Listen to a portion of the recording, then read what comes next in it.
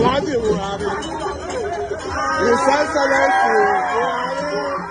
His Excellency Buhari.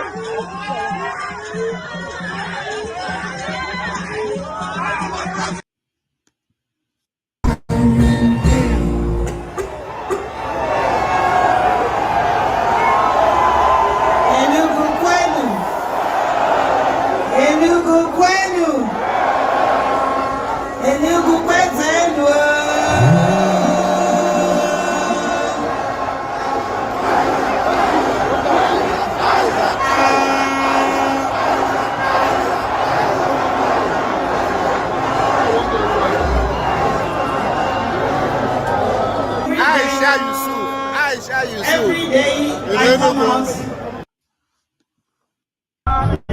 of rebuilding hope. So far so good, he is the best for president. But Tinubu, I see what you jagaba. We can shift Shetima for a better. But Tinubu, I see what you do.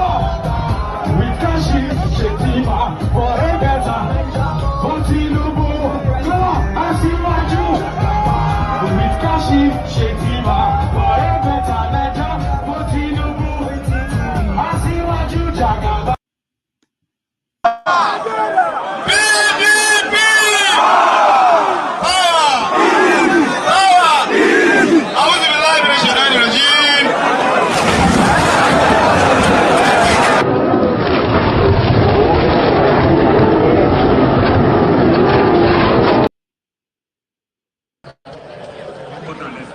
Obi, import and export, warehouse economist.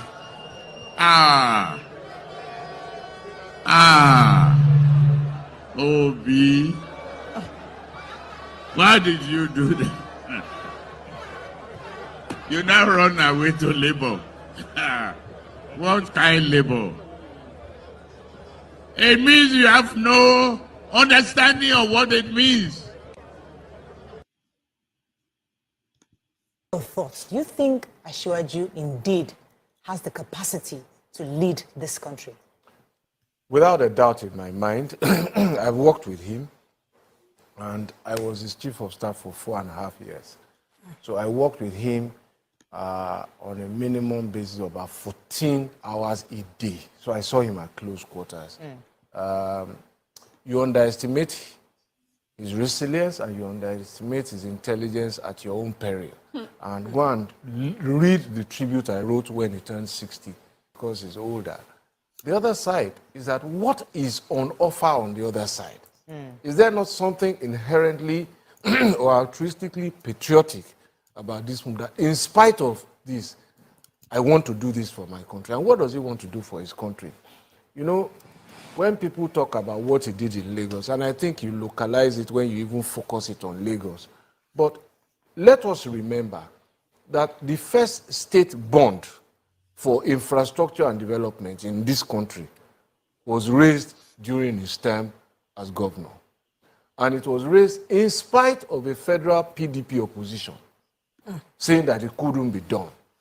But that is the model, that is the pathway that all states now follow to raise funding. So there was a funding problem. We still have a funding problem, a revenue problem. IGR expansion, his model is the model that all the states have now followed. So why are you hiding behind a finger? So Nigeria has similar problems. We need to expand our revenue base. And so this is what he's offering. When people were struggling with access to justice, Office of the Public Defender was created here. The last time I checked, 10 other states, including opposition, have created their own version of the Office of Public Defender. So even those who oppose him adopt his policies. The Lagos State Advertising and Signage Agency, LASA, was not just to reform and strengthen and reposition advertising business. It was to increase local government revenues. It was to increase local government revenues who have the constitutional responsibility for outdoor signage and advertising. The last time I checked, if you check, 15 states in Nigeria have passed their own version of LASA. And 16 states have passed their own version of LASTMA. All of his policies have gained resonance nationwide, even by his most virulent critics. And he's saying now, I want to do this on a national scale. And you're asking me whether I should run. I will vote for him. And I'm campaigning for him. And let the opponents come and show us what they have done. Because Central School, I don't know why, Atiku was the one. And then I've ever INEC officials. What they go two of them. They are never get around. Look around you, what are you for? They are here for you to come and collect your PVC. The cars are here with them. This is a field with card, your PVC. Nobody's here. I'm the only one here, the only me so here with these people. They come here, they go, they won't see anybody. Tomorrow they will be here again, they won't see anybody. At the end of the day, you go on social media and tell INEC to extend the period of collection of PVC. Are you being fair to yourself? Like an adult Nigerian who has not collected his PVC up to this moment, are you not being irresponsible? No, tell me, are you being fair to yourself? I mean, how can you sit at home just to spend a few minutes to come clean your PVC will be a problem? INEC, we say INEC is the problem. Now look at INEC. These are INEC officials. They're here. No seat. You see where they're sitting. They're okay. They're not complaining. You that is the owner of the PVC, come and collect your card. You're nowhere to be found. Is this fair? Like, are we being fair on ourselves? Are we being fair to ourselves this week? 13th of June 2018, there were serious corruption allegations flying all over social media about 100 million naira bribe that had been given to Atiku by the then Plateau State Governor Joshua Dare, by the direct personal admission of the governor. He had given 100 million naira to Atiku. For this reason, the governor was found guilty and was sentenced to jail time. I needed to know what the truth about the allegation was before proceeding to plan a defense strategy. And so I reached out to my then principal, Atiku via email, asking him, the details of the issue and how to proceed. And so he had told me that in his reply that, that money had been paid into an SPV. I didn't know what an SPV was, so I asked.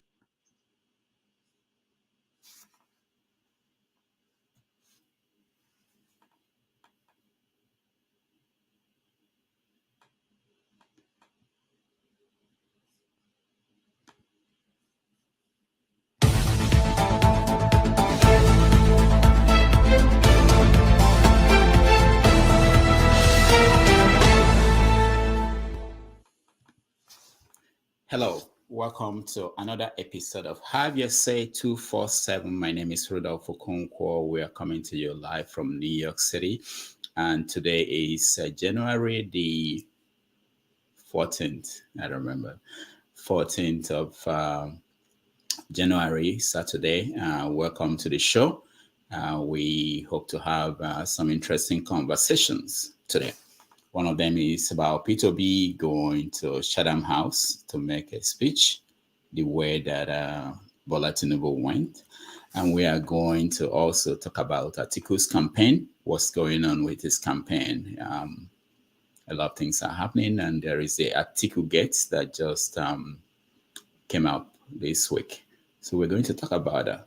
And on the other side, we are going to talk about Bola Tinubu and his visit to the Southeast, what he said there, and where the state of the campaign is for all the candidates. So if you want to join us, I'm going to share the link for you to join us in this conversation. We're going to be here for a while, and I hope you're ready.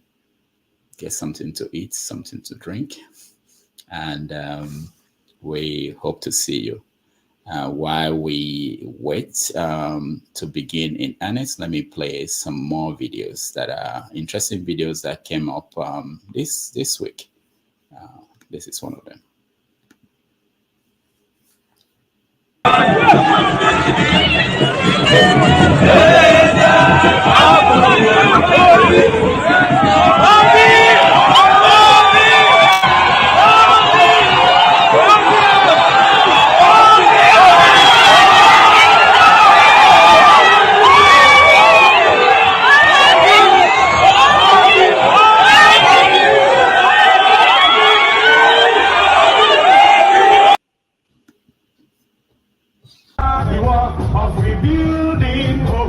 So far so good, he is the best for president. But Tinubu, Asimaju Jagaba, Rikashi Shetima, for a better.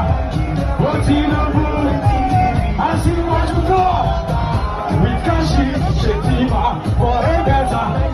But Tinubu, Asimaju. Nobody will give all of you any credit. You are working hard, you are sweating now. We want you to sweat well for this party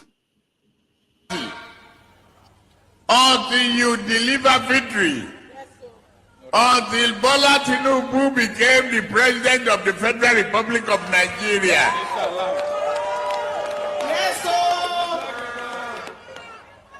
We will not give you but a slight clap or a soaked slice of bread.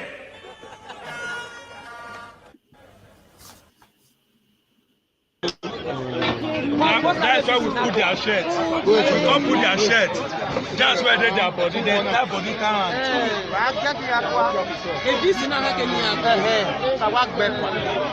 Who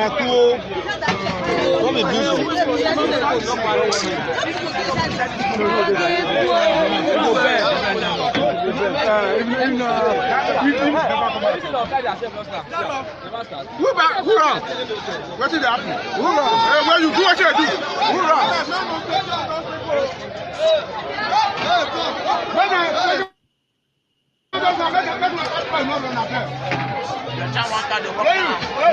Keep people for bush.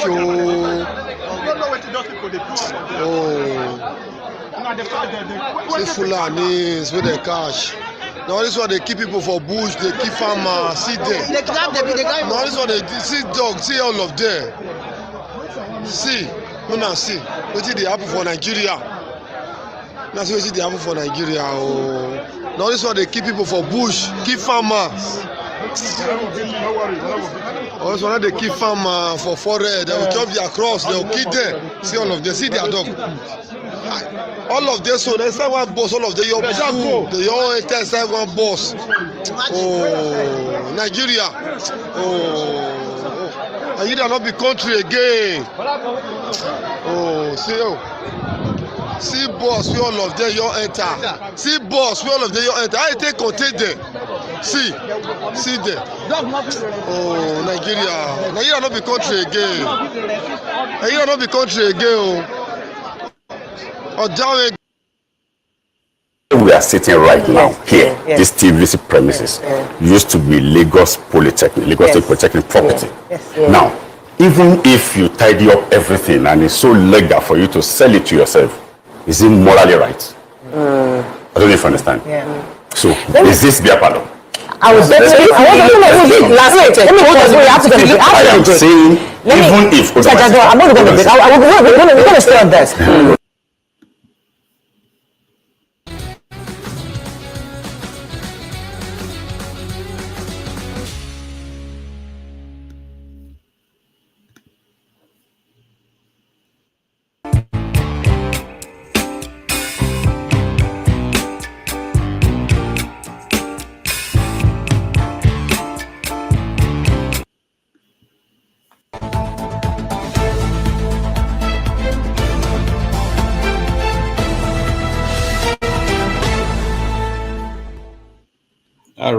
All right. Let's get into the show, and I welcome you, Austin. What are you eating? How are you today? I'm taking breakfast. You said you cannot give us a slice of bread, so I had to show you my own bread.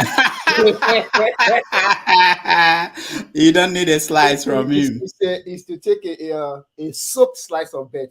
So I want a soaked slice of bread so that I can soak it. And show it to him. It's amazing. There are things you hear every week in this. My God, Nigeria is just like a plaything. We use it and just play like ball. It's unbelievable. And you see people, you see us. We hail them for playing with us. Yeah.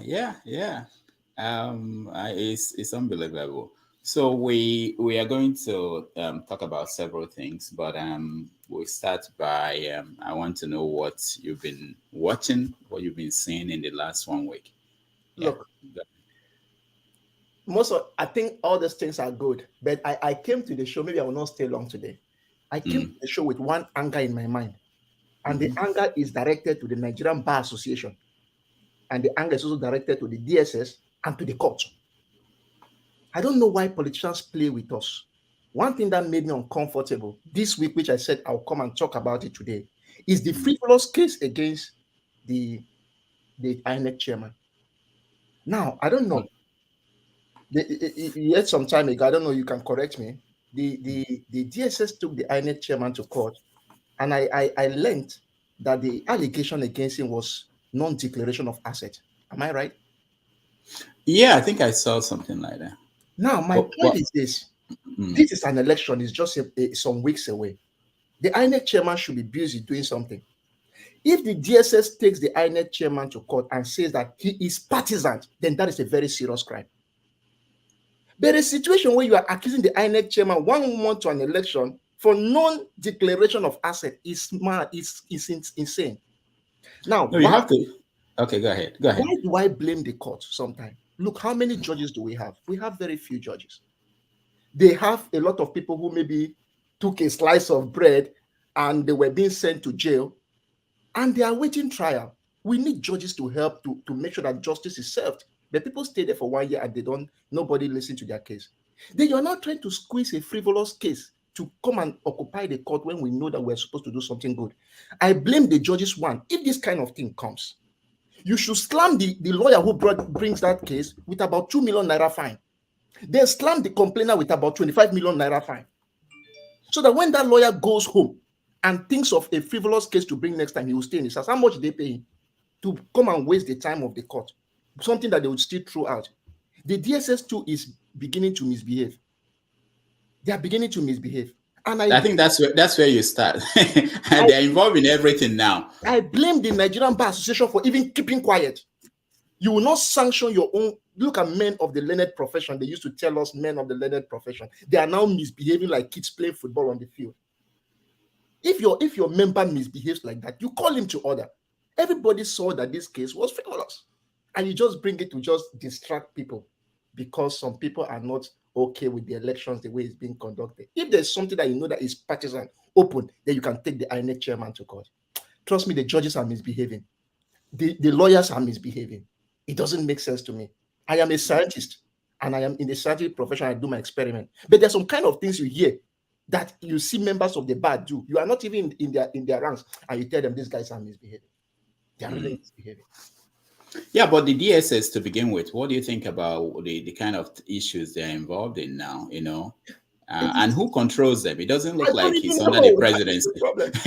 It doesn't look like they're under the presidency because sometimes they act in a way that is not in line with what I think the presidency is looking for. So I don't know who really instigates them to do such a thing. If you know, like, I don't know, in this part of the world, you should do your investigation, get facts, things you know that if I talk to you, it must convince you before you approach the court. Not that it's just, okay, he should step aside, let us conclude our investigation. Before then, you are telling me to step aside for 60 days, 90 days, when the election will be over. Come on, let's try to be reasonable in this country. There are some kind of things when people here outside the country, they ask us, are these people human? Do they believe? Do they even know anything they call law? Do they even know the social standards? Come on, Nigeria. Sometimes we misbehave. Several issues, but it's also part of a continuation of a kind of things getting bad, worse, and continues to go that way because we let certain things slide. We think they don't matter, and then the next time is worse than the one that happened before. What made me happy was this recent documents discovered in Biden's office. Look at a sitting president is being investigated for very important matters. But in our own case, if I misbehave as Mr. President, my supporters clap for me. Come on. There are some kind of things I don't know whether we are these 2 million people we have in Nigeria are we so, how will I put it? Is it pathetic or what? We can't even hold people accountable. I'm telling you, we can't hold them accountable. Then how do you expect them to behave well? Yeah, you got a point. So, but what do you think in general about the state of the campaign? We're less than how many days to the election now? Actually, 42 or 41 or 40 something days. Yeah. I think it's going pretty well. For now, I am happy we have not had violence. I'll appreciate Kwankwaso. I'll appreciate Kwankwaso for his, I've seen some of his strides in the north. I also appreciate Obi for moving around, talking to people. And I think it's okay. Normally, we always look at the slice of bread and the rest, everything going ahead. But I think for now, everybody tries to be civil. Me, I like peace. Let's just do the thing, do the right thing that we are supposed to do. Then let the right person emerge. And if you, as I'll always say, one thing I want to advise that all the political parties start teaching your followers how your logo looks like. I think some of us have voted for some years. There are things which you need to know constitute invalid votes. This is why you now need to tell people how to thumbprint on that paper. Little things they are trivial, but they're important. So I think people should start teaching others how to do the thumbprint and everything within these next 3 weeks. Okay. And what about the other candidates, apart from the major candidates? Do you think there's anyone who is getting traction? I don't think so. I don't think anyone is getting any. I don't see any of them. Anyhow, one thing I'll say is that some of them are trying, but I don't think we have 4 major candidates for this whole job. So that's just Austin, there's Jude saying that it wasn't the DSS that took INEC chairman to court. Was it the SSS? You can correct me, please. Yeah, we'll check that. We'll check that in a while. But I didn't take that as a case that would change anything. And then there are other things that also are happening, like the oil that was discovered in Nasarawa, or announced that they discovered oil in Nasarawa. What do you think about that? I think that's a nice thing. It's really pretty good, because when you have, this oil has been a major source of contention all through this year. But I think it's good that we discover this oil in different places so that we will not be killing ourselves over the one in the Niger Delta and the rest. For me, I like everybody to progress. Once you leave one, I leave, everybody is fine. So at least it will not bring dragging and the rest. So some of the things you see holding, this one holding another person's neck, this other one holding another person's neck, because of oil. So I am so happy that it was, and they said the drilling will start, I think this year or next year. Yeah, in March. So I think that would be good. I think it's a welcome development, and I love it. It can be exploited, but I pray that they might destroy the environment. That's the only thing. Okay. Can I? I think. Go ahead. Just one, let me take 1 minute. I want to get something. I'll be back.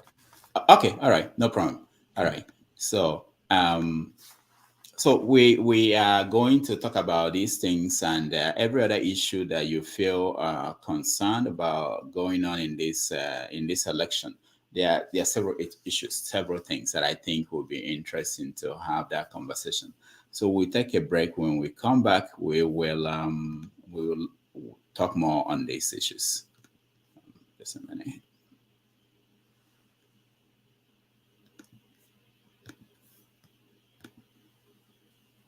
Obedient.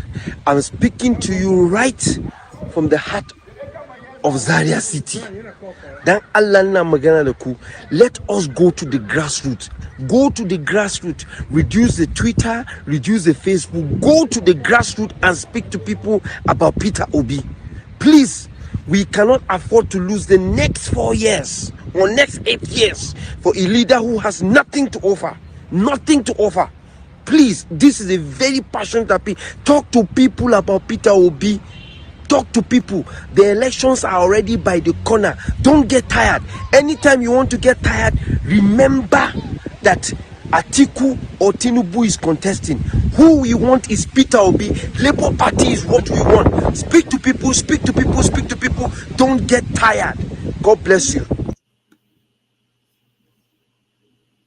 Yesterday, I watched a video that tickled me to the root of my heart. During the church service, a pastor did something that was that was seemingly funny, but was very instructive.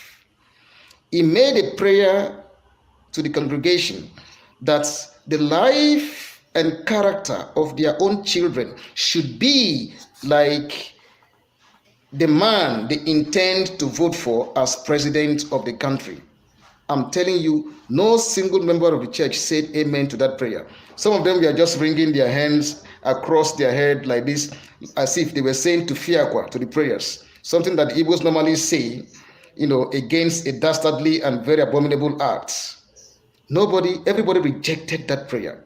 From that prayer, we can see that many Nigerians will not like their children to be the terrible character like their politician, but they are still following those terrible politicians. Can you see? You see, Nigerians hate intellectuals. Many Nigerians hate intellectuals. And that is why Nigeria is suffering from what Obi Ezekwesili described as anti-intellectualism. They will prefer to assemble a band of criminals from their respective tribe than genuine people to govern the country, so that they can live a decent life like human beings, like ideal human beings anywhere. You see, the Obasanjo's endorsement of Peter Obi is still trending in the country. You see, for whether we like it or not, I once said it, or I wrote about it, that history to some extent will be very kind and fair to Olusegun Obasanjo. In many critical situations in the country, Obasanjo has always come out to stand for what he felt, was right. In 2027, he endorsed Yaradua, and Yaradua won. 2011, he endorsed Goodluck Jonathan, and he won. Now, 2015, endorsed Buhari, and Buhari won. In all those endorsements, you see, he was a statesman. And now, why is he not a statesman now, having, endorsed Peter Obi? So we are still pondering and wondering about the whole scenario at the moment. Now, having said that, Obasanjo made a statement which is quite, quite informative. He said that if he reveals what he knows about Atiku, Russia will come for him within 24 hours. And in the same vein, if he reveals what he knows about Tinubu, Singapore will look for him. Because the drug offense that Tinubu committed in Singapore wrecked that country's economy for 15 good years. And those are the kind of leaders you want to bring into your country. If you fail to get it right, you are all finished. All right. Welcome back. We want to welcome CM to the show. And Austin, welcome to the show. Oh, yeah. This network. So, CM, how are you? Fine, thank you, Dr. Damages, Rudolph. Yeah, just keeping are on, you ready for with life. Are you ready for Monday? Monday. What is happening on Monday? This is still Saturday. Today is Saturday here. Yeah, you don't know what's happening on Monday. Well, maybe Nigeria. Well, really is Obi is coming to your neighborhood. Obi is coming to your neighborhood. He's going to Chatham House on Monday to speak. Okay. Okay. In that aspect. Okay. Yeah. He's coming to, like Fela with, to go and tell them the truth. Is it? The previous visitors to Chatham House came to either distribute question or to be teleguided. Obi will speak. It will be interesting.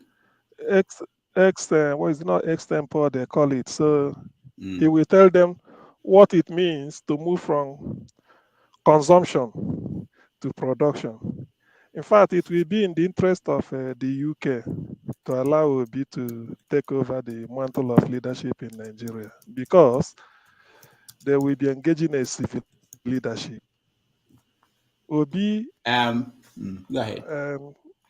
Obi has been in this country for quite a while, created job here, paid tax, even with a record, a credit history record to show for it. So they are meeting somebody they've already attested to in terms of his entrepreneurship. So it will be like homecoming to him. The British public, even the media, I think the time or so, either last week, so public Obi's picture and the wife saying, this is the young man unquote, at 61 who we clean up. Not really say to clean. You know what it means? That's It's like Bloomberg. It's Bloomberg magazine, a newspaper magazine. Yeah, but go ahead. Wow, I never heard of this. Okay. Oh yeah. To clean up somebody that we clean up Nigeria. Because the word clean up, foretells of a very dirty, stinky environment in which nobody cared to get close to it. So it's now maybe nature has made it that Obi will be the guy to come and clean up the place. But we don't allow him, and that brings me to what I always tell people, that Obi is Nigeria's last chance. I can never define that. I can't go beyond it. Make of it what you wish. Obi is Nigeria's last chance. But didn't For we those say that that want to when preserve their mansion? CM wasn't that said when Buhari Yes, was running? People said the same thing that Buhari when he was running. Yeah, remember there was frenzy and no, it wasn't Nigeria. No.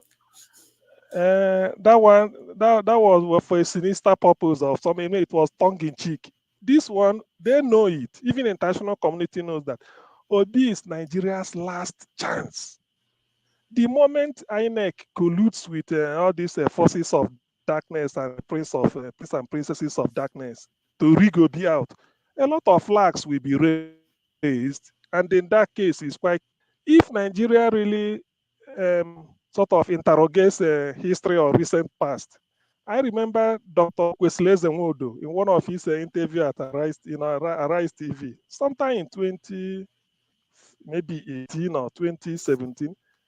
He was particular about somebody from the southeast taking over from Buhari after 4 years. That they will try, but eventually it didn't work. Then he now came back and said and repeated what he said earlier. He said the fact that some people are raising Biafran flag and they, the elders, keep sort of pretend not to know for a reason. That if the southwest and the north should collude again to the southeast, it's him. They, the elders, will join the youths and Biafran flag. So that's why when we say P2B is Nigeria's last chance, he's very clean, determined, with a track record to show. So if they feel that, because in those days they say Igbos are not this is a candidate that is loved up and down the country, east and west. Imagine Afeni Fere endorsing him openly. Paya Adebanjo, the working political history of Nigeria.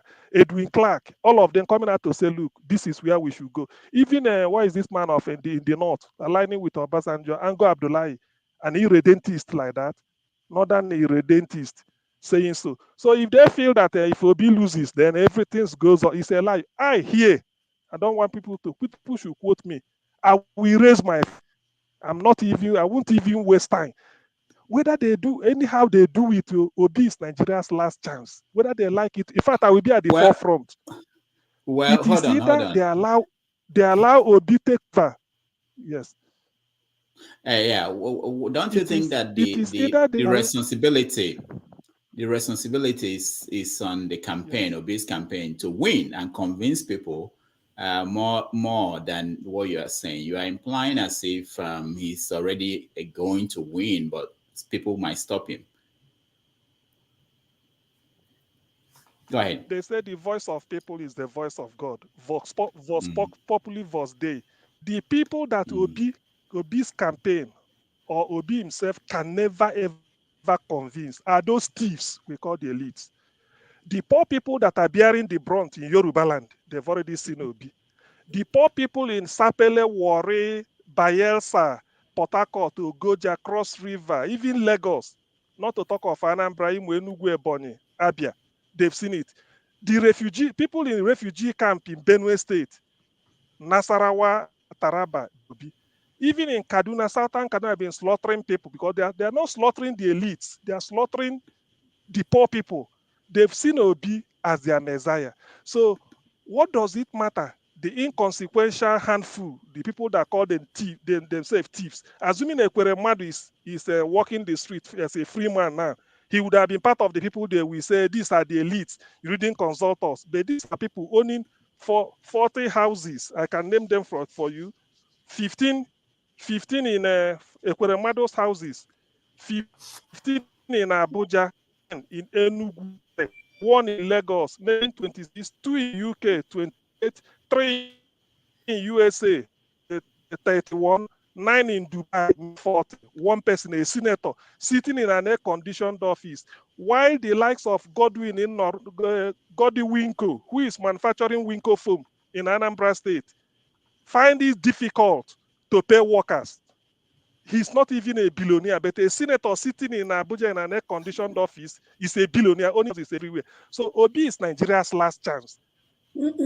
If they do all these shenanigans, hoping that it will be business as usual, but it is your right to live your life the way you want it. You can decide to be living in antiquated, ancient civilization. That's okay. But you cannot force me to be in the same country with you, whereby instead of discussing human being, we are discussing cow and cattle. So if the rig will be out, while all these things they are talking, postpone the election, INEC, PVC is there, PVC is not there. We lead the struggle this time, not even in Nandekano. We raise our flag. I have the right to live my life the way I want it. If you want to live in antiquated life, that is for you. So you cannot trap me. So let me say it, because you know, in Nigeria, if you keep quiet, they will feel that even people are suffering. Everybody is suffering. So I cannot suffer beyond 2023. I can't. CM, hold on. Or else, CM, hold on. I raise my flag. CM, can you hear me? Yeah, hold on, hold on. CM, look at the screen now. Look at the screen. This is what matters now. Okay, these are the numbers. These are what the politicians are looking at. You know, this is what will determine who will become the president. We have to, at least at this point, believe that this is what should determine, not about rigging. I'm not saying that political parties should not make sure that it doesn't happen. They should. But for people who have their candidates, this is the key thing. You have 22 million people in the Northwest, 12 million in the Northeast. These are registered voters. Then we have figures about people who actually have collected their PVC, which is also something that is important. I think that's more important at this point than projecting whether elections will be rigged or not. All right, let's welcome other people into the conversation. We're just trying to begin. Go ahead. You say what? CM, what did you say? It's not what? It is not. What you project, the map you showed is based on maybe ethnic coloration and sentiment. That's what the map is. Sorry, can you stop that? Jonathan, Jonathan, who are you to say, can you stop that? Can this idiot get out from here? Who are you? Look at this. No. Who goes about saying that Tito be spent 11 years? I have some. What for you? To stop okay. Is this your show? Are you in charge? Okay. Are you in charge? How dare you tell me that? Look at this idiot. You are just a bigot. Okay, guys. Okay. How dare you tell me? Who are you? How dare you? Okay. How dare you muting me and letting this guy shout at you? I'm trying. I muted him. He muted himself. I'm muting two of you. Okay, calm down, everybody. We are just beginning. This is CM. Put them for backstage. Make them go backstage. Go cool down. That's actually a good way. Put them for the backstage. Are you using my technique? Are you using my technique? To spread the That's a good thing. Sorry. But hold on, CM. Hold on. One man. Can I say something to calm this come and spread the rumor? No, I just have a moment. You should Stop. Okay, everybody. I don't want to remove anybody. You know, I respect you guys very well. Everybody here. You know, I have respect. And I hope you guys will respect the platform, not me. I don't care what people say about me, but respect other people who are watching. We have about 300 people who are watching. So please, we are just starting. We have a long way to go. It's not even an hour and it's already going this way. So please, everybody, please. And I urge people, speak to people as if you know them. I think by now you know these people. I think we are familiar with everybody. And I look forward to when I will meet all of you and sit down and talk and, you must and insist drink. on an apology for that language. No, hold on. Hold on one minute. I am coming to meet Udoka, Dr. Damages. Yeah. So I think that's the approach to the way I see people in public places. I approach it that way. I approach it that I have known you. I know one man. If I get myself in the UK, I would want to sit down with one man. That's it. And so and also we have to know that whatever we do here, we have very little impact in what will actually happen at home. So I don't know. I don't have any exaggerated sense of importance of what I am or what I'm doing to the point that I'll have to fight and abuse anybody and use bad words on people that I don't know, for whatever reason. And again, I will ask, we're just starting. I hope people will give me that, whatever it is. Let me moderate and decide who talks and, when I, please. So that there will be order. I really okay. CM, hold on. Can I say something, Doctor? Yes. CM and woman, hold on. Let me hear H.O. Maybe H.O. will preach to all of you. H.O., go ahead. My brothers and sisters. There's no sister. Oh, yeah. Una don't read that book when they say do not die in their war. Una won't die for inside war when una not cause. What do you not understand for here?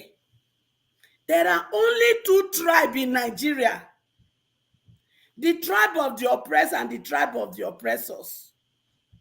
So which tribe do you belong to? Is it the oppressed or the oppressors? And who are you fighting for now? Is it the oppressed or the oppressors?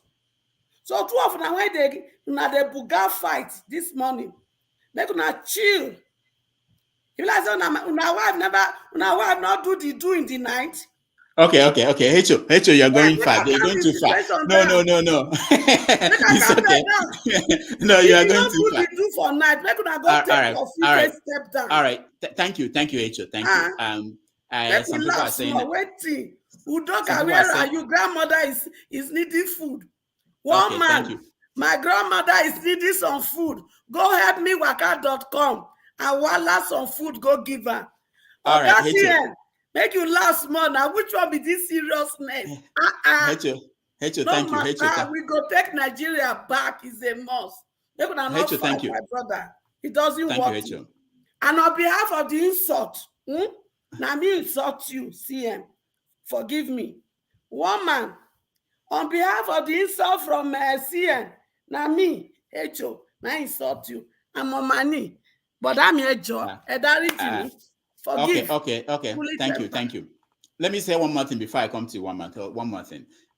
Some people are saying I'm the problem, because they want people to be removed and people to be, things like that. I don't believe in that. I think as much as possible we have to manage whatever we see, because in real life too, you have to confront people who are different from you.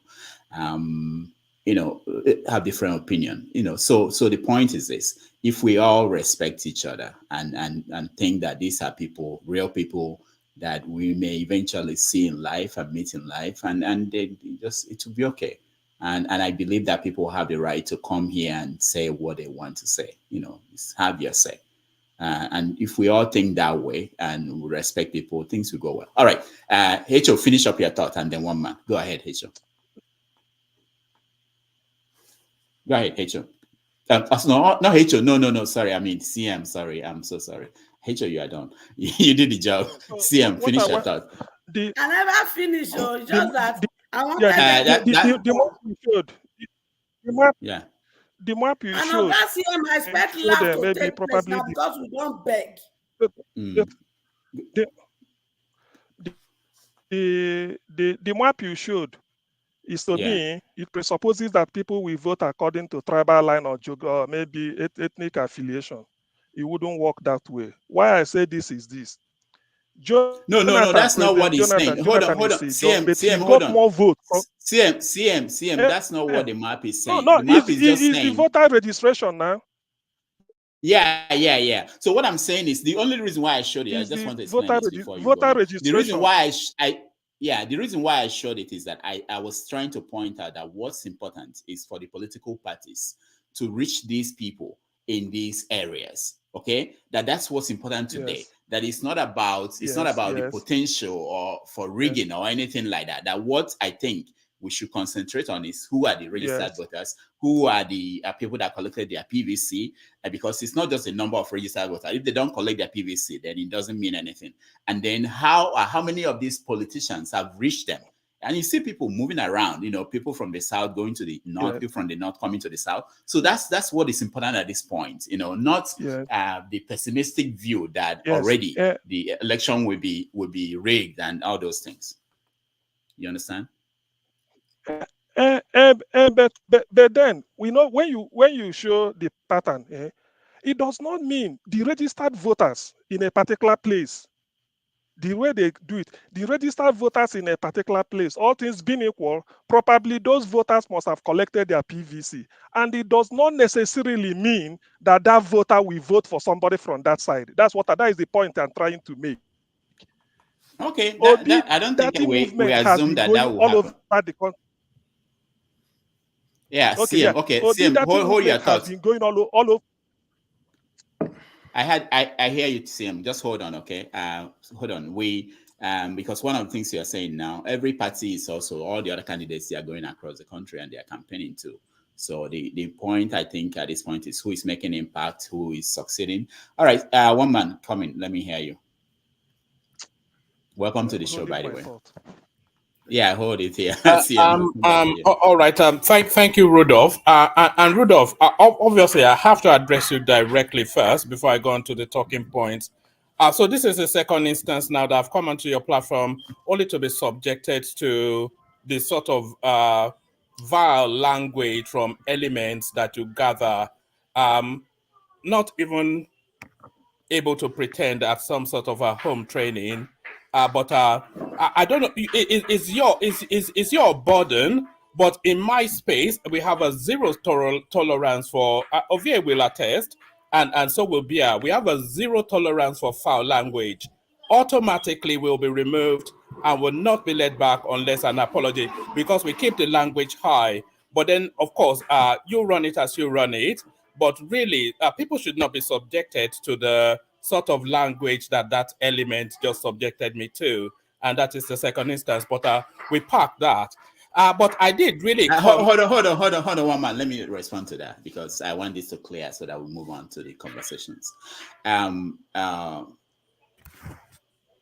you go to the part where you say what language is, you're breaking up. Yeah, breaking up, man. Is it so it's obedient network. We can also say media, that what do you punish? It's obedient connection. So punish understanding someone who interfere. Now, what you said now, somebody can take issue. That could be enough for people to feel. So that's why I always draw the line. I hope that people know the right thing. And also, you are one of the elements that I gathered here. Yeah, no, if you're talking about elements, I don't define people that way. People are people. I don't define people that way. People. Hold on, one man. You talk. I will let you talk. So let's have the. I know we know the right thing to do. All of us here, we know the right thing to do. And if we do that, if we just swallow, just take it, calm down, relax. We are not. The world will not change because we're here and we are talking to 1,000 people. It will not change the world. No, Hecho, settle down. Hecho, it's okay. It's okay. Can you mute her? Okay, yeah. I know. Also, let me also say this. One of the things that happens here when one man and Ovie, when they are here, people don't know this. There is this tendency to feel, because they have their own platform, they sometimes they may forget that this is another platform. It's something they will stop in wherever they have. They want to intervene, and it may take a while to understand that this. So let's bear with that too. All right, one man. Let's go to the topic. All right, I will move on, but I will implore you to introduce a zero tolerance to sort of foul language that the element with the face cap introduced. But it will serve you in good stead in the longer run. Zero tolerance for foul language, but and he has the propensity. He used to come on my platform before I removed him for the same sort of reasons. But let me go to the wider point. And the wider point, of course, this. Look at. All right, please. Is this still chirping? Okay, go ahead, one man. Go ahead. Is it still chirping the element? To the wider point, what actually made me chime in, because really, anyway, let me leave that. What made me chime in was this sort of language that Peter Obi is Nigeria's last hope. I'm not quite sure where that is coming from. Hopefully, you had the opportunity to watch my session yesterday when we did a detailed breakdown of a state by state, condensing all of the statistics available to arrive at how the election will pan out. There is no window for Peter Obi, of course. There is no window for Peter Obi. And we arrived at that after a long 7-hour session using data and statistics. There is no window for Peter Obi. And not only is there no window from Peter Obi from that session we had, even in the anecdote of the experiences of political actors. Actually, go to someone else. I think my daughter needs my attention. Go to someone else. All right. Thank you. And when you come back, one man, please, can you summarize for us in 2 minutes what you came up with? Okay. When you come back, I would like to hear you. Please, let me finish my thought. Okay. Let me finish my thought. Please. Okay, Let me finish CM. my thought. Yes. What I want to say is that in terms of suggestion, Rudolph, it will sanitize this platform. When somebody comes here, an Akede Echo reporter, we come here and tell a blatant lie, monumental fib, that Peter Obi spent 11 years to earn a bachelor's degree in philosophy, not from University of Nigeria and Soka, but in Nnamdi Azikiwe University. Till today, the person is still standing on it. Secondly, that same person also said that you see now, why you don't always put your, when I'm talking, please just close your dirty mouth, please. I don't want it. All right. That same person also said that CM, I have to mute you. CM. Please, everybody should too. I don't like people interrupting me. I didn't say anything when he was saying. I know. Okay, CM, hold on. Yeah, but why don't you just remove him? Why do you indulge this? Just remove him. What sort of rubbish is that? Are you in charge? Are you in charge? And so what? Okay. Are you in charge? You guys are pushing me. CM, hold on. Let me go to Max. Max, welcome to the show. Thank you so much, Dr. Rudolph. Please do not allow people elements, quote unquote, to disrupt this platform, please. And I would like to, I have nothing against anybody and your aspirations and who you vote for and who you are not going to vote for. But I would like to address one man, but not in a bad way. I have been in your program so many times, and I know how you treat people in your own program, in your platform. There was a time somebody said something that did not go down well with you. You closed all the windows and started attacking that particular person brutally. So when I see you come here to make this suggestion of sanitizing and so on and so forth, I found it insulting because you don't have it in your own platform. That's exactly who you are. You don't have such, morality in your own platform. You attack people in your platform. Those that do not agree with what you believe in, you attack them seriously. And when people are attacking other ethnic groups that do not belong to you, Ovia is a witness. You encourage them to do that. And when it comes to other people, you show that bias. You are not biased in your own platform. So coming here to preach this using language, look, English language is not my mother tongue. I can speak Hausa, I can speak Fufude, I can speak Igbo, and I can speak Chi and Ga here in Ghana. So it is English language is not my language. I can decide to speak anything that I want to speak. You see? So Dr. Damages, you see, coming to this who wins the election and who does not win the election, I don't care who you vote. You can vote APC, PDP, Labour Party. But there is one fundamental issue that people have refused to understand. And that is what I'm going to put out here today, if you will permit me. The laws, bills are passed in the National Assembly. That is sealed. How many representatives will Labour Party produce that they will send to National Assembly? And you need 2/3 of the members there to pass any bill into law. How many will Labour Party Ghana to represent and protect the bills through his executive order, or responsibility he will push to National Assembly? Let me tell you one thing. I was in the North for many years, and I served in my own capacity and retired as the warrant officer as well. There are so many things we see in the North. When we were there during the military administration, you see people, the only time they go to work, to the government secretariat, in most of the northern places, I'm not saying all, is when there is pay. We call it a gunje, salary yazu, nwata ya kari, zaka geni mutani a chicken office. Once the month is ended, you see people going to their offices, government secretaries, to collect their salary, which they did not work from day one to the end of that month. How do you going to stop the sharing?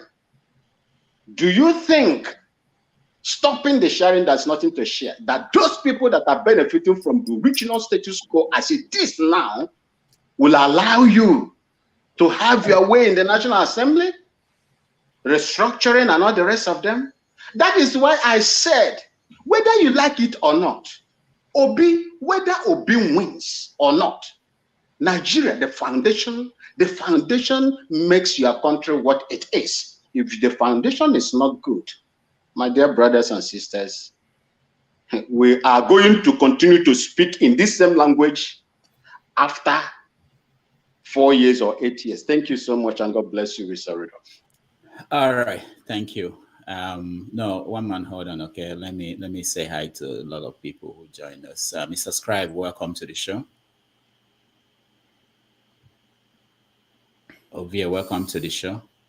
Scribe is trying to find the button to unmute himself. There are two Austins, so we have to differentiate one from the other. One is Konkosoya, obviously, he's wearing red shirt. The Austin, just change your one or two, whatever you want to do, so that you know who I'm talking. Okay, the one on red came before me, so you can take the Konkosoya will always confess. I can be the Austin too. Konkosoya will always confess. Thank you. I never talk. I only calm down the situation. Or you jump me, so make you give me my own time to talk. I know, but if you not advocate for me, I go advocate for myself. Now calm down. I know. Ismaili, welcome to the show. All right. So the topic we have today, let's formally go the proper way. Obi is going to, the first topic is Obi going to Chatham House to speak. And we just like Bola Tinubu went there. I know what we said when Bola Tinubu was going there. I hope we are going to look at it from the same point of view. Why is he going there? Why is it necessary? And what is he intending to achieve? What is his goal for him going there? Would that change anything happening at home? Ovie, I'll start with you. Thank you. I think it was in Philadelphia on Monday, the 26th of July, 2016, that at the Democratic Convention, when the former First Lady Michelle Obama took center stage and uttered these words: "When they go low, we go high." You know, I won't want to join words with some of the elements you assemble here this morning as a concosia. we always take the high route. But I admire your platform, Dr. Dameji. This is, when I grow up, this is where I want to be, because it's a true reflection of the country we call Nigeria, right? And we come here, we have the audacity to question ourselves over the kind of leader we are having today. We are the producers of our leaders. They are not Ghanaians, they are not Americans, they are not Chinese. They are Nigerians. We eat the same food, attend the same church, the same mosques. They are brothers and sisters, fathers, uncles. We know them. So this is exactly what is called the country Nigeria. And we think come 2023 election, 2027, 2031, things are going to change. When we do not even take that deliberate step to change ourselves. We have this argument on our platform. We're not argument, dialogue. Somebody say electricity is the number one problem of Nigeria. Make argument for it, make a case for himself. But somebody else said, no, Nigerians are the problem. The fact that we can't even fix electricity says a lot about us. If the day we will get, the day we will make a deliberate attempt to say, you know what, we want Nigeria to change for the better, we will do it. It's not a rocket science. Noah Harari, the author of Sapien, the brave history of humankind, compare us to every other animal on the planet. He said the major difference between us and every other animal on the planet is the ability for us to come together in numbers and make things happen.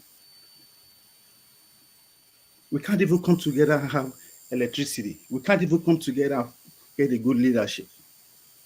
And that's exactly what just displayed here. So congratulations, Dr. Dameji. You are doing the job.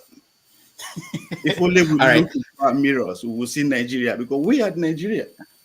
Come 25th of February, we produce another Nigeria. Or as Nnamdi Kanu will say, it's a zoo, so we'll produce another animal to govern us.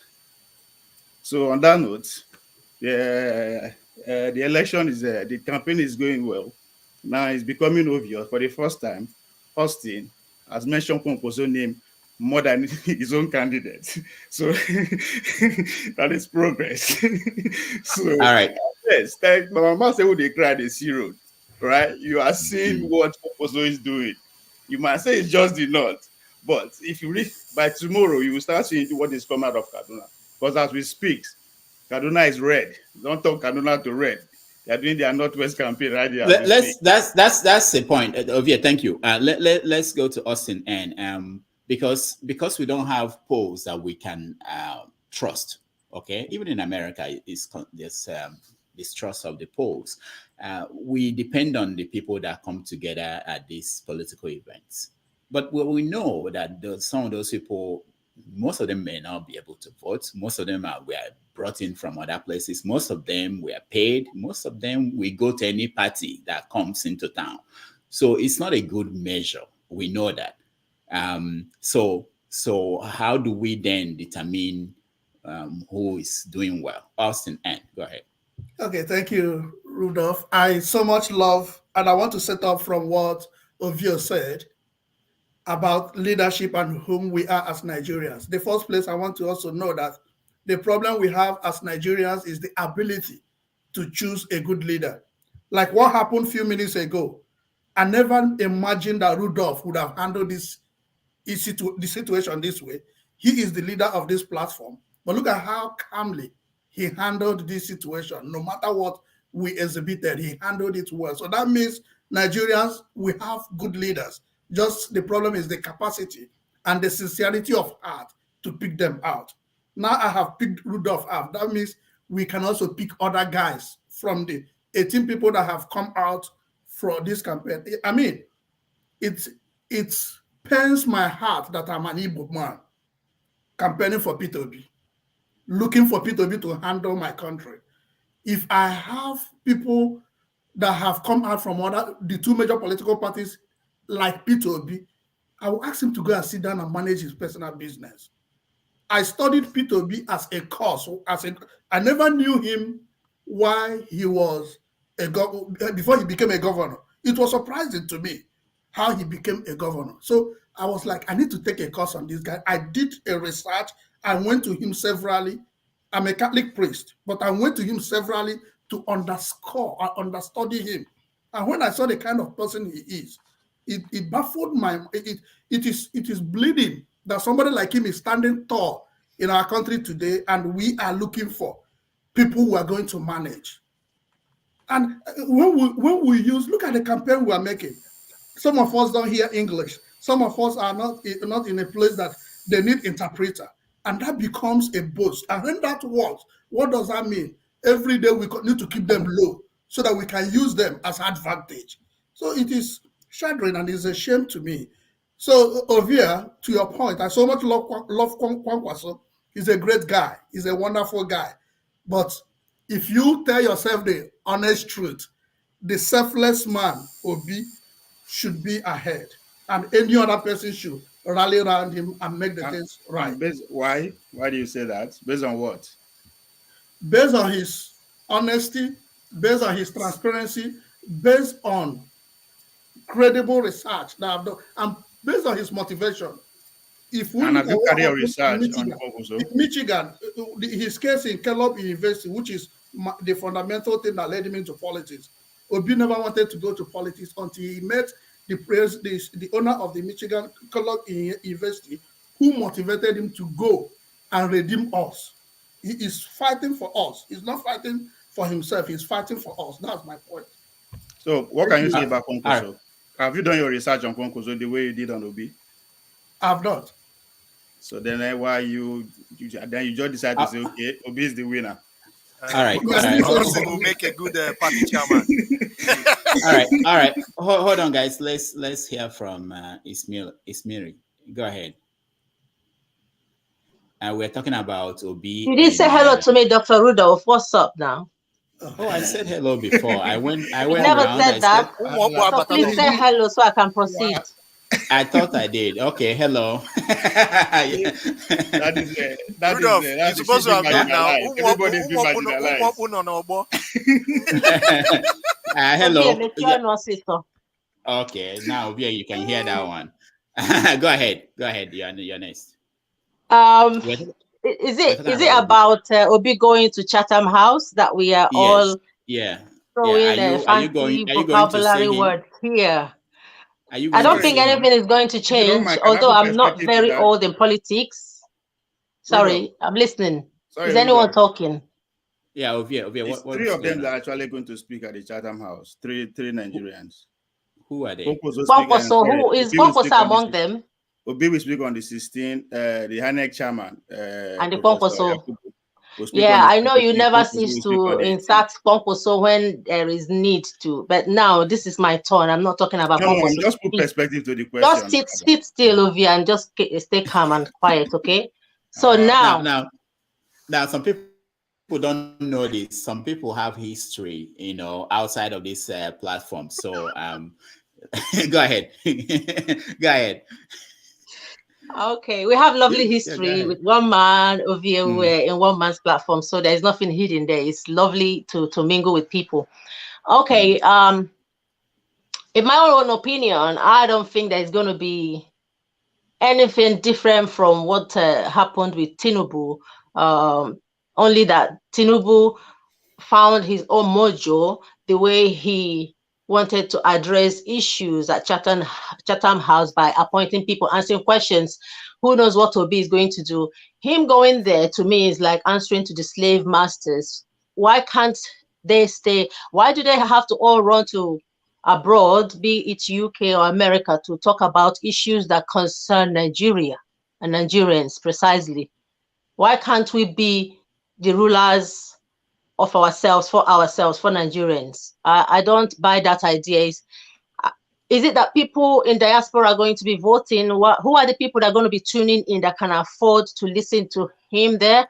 Or will people in the villages that don't even have electricity tune in later on, or hear from their children abroad if they can afford it, or their family members abroad, or their neighbors that Obi and Bonkoso and so have gone to spoke about Nigerian issues abroad whilst they haven't had their breakfast? It is, to me, it's senseless. It doesn't make sense. I don't buy it. I am 50% Obi in the sense that I need to know that he's able to do make changes compared to what older or the past politicians have told us. He needs to earn my trust. I want him to earn my trust. I'm an Igbo, but I'm not going to follow him with my whole emotions. I have to use my head as well. It's about Nigerians, regardless your tribe, be it Yoruba, Hausa, Fulani, Igbos. We are all human beings. We have blood running in our veins. I stand for justice. If Obi is going to deliver that, he needs to prove it, not by all what he's saying, but will he get the chance to get to that position to prove it? I don't know. But in the end, I don't think the best is going to win in this election. What is the best? Is any of them even worthy enough to be in that position? I don't know. So we shall see. I'm learning about politics in Nigeria. Thank you. All right. Thank you so much. I mean, subscribe. You're next. Thank you very much, Dr. Damages. Nigeria is designed in a way that justifies the need to go to Chatham House. I think that's the way I see it. It's very important to go to Chatham House because from their own policy perspective and oversight, it's good for them to kind of see what the wait, oversight. Who's oversight? Who is over? Like I said, remember my opening statement. I said Nigeria is designed. Mm-hmm. Yeah, but just there to is make a context it clear, to what I'm saying. So is it oversight over Nigeria? Yes, of course, over foreign just interests. make it clear. Yeah. Okay. Yeah, I just want to speak in parables if you allow me. So it's perfectly okay. You know, it's not today that we've been going to. It started with Hapak Macaulay before like when he went to with I think one of the traditional rulers, and that transcended down to the meetings before in Lancaster House before independence. We've had several governor generals and things like that. Nigeria has a link, and Nigeria has been designed in that way that these things are deemed necessary. So that our political leaders are going there, it is fine based on the current design. So that's my view. So Obi going there, I want to align a little bit more with. Did you think this way when Tinubu was going there? Did you say this? No, I said exactly the same thing. Maybe not as diplomatic as I'm sounding right now. Okay. I remember, if I'm on record, you can go and play it back. I will. Don't worry. Yeah, I will. because I said that. Okay, I remember very much. My words were along the lines of that. That Tinubu was going there to talk to the colonial masters. I think that's the way I put it then. But now I'm sort of like putting it in a more diplomatic way. And I'm looking at it from a very, how would I put it? Because one thing I've realized, I've been, presenting here is that, there's a lot of fluff and pomp and pageantry, but I think it's high time we start looking at it based on what we have. Because clearly, when Obasanjo came out, and I'm digressing a little bit here, I'll come back. When Obasanjo endorsed Obi, something clearly hit me, and that is there is a design to the political structure of Nigeria, and things are following that design. So why then are we kind of like just speaking against it and things like that when it's already designed that way, I also made a comparison. I looked at other countries and looked at how Burkina Faso, for example, what is playing out in Burkina Faso, what is playing out in other neo-colonialist environments. And I began to realize that, okay, Obi wasn't actually a mistake. That the wind is behind Obi is designed. Let me use that word. So, All right. yeah, let me just speak quickly. 30 seconds. 30 seconds with Dr. Jamdi. Okay. That Okay. Chatham House is a way of clearly just looking at these people presenting their visions. There are a lot of talks that will happen behind the scenes, and I'm very happy that Obi is growing because it's a clear indication that he is actually now. I actually rate him as a very strong contender. That they've been able to invite him over there, meaning that there is some chance of him winning. And now I think what we need to be doing is now we need to be working on if he wins, how are we going to put pressure on him to deliver so that Obi, like I've always said, does not become another missed opportunity. All right. Thank you. CM, I don't think you had a chance to address the topic of Obi at Chatham House. Me too. Me too. All right, I'm coming. I'm going that way. Yeah. CM, can you hear me? Yeah. CM, can you hear me? Okay. Yes, I can. Yes, I can. Okay. Yes, I can. Yeah, it's your turn. Yeah, go ahead. Obi going to Chatham House, ordinarily, in a sovereign nation, everything should have ended at Nigerian Institute of International Affairs, because that is our own equivalent of Chatham House. But because Nigeria had this penchant to respect the British, either in deed or in truth, I don't know. That's why they all rush into Chatham House. In the end, you only explaining your situation to the white people, I mean to Britain, to British audience. However, if it had been a case of going to UN, you are talking to the world, or to OAU or AU, you are talking to your fellow Africans. But be that as it may, since, well, that has been, and when Obi was there, can I assure you of one thing? He won't distribute questions. Obi is capable. Obi will answer every question you put to him. He will never assign any question to anybody. And he will speak in clear, unmistakable terms. People will hear him loud and clear. Already I have a bias for him because we've not had a candidate since 1999 that is like Obi. First, he's very clean. You know his date of birth, you know where he came from, you know the schools he attended, even the grades he obtained in those schools. You know what he had been doing since he left University of Nigeria and Soccer. Unless even though some ethnic bigots, some Akedeko reporter will say that Obi spent 11 years to obtain a 4-year degree, bachelor's degree in philosophy from the great University of Nigeria. Somebody will come here and tell you Obi spent 11 years. And then attempt to tarnish Obi the more. He said Obi gave one $1 to campaign for him. All these are fibs. So addressing the Ummah, it is more of what people are saying is him, because they found out that the guy is so clean in terms of character. He's so what the Americans call squeaky clean, not just clean, but squeaky clean. CM, let me. I'm not stopping you, but I want to ask you this question. You are there in the UK. Yes. Do you think that after Tinubu spoke at the place at Chatham House, did he make any news? Was it on BBC, or did he make any news in the newspapers in the UK? Was that story in anywhere published anywhere? Tinubu is the thing about UK is that they will deny you the oxygen of expression if you're a bad character. So Tinubu made nothing. No, it's likely going to be the same thing. No, wait. Of trafficking drugs using his boys. No, hold on. It's likely going to be this. CM, hold on. I think there's a delay between you and us. I'm saying that why I asked that question is that it's likely going to be the same with Obi. And most international media there is really not interested in what he's saying. I think. Do you think Obi will make the news? No.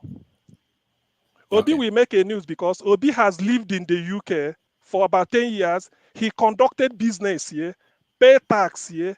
The banks here gave him a loan. He was saying that they were even loaning him money up to how many £1 million before he left. And when he was leaving, he returned everything is intact. So his record in UK is clean. To that extent, people will take interest in him. Already there had been a publication before about Obi. So Obi coming to UK is like coming back home. He lived in the country. He's not running away. And he's not coming for medical treatment, as simple as that. So unlike Tinubu, who is a rogue, who before, in fact, when you see at Chatham House, you won't see people walking, left and right, supporting him as if because he will collapse.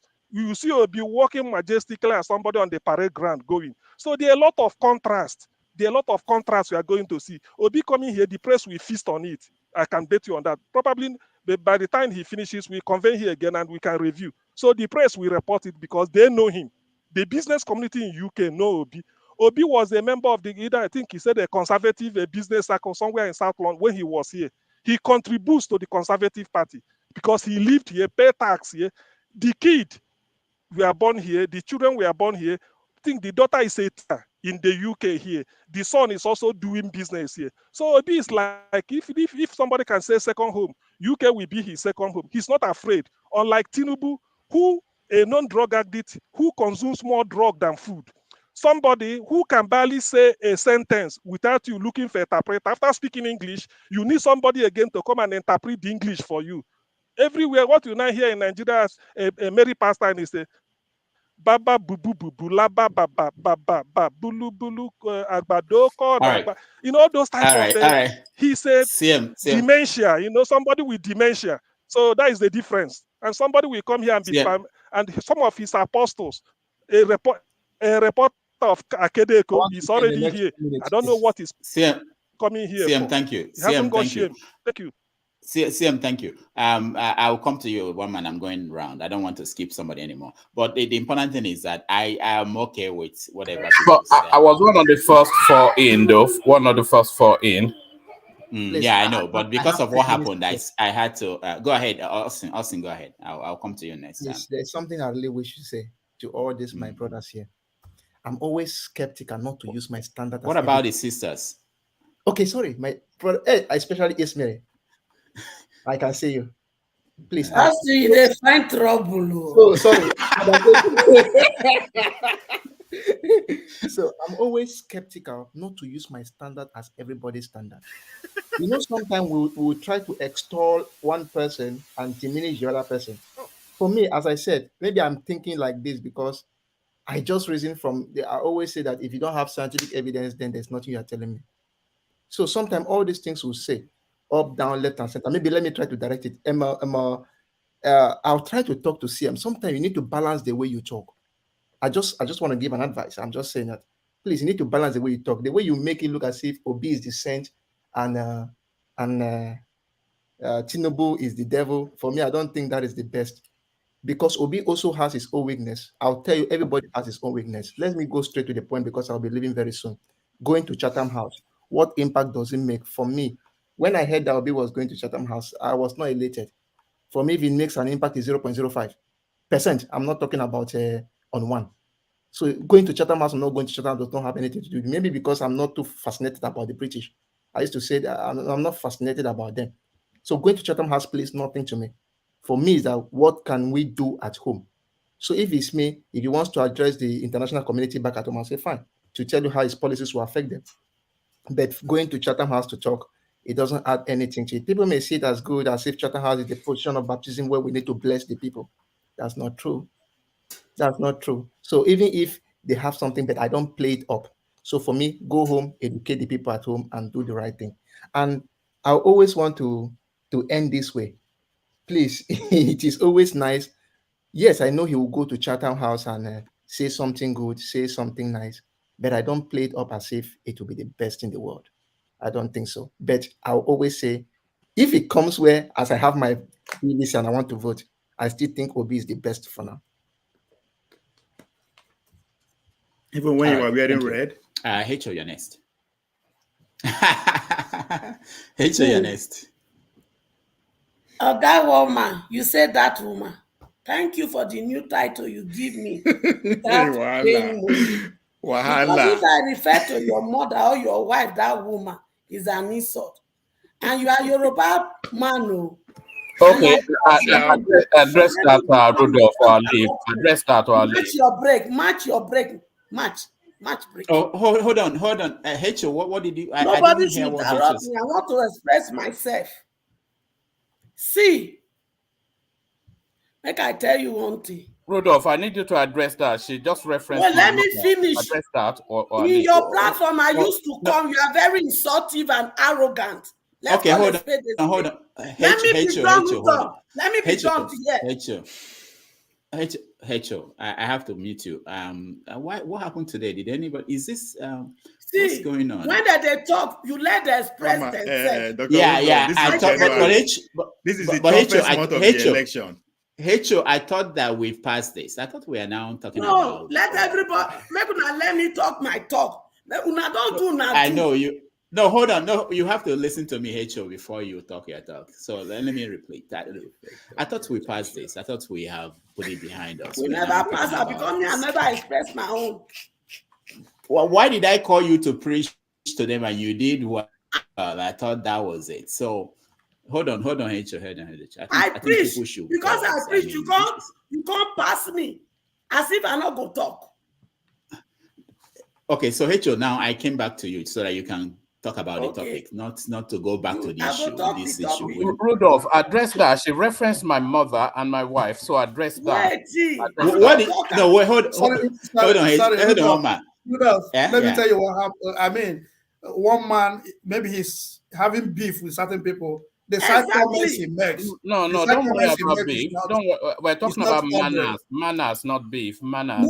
You said you're having beef because you said you get manners.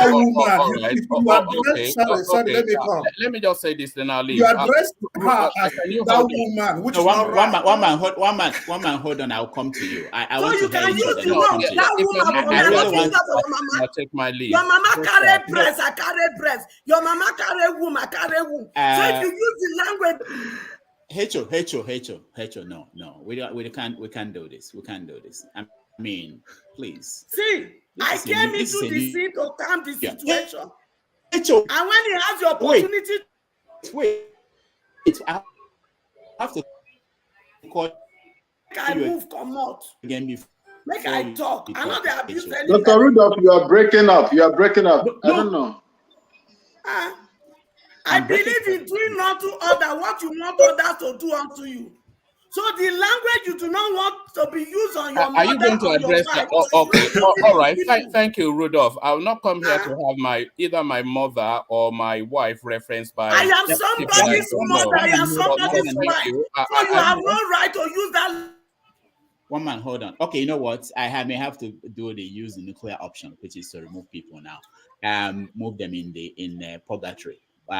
Hecho, no, you can't do this. We can't do this. No, in his platform, no. He's tribalistic. Hecho, no. And he come here to come and tell. It's mine, Hecho. Oh, okay, Hecho, who left? All right. No, something is going on in the air. Hecho, no. We have to all, we are mature. When did people begin to think that what they are saying is very important, that we are really important in the scheme of things? How? I never thought that, not for one day did I think that I'm important. Why? How many people are watching this? How many people came out to see Tinubu in Kano? Why do we think we are that important? And we have to fight and abuse each other on air? Why? In the presence of people you don't know? Come on, guys. It's not worth it. You don't win anything. There's some people. Come on. Why can't people? Life is easier than this. Some of us have not met any of these people. We are talking about political leaders, candidates. We don't even know them. They don't care. Even if they give you money to do what you're doing, it doesn't mean anything to them. Tomorrow, you can't even see them if they win. I've been in this business for a long time. It's not that important. Please, there's no reason to be screaming at each other, abusing each other. There's no reason. Wait, Hecho, how did he come back in? Mr. Scribe, you're playing a game here, and you're the only other person that has the right to bring in people, bring up people. all right. One man has here, they are tribalistic. So one. So I wonder why they support. I wonder why they support Konkoso. You have to calm down until I call you. I don't calm down, but the truth.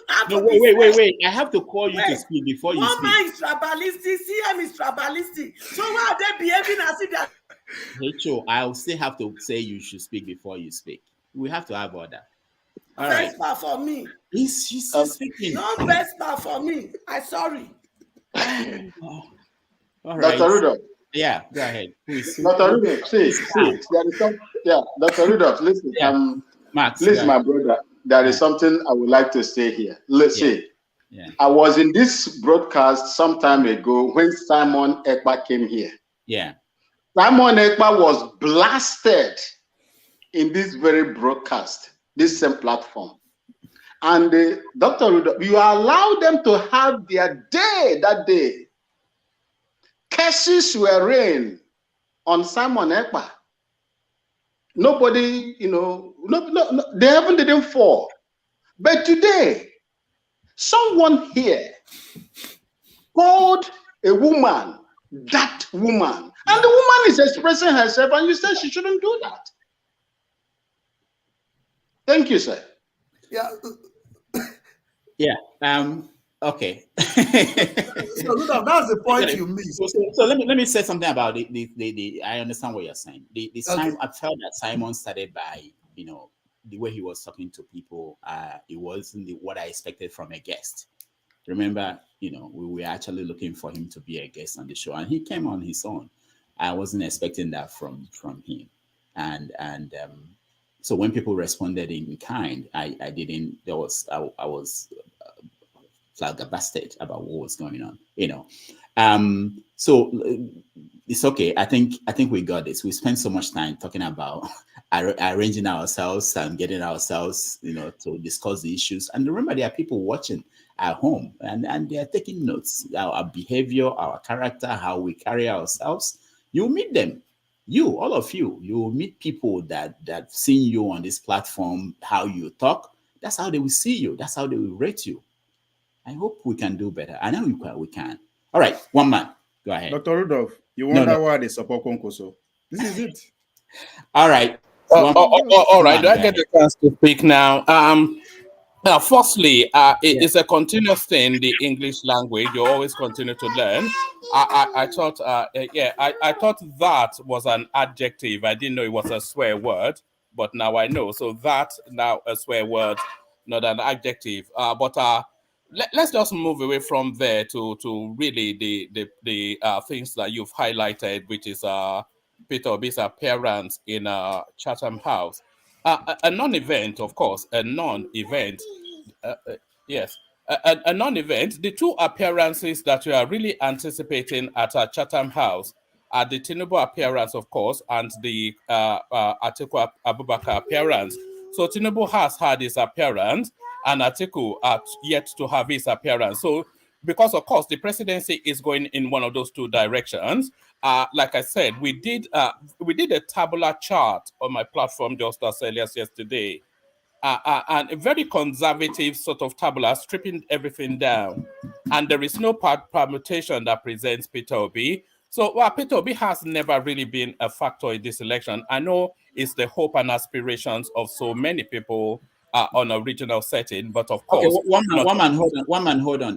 Give us facts. What you came up with. So, what is it? Just in summary, just make it very brief. Okay.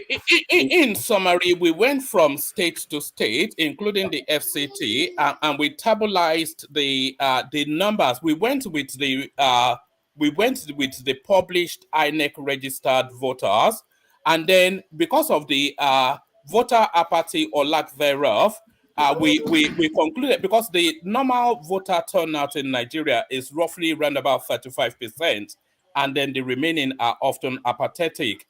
but then we factored the new enthusiasm that this current climate has. So we factored it as around another 5%, and then we tabularized based on a 40% turnout for that election. And then in that tabulation, we went from state to state with the numbers of registered voters, the 40% output, and the chances of each individual candidate. We narrowed it to the 4, and we added Kwakwenso really just for color. But we really we focused really on the main contenders, and then Kwakwenso as an appendage. And we went on percentile terms to arrive at a conclusion, a very conservative sort of, because we condensed everything devoid of emotion and went on facts, data, antecedents, and statistics. And then we tabularized that, and we had a 7-hour-long debate on each individual state to arrive at a Tinubu victory of round about 800,000 votes. So he wins by a margin of 800,000. But the highlight that actually came out in that conversation is that Peter Obi scored in excess of 7 million votes by our tabulation. Because a lot of our conversations had always condensed Peter Obi within the 2 to 5 million votes, which is essentially the southeastern votes majorly, and then satellite rogue votes coming in from other regions. So our computations before we bore down into statistical data was that Peter Obi was run about the 3 to 4 million votes. But then when we brought, it's well worth the watch actually, and I'll encourage anybody that's not seen it to go watch it. It's actually premiering now, so if they come off you, they can go watch that. But it's a very one man. We don't agree with the Anna poll. Now your poll now won't agree with. No. It's an academic exercise, isn't it? You examine it on its merit and adopt or dismiss it as you will. So it's an academic exercise. Okay, hold on one man. At this time, reality is very glaring on us. Hold on one man. We don't need polls at this time. Somebody Can wants. I just ask a question? Okay, go ahead. Ask in one. Please, I got something you said. You base this argument on statistical data. Yes. How can you, in your platform, let's say with 1,000 people, 500 people, know what somebody like me in the field will do? But that's emotion, isn't it? That's sentimentality. So we packed that to one side. Okay, so now we went. Let me tell you what we went with. We went with the registered INEC voters, which is published. So that is a known fact. We went with the voting trends in Nigeria, which usually is 65% apathetic. So around about 35%. If you go through from 1999 till date, 35% of registered voters traditionally vote. So we went with that. But then where the emotions came in, we factored in this new enthusiasm that we're hearing from the Southeast, and we factored that as a 5% percentile. So we added an additional 5% to then ratchet up the possible voter turnout to 40%. So we already have the registered voters, and then we extrapolated from that what 40% is on an individual state-by-state basis. And then we argued based on merit, and it was a long and detailed argument as to who gets what in each state, dividing it along the geographical, geopolitical split, the state's geopolitical split of the country. And then we arrived, and it was because the statistician that did it, he was very brutal towards Tinubu, to be very conservative towards his numbers. And even with that conservatism, he still ended up at 800,000 marginal victory over Atiku Abubakar, with Peter Obi scoring about 7.6 million votes, which a lot of people argued against. But then when we bore into the data, there was some veracity to that. Don't you think? Make it reach my turn. May you give me 2 hours first. Then go start. I go begin. Hold on, one man. Thank you, because it's actually important that people come here new ideas and new figures and whatever they did, their polling and their calculation and the ideas. That's why I enjoy this. I enjoy having people do their own thing and calculate and come up with ideas and what they found out. All right, so you have question, Austin. I thought you asked the question. Yes, I do. If you don't give me 2 hours when it reach my turn. So just my simple question is I am not talk. Can I do my talk? Simple question to one man. Hold on. I'm coming to you. One man in your platform, will you allow somebody to come and canvass for another person and present his own data the way you've done in this platform? We do it routinely. I'll invite you to come and see it. Also, don't take my word for it. Come and experience it yourself. It's an open. There's only one thing that happens on my platform that deviates from what Rudolph does. We don't let you run away with flights of fancy. So if you say something fanciful, people will stop you and interrogate that particular point. The only other deviation from Rudolph is we are very strict on language. So please, I have a second question. Just one second question. My last question to you is, Anapu took months and you did 7 hours and they were on ground and you are outside and your own is more scientific and more credible. No, I never said that. I never said that. Hold on. Let me play this. So this is when I have a jingle now, the small jingle. Oh, okay. It's not going to play. Okay, yeah, I think it's going to play. Is it mene? No.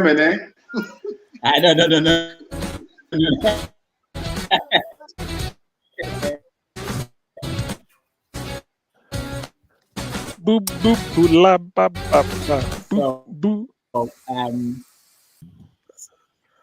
We do this show on Saturday. Obedient network. You need to join the bravest network in the game. OVA, just focus on your purpose. So leave obedience alone, please. Enough now. I think I will start tackling you. Leave obedience alone.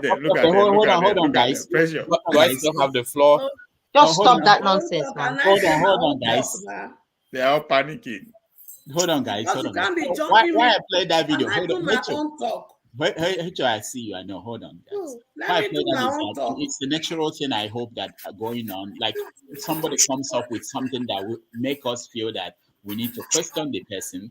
That person becomes our accidental guest. Because we didn't plan that the person would be a guest. The person said something. Could be anybody, and we now channel questions to that person. So one man, you are our accidental guest today. So no, it's always a delight. I'm not a guest, by the way. Hopefully, I'm a member of the team because I've made so much appearances on here now, much to my chagrin. Even what I'm subjected to here is really the pedestal that I hold you on, Rudolph. Yes, One man, you need to calm down now. We've given you enough respect, so calm yourself down. We're not monitoring what you're doing in your. What have I said that is after turn? What have I said that's after turn?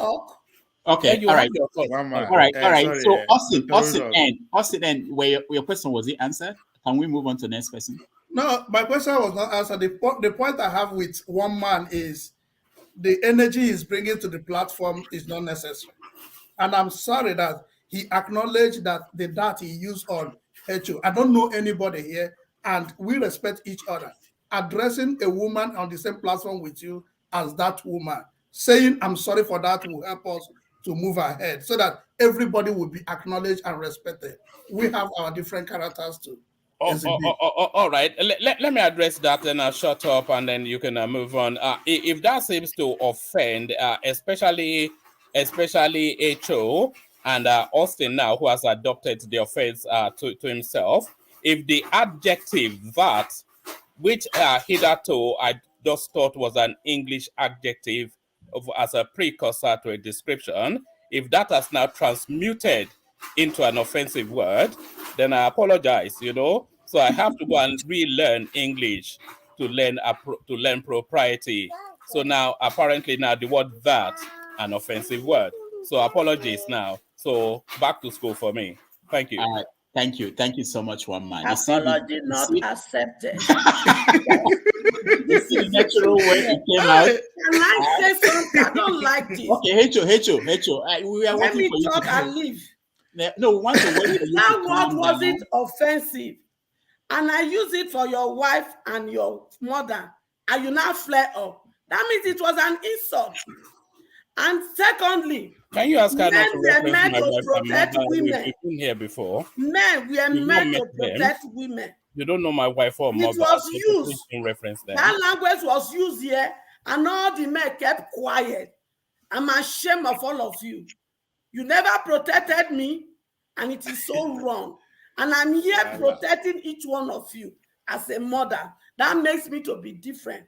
In fact, a mother is already different in a home. A mother is I'm different. One man, apologize, please. Apologize to HO for women's a sake. mother is a protector, and you people One are man, proving to me apologize that as now. men, you don't protect I'm women. happy to You don't apologize, protect but your what girl is the child, and basis? you Just make allow peace with him somebody now, with just her. for a game He's here, your sister, you know. address us Fine. as element. When they look at us, Finny, all these intelligent men and women, they call the element. Oh my God. I want to talk to you. In your platform, you are very tribalistic. One man, don't upset women, And, no. It's not a good idea. In the tribalistic, una thought the furrow to rig, whether they boss. If I want tribalistic, make una do am for na village, not in this platform. And one man, na Tinubu you dey protect. Every of your analysis, na Tinubu must win. Who tell you say go win? Is this a roasting or what's going Who tell on? you Is this say a go win? roasting? One man, just calm Then down. see, how you go talk say if Obi no win, life don't finish for Nigeria. Who make a Messiah? Let me tell you, there are many Moses out there that will deliver Nigeria. So whether Obi win or not win, Obi is not the Messiah. Does he have good character? Of course, yes. Does he have what it takes to do what he wants to do to some extent? But me, I still have a problem with Obi because he told me he will not probe them.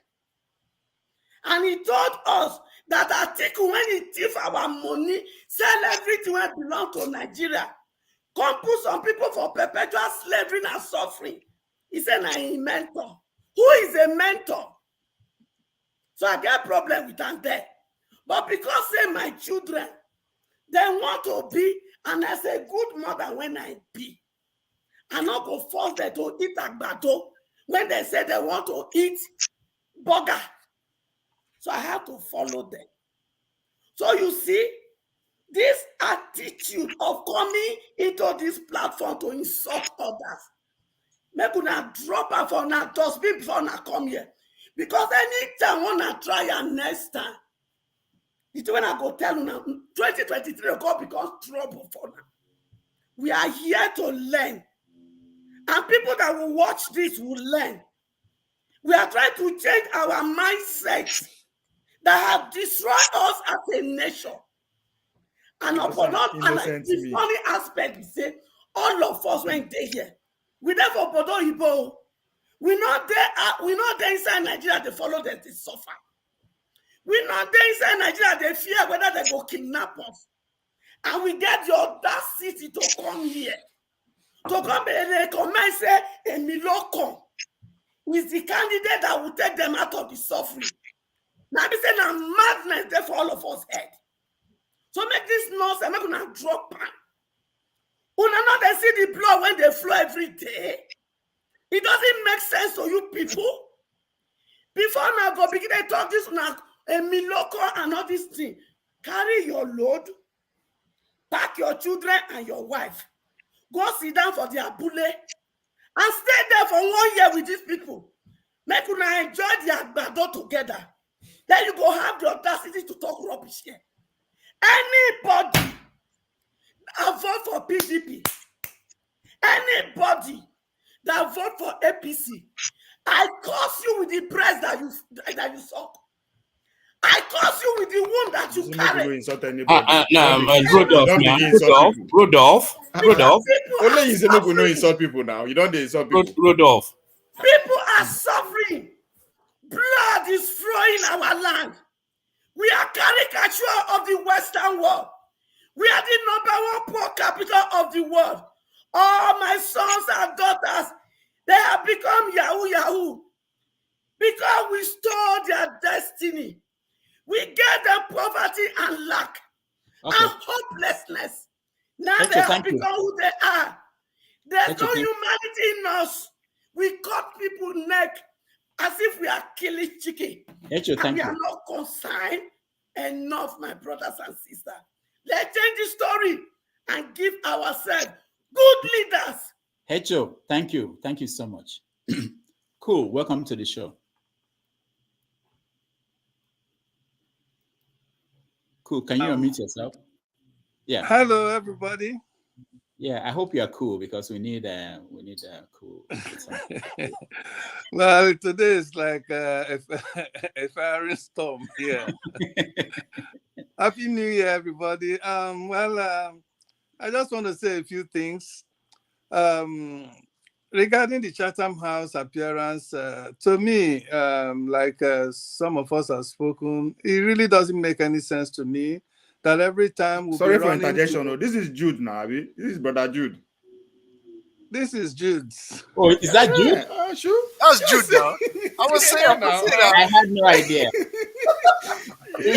He changed his name and also changed it changes. Now the effect of composition. So from now on, to cool that. From who you wear red cap. So wow. Jude, okay, welcome to the show. Good to have you. Thank you, guys. Yeah. So, like I was saying, I don't know why we Nigerians and Africans at large, don't have self-pride. We keep going to the white man for validation in almost everything. I don't know when we are going to stop this nonsense. To me, it's totally nonsense. It doesn't make any sense. Why should we? Okay, have any of these countries that they will normally run to for validation, have they ever come to Africa for any validation before they carry out their activities in their country? The answer is no, because they don't call you anything. They don't regard you as anything. And then we hold them at an esteem.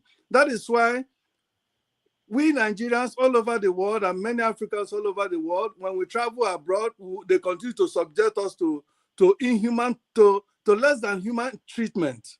And when the same people that are subjecting us to this kind of treatment comes to Nigeria and Africa, we begin to worship them. When is all this nonsense going to stop? It pains me because I'm a man that has self-pride. I can't go to somebody who doesn't regard me and then I'll go to him for validation. When are we going to stop this kind of neocolonialistic mentality and then have a self-pride and do things for ourselves? We have all the resources in the world that this Western world are living off. We have everything it takes to become great and make ourselves the shining armor of the world. But we keep belittling ourselves. When God has raised us up, we continue to bring ourselves down. To me, it's so sad. It's saddening my heart. That apart, regarding CM Punk's this thing concerning Obi, it's not that he's saying that Obi is a saint. Obi is not a saint. He can never be a saint. No. But you see, comparing Obi with all the candidates that are out there, I think that is the premise on which CM Punk has always spoken. You can't compare him with any of those, at least the so-called forerunners or four people that are. Are you going to compare him with Tinubu? Tinubu, as up to date, we still don't know how old Tinubu is. We still don't know when he was born. We still don't know the schools he attended. Every research out there has proven that this man did not attend the school that he said he has attended. Is this such a fraudulent man? Is this such a man that has all this dent surrounding him, all this baggage of negativities? Is he the same person aside his ill health? He cannot even stand 3 minutes to speak without all his cronies gathering around him to hold him should he fall. Is he the kind of man that we want to rule Nigeria? that will be running out for treatment in Western world and will not build a hospital. Somebody they said that made Lagos, so to say, in quotes, cannot build a single hospital that can treat him. Come on now, let's be factual. Somebody, a pastor prayed a prayer in his church recently and told everybody he doesn't care who you want to vote, but raise up your hand. That person you say you want to vote, will you allow your children to become like that person? If you want your children to be like that person, raise up your hand. Vote. That the church, everybody, all the hands were down. Okay, most of us here that are supporting all of these, fraudulent people, Atiku, Tinubu. Can we allow our children to be like any of these people? The answer is no. You see, a situation in Nigeria has come to that extent that, you see, anybody that continue to become politically correct or that is becoming mindful of what he said or not, I don't know if that person does actually want to see Nigeria progress. This is a fight of our life, a fight of not just our life, our children. We can't continue to live in a country that God has blessed immensely, so much, and then yet the most impoverished. Why? Because of evil leaders like Tinubu and Atiku. How can we continue to live in such a country like that? No, we can't. Okay. Now, regarding one man go to more apology, that apology is just as insultive as the original insult itself. How can he say Augustine adopted the offense of hope? I mean, and he says that's not apology. He should apologize. If you really want to apologize sincerely. Then people will forgive you, because you have always been so derogatory and so condescending and so arrogant. But sorry, I'm not going to that. But I just want to let you know that apology is just garbage, as far as I'm concerned. Because I have known you for a long time both in your platform and whenever you come here, the way you are condescending and you're telling Obi campaign is no factor in this election. I mean, if it's no factor in this election, where is it? Do you like the way Nigerians are? Do you like the killings that is going on, the blood that is being spilled every day in Nigeria? And this blood that is being spilled every day in Nigeria is being spilled by Tinubu's party. Tinubu is one of the people causing the death in Nigeria. Tinubu is one of the people that caused the death of innocent Nigerians during the Lekki toll gate protest. Is it that type of murderer you want to continue to lead Nigeria? I don't know. I really don't know the kind of brain most of Nigerians have. Do we really have human empathy anymore? Do we really suck from our mother's breast? Do we really have that milk of sympathy? If your brother or your sister is not being killed, every day people's sisters are being killed, more than massacred every day in Nigeria. Look at the kidnap that happened in Igbo recently. Is that the kind of country we want to build and live for our children? Please, most of us here are in Western world. Does things work like this in Western world where we are living like it is in Nigeria?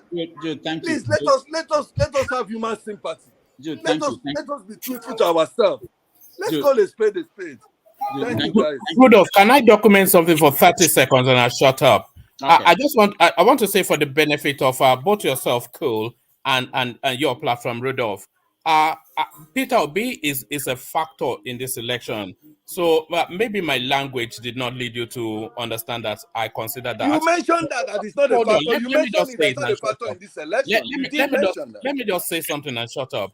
Peter Obi, okay, if I mentioned it, I am saying now, Peter Obi is a factor in this election. Not only is Peter Obi a factor, Peter Obi is going to be the determinant factor on who is going to be the next Nigerian president. That is how important Peter Obi is in this election. Again, for the benefit of documentation, Peter Obi is going to be singularly the determinant factor on who is going to be the next president of Nigeria. And just to round it off, Peter Obi is not, and I think you know that, Cool, yourself, in the inner recesses of your mind, Peter Obi is not going to be the president of anywhere, no, but he's going to be the one singular factor that determines who the next president is. So that is what I believe. So I am saying it with my own words now. So it's not subject to interpretation now. So Peter Obi is going to be singularly the one factor that determines the next president. He is Okay, not. Mr. One Man. Dude, hold on. Yeah. All right, thank you, One Man. You know, and Now, this is can I just have 30 seconds? No, hold on, Jude. No, hold on. This is why it's important to have conversations. People listen to people revise their statements, make it clearer. People, move and so that's why it's good. Thank you, guys. We're going to go to our next topic, which is Tinubu and what he said when he went. No, this is marginalization. I have not spoken about the Chatham House. Chatham We House. haven't spoken about the Chatham House. No. All right. Ovie, go on. Our local. All right, go ahead, Ovie. I think there is for those who are saying where we for go or for no go, blah blah blah. I think it's a legit argument, and I think there's time for that. At this point, I don't think it's time for us to be considered. It's time for us to actually go into the real analytic of what they are going to say. What is Obi going to talk about? How is it, most importantly, what is going to be his foreign policy? How is he going to approach things that actually, because we seem to care about ourselves alone. There are millions of Nigerians who live in the UK, for instance. Let me put that way. Will this appearance have any negative or positive to how they are perceived from now on? Those are the things we should be looking at, not necessarily how it affects us. And the fact is that when Tinubu appeared then, everybody was criticizing another. I said, come, this man is not a novice. He's been around for a while. If his party could lead Buhari to Chatham House and end up becoming the president, it only makes sense to follow the same route. But most importantly, if his appearance has not any effect on the campaign or how the election is turning out, I don't think Obi Konkozo or even at this point, at this time in our history, the most important Nigerian is Professor Yakubu, the man who will declare, who will announce. Let me use that word, who announce the winner. That is the most important person. No, not even Buhari himself, but he is going there to also speak. Instead of us to actually, put that before us, what is this man going to talk about? How is he going to talk? Are we going to now, is that going to actually end up giving us more hope that the election is going to be more credible? These are the things we should be paying attention to, but I don't know, maybe I'm too more of Konkosea. We don't really we pay attention on how we think will actually bring give us victory. So for me, I think at this point, it's too late. These men don't line up; they will be there. So that means there's something in for them or for us. We should pay attention to. But rather criticizing that, or is he good, made them go no good? Yes, at this point, that is insignificant. They are already there. They are lining themselves up. So, but again, most importantly, how is he going to have? We were there abroad. How is he? Is he going to have any effect on us at all? Okay. Positively or negatively? All right, thank you. Max, you're next. Yeah, thank you so much, Dr. Rudolph. I just want to announce that my smaller team in UK just trash Liverpool 3-0 now. They just ended. I'm looking at the they beat them 3-0. That is Brighton. Brighton Albion just trash Liverpool 3-0. They just ended the match right now. See, that is British sports. Now that they analyze, I would criticize Tinubu and before going there. But we see that our village here, I like British League. It's a metaphor. It's a metaphor. Ovie, listen. Ovie, if you are not if you want I am in Africa. But you are in the colonial masters, that colonizer. You are there. I'm not criticizing you. I'm just saying. If that is important, why is it that Obi and others going there? Is not. Why is it not important? That's what I'm saying. Oh wait, my friend was just you be papasia. You know what is when they say papasia? Anyway, that's just by the way. See, for me, I'm an African that have nothing with the British or the colonial, what we call the imperialist, because I call them devours that came here, use our own people to deal with our own people, just like the way they use the north, the northern Hausa people, that in Ghana today, we have their 5th generation here in Ghana today. They use what they call the 7,000 golden Hausa people, the British. The last woman was Ya Asantua that stood against them and fought them where the men ran away. Our king, the Ashanti king, was driven out of this country, out of this Ghana, twice by these same people, using the same northern Hausa people. That's what they did. In here, 7,000 golden forces. Go and check it. They fought 7 wars in Ghana before the last heroine that stood against them was Ya Asantua. And that is why in Ashanti Kingdom, she is well recognized. That is who British is. The same people. You claim that you are a sovereign state. Look, there are some certain things I was privy to understand when I was in Asorok as a member of Strike Force. I don't know if any of you knew the role the British played. That is the coming of Obasanjo in 1999. What you saw or what you see today is what is produced or written on the periphery. But the real meat happened in Asorok, with people of very, they consider important people in that country, and they are still living today. They are the ones you go around, they go around to go and ask that are making, what do you call it, so many of them.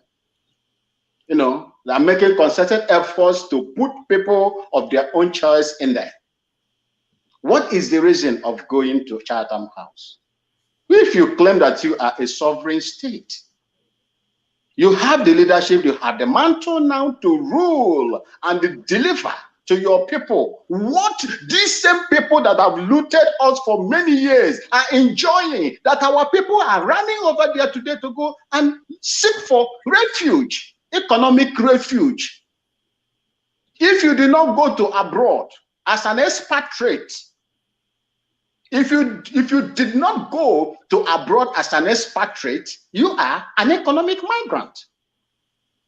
You ran away from your own country, you went down there.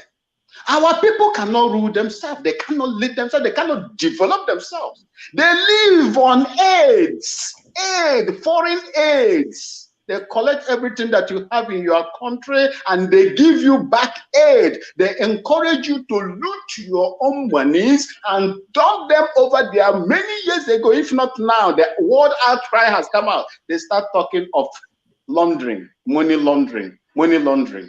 Have they returned all the monies our politicians looted from Nigeria, even from Ghana here? Have they returned them?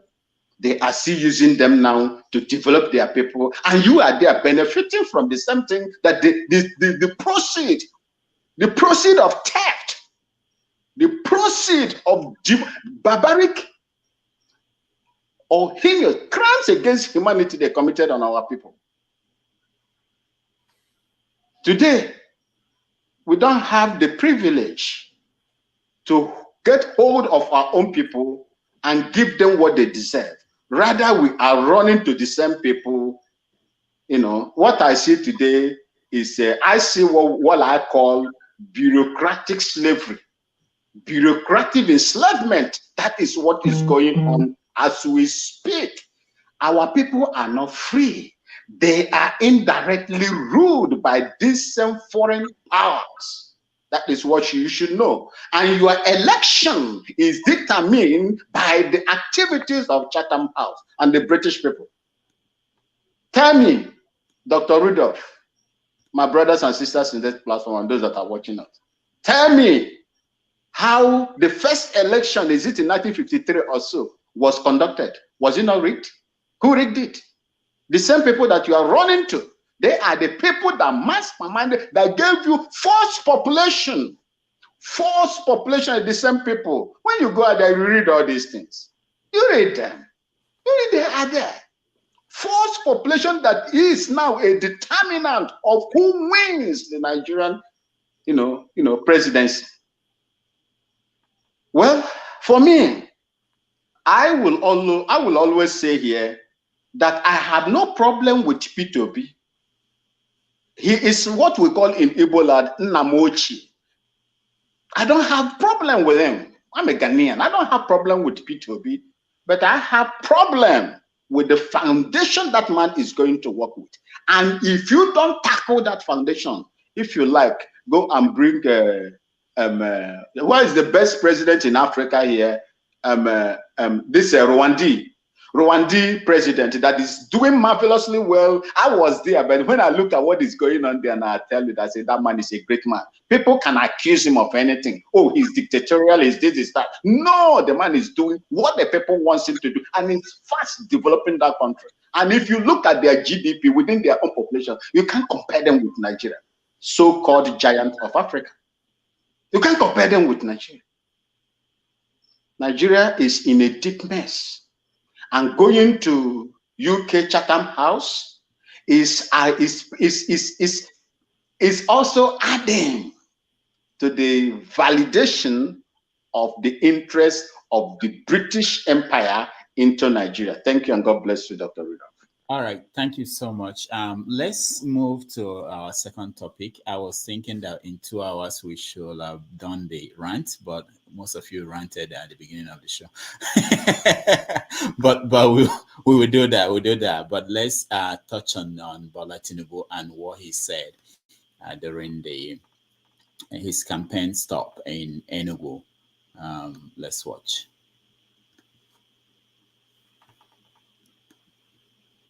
But nobody will give all of you any credit. You are working hard, you are sweating now. We want you to sweat well for this party until you deliver victory. Until Bola Tinubu became the president of the Federal Republic of Nigeria.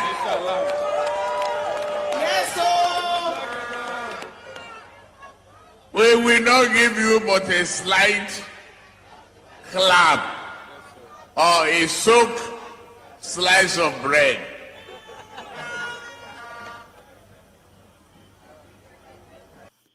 All right. He's going to give us a soaked slice of bread. Interesting.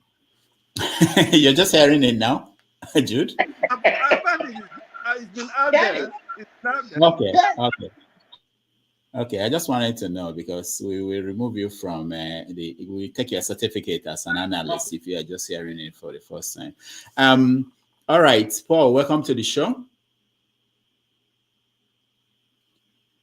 Paul, can you hear me? Welcome to the show. Yeah, passing him rice. Thank you. Okay. Thank you and good morning. Good morning from, I know you're in Arizona. It's still morning. We moved on. Yeah.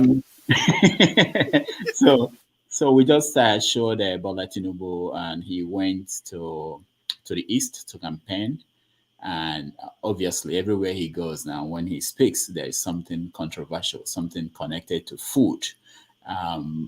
Did you hear what he said about to people in the east? Yes, doctor, talking about the soaked slice of bread. I know every one of you laugh about it, but I was born and raised in Lagos, so I know the way they curse the Igbo people. But what is that? What is that? Can you explain? Because I don't even understand. Yeah, I'll explain it. There's this funny thing that they fondly say to the Igbo people. They say Omo Ajek or Omo. They say the Igbo people, they eat fufu like stone. Omo Ajekuta Mamomi. So you know the meaning of soaked slice of bread? Because they already eat fufu, they find it very difficult to use the restroom, to use the toilet. So that's why you want to give them soaked bread. At least they can go toilet. Wait. Soaked will that make you go? Yes, now when you eat bread that is so soaked with water, you have a soft stool.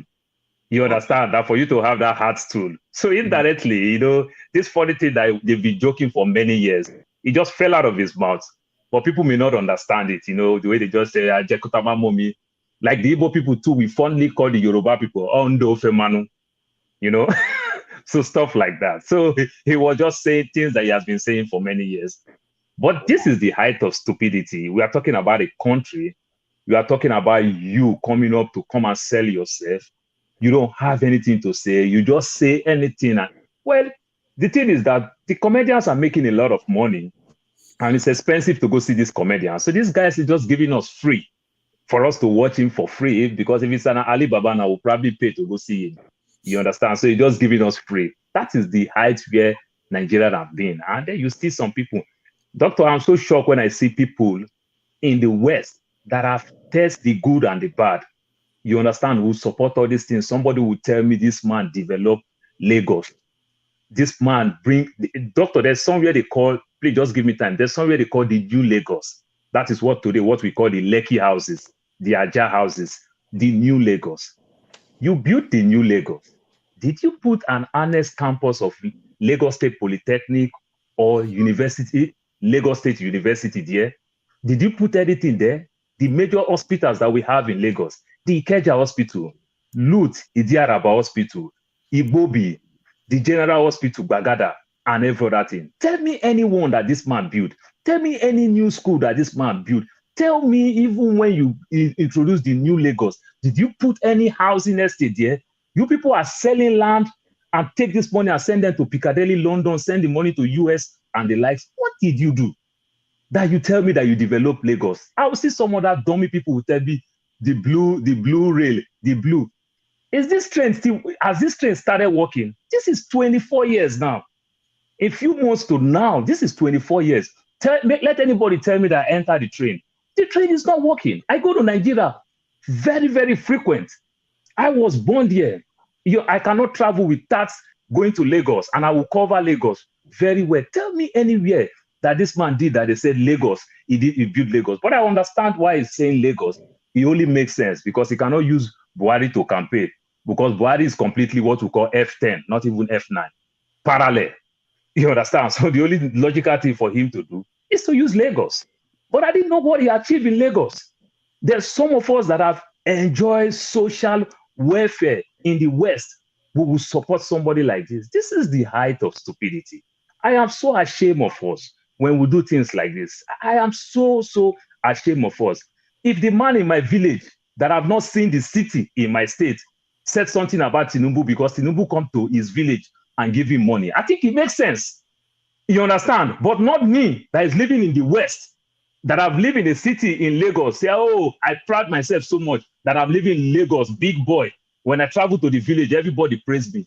My brother, I reach the West, I turn to what we call JJC, Johnny Just Come. Then some of us will talk this like, I beg you, doctor, make I let the next person talk. All right. It's really a shame, my brother, Paul. It's a shame. It's very disheartening. Jude, what we said at the beginning before you came in is that I will say who should talk. We had a all right. So let me hear.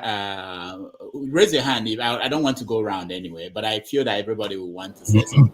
I raised my hand first. So obviously, okay, one man, go ahead. Yes, I just wanted to come in where Paul tailed off. So I think we're doing somewhat an injustice to say that Buhari got an is it F10 or what was the score that Paul gave? So I'm lined on that queue that is critical of Buhari, the brutality, the headsmen, the kidnapping, and all of that. I'm lined on that queue. But I think it's counterintuitive and somewhat false to say that Buhari did nothing. He did quite a few things. You know, the Lagos to Ibadan rail service completed under Buhari, of course. And when you are going home for Christmas next year, you'll be driving on that bridge that was built during Buhari's administration, the second Niger bridge. You know, so you'll be driving on that. The Lagos Ibadan Expressway near complete. The Onye refinery near complete. The infrastructural improvements. It's almost it's on par, if not surpassing other previous administrations. So to say Buhari got an F10, you have to categorize that to a specific segment of assessment. That's not across the board. You know, and I'll defy anybody to be more critical of Buhari than I am. I detest the guy, you know, but what is factual, we have to observe. The Warri refinery is 6 months from completion. So it did not do nothing. We cannot say that. You know, all the Sukuk bond roads that is being built by Fashola, that's all over, that's under this administration. So we cannot say that. So we cannot say that. But to the Tinubu space, I'm not sure if sadden is the word somewhat, but the sort of opposition, because the only two people that can really stop the Tinubu march towards the Aso Rock seat is really Atiku Abubakar and the Peter Obi space. But it somewhat, it doesn't make for competition the sort of things that we hear from those quarters. It doesn't make for competition the sort of things we hear from those quarters. Atiku has all but near given up on anything that portends to be a campaign. We monitor his space quite heavily on my space, and we don't see any activity. You know that Atiku has been in Dubai since December the 21st, before Christmas. The elections are next month. From Dubai to London, he says he's going to speak to MPs, but of course he's in some London hospital. So there is nothing coming through unless there are machinations, the shadowy politics of our power blocks. If it's playing that politics, then fine. But in terms of campaigning, there's no energy coming from that space. And from the Peter Obi space, that should really be pushing Tinubu, both for that southern space and for that space that he straddles, being younger, more energized. The politicking from that space is somewhat disappointing, because they've latched onto that Agbado narrative. And for the last 8 months, they've not moved from that space. You know that, Rudolph. They've not moved from that space. Tinubu was at NESG or something just yesterday, talking about policy positioning. So he was having conversations with important people about a directional travel of his economic blueprint. So the presentation was good, but there were certain fault lines that could be attacked in that presentation. And the people best positioned, both for virtue of their brain functioning and their opposition to Tinubu's ambition, is really that Peter Obi space. But again, they cannot get past. They think all this is a grandpa hand. That's the disappointment. You know, the sort of politics that should come out of that space to really push this guy, because to push Tinubu hard is to the benefit of all of us. All right. One man, thank you. I wanted you to address his visit to Enugu and what he said, but I think you skipped. But what you said, yes, let's talk about Enugu. Yeah, that's one man. I don't know whether you live in Lagos or Ibadan. When you talk about Lagos, Ibadan, rail. I live in Oregon. You live in Oregon? Yes. Okay, so if you from Ojota, you are going to Ibadan, how many minutes drive in car? Well, previously it used to be 45 minutes. Now it's about an hour. So if you build a train from Lagos to Ibadan, how many minutes ride would that be? How many kilometers is that you are talking about? Is this train working? If the train is working, you go online and post. The train is not actively working. And you have to understand the new, listen, hold on. The new way of corruption that everybody do. You must do something. You must have a project. It is the project they use in siphoning funds. No, all right. So I don't understand. There is no politician that didn't do anything. Hold on, guys. Hold on. I hear you. Let's hear from other people. Okay, go ahead. Thank you. Okay. Yes, I like when. Which way are you going, Dr. Rudolph? I'm supposed to talk before Ovie. How many times are you going to be talking here? Okay, women as many times they allow me. As many times they call me, I will talk. I'll get everybody. Don't worry. I'm trying to make sure it's not be less than 2 minutes for each person. Go ahead, Ovie. The katakata you see earlier on, when you are wondering why is it happening, that the effect of January leading to the election be that. One thing you should be worried about, if it's the first week of January, you are seeing all this, what is going to happen to the first week of February, which is now counting days. So expect more of everybody losing it, even the candidate themselves, the effect of the election. But again, Nigeria is in the right place when you see people who speak for Tinubu candidacy all of a sudden begin to see the President Buhari as God over every other president. So it's a beautiful thing to see. So that means Nigeria is in is on the right track. Now, Tinubu going to Enugu. I mean, I don't understand why people are surprised of the comments he made. It's just like when Joe Biden visited the Breakfast Club and said, if you don't vote for me, you ain't black enough, right? Now, the question is that let everything should go well for no insult, nothing. What is Tinubu's chance of getting to 25% in Enugu? It's pretty much zero, right? So, and at this point, what he's doing, you either provoke the obedient, the Obi base, to come and massively and vote for Obi, so that because he see Atiku as his main rival. And where is Atiku base? PDP base is Southeast. So he said that you don't even need to actually glorify them to come out and vote for Obi. The hardest thing to do is to just keep going, taking the extreme line, so that they will be so hungry and come out and vote massively for Obi against Atiku. So this is a game I play. The man don't get anything to lose. He's not going to get 25%. There's nothing he's going to say to glorify that space that make them vote for him, right? So let me get conversation out of it. This is about what 48 hours ago, right? But we are still talking about it. We are still talking about Tinubu, right? You make an attempt to talk, say, okay, this will not be Tinubu space we talk about. That is politics at its best that you are seeing playing out.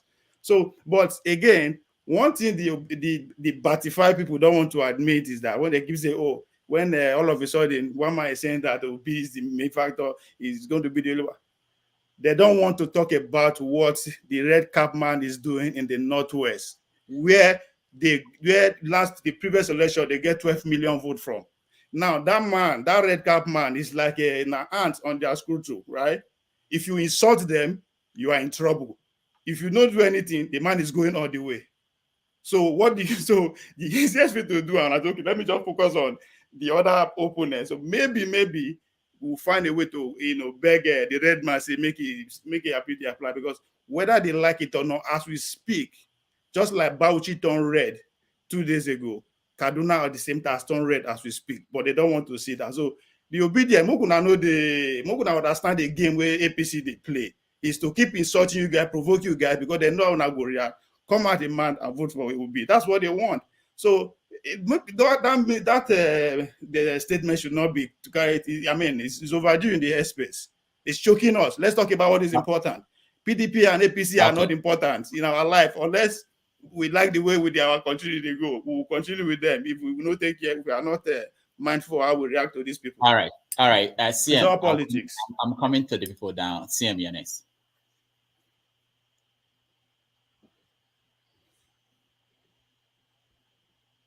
Unmute yourself. Okay. Yeah, I can hear you. And as them so does it matter?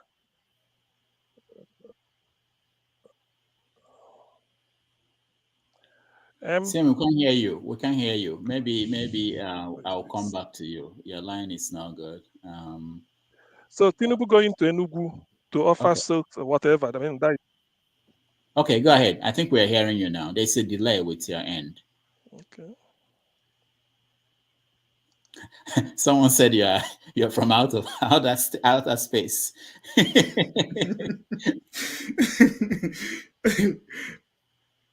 Hey, we'll get one flat for you for Kanu Central.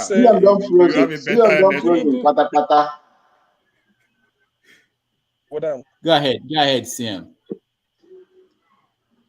See me locate to Kanu Central. Right, Kanu. Your line is CM network, you follow Queen go. You follow Queen go. CM, your network follow Mama Charlie go. I think follow Queen go. That means it's not coming back. But he's not the only one in England. Let's go to CM, we have a duplex waiting for you in Noma's I need total silence, please, including you, VA. Please stay quiet now. I want to talk, okay? Because respect is reciprocal, all right? Okay, now. Why are you a bully? I'm not a bully, but I need my respect. Now, this is my turn, so let me speak. You've been speaking all along. My turn. Let me look. Go ahead. Okay, what I want to say now is, for me, the way I see Tinubu is that he's a game planner, and for me, he's looking like the master of the game. I'm from the East, but you can't just see just Obi. You have to look at other contestants, psychologically how they are influencing and impacting on you. You need to know where you're going for your candidate. You need to focus on your candidate, on how to best get your candidate to that position. If he's picking on you, obviously, if someone keeps attacking you, either physically, emotionally, or psychologically, they're trying to get the weaker point of view to showcase you to the public that you're not marketable, you're not supposed, you don't deserve to be in that position. You just ignore him. If you want to play the same picking game, play that kind of mind game, you give it back, but not in a very raging way like you upset. I'm understanding politics now that it's a game. They're playing it. It's not new. Hold on. Does it mean you bought what Tovia said, that he just said that because he wanted to get the in part, just about 20%. Like I'm understanding from what Ovie is saying, the 20% I agree is that he's trying to provoke them. But I don't believe that if they come out to vote in masses, they are going to deprive Atiku, who is his main dilemma. Okay, in that sense, if someone should listen to Ovie, it means, okay, you get upset, maybe don't do anything about it and don't go to vote so that Atiku will take the position from Tinubu. Don't play that mindset. If someone is attacking you, you find your own best way. Just like football, they're playing soccer in the political table. I'm learning from you masters, you guys now that are experts in politics. So they should still go and vote. They should turn their anger and emotions to vote, partly to what Ovie is saying as well. But don't play the game of Tinubu. Maybe it's time, like one man said, to move on from that space of he's shaking, he's that. Find the best way to market your own candidate, but still play the politics. If they want to make you upset, you can terrorize them a bit. There's nothing, shake them so that there's nothing wrong in that as well, I believe. Okay. Whichever way. Yeah. All right, thank you. Rudolph, she's one of my protege, and I'm pleased. She's doing well so far. Keep it up. You see, I was Rudolph, can I have a parting words to free up the space?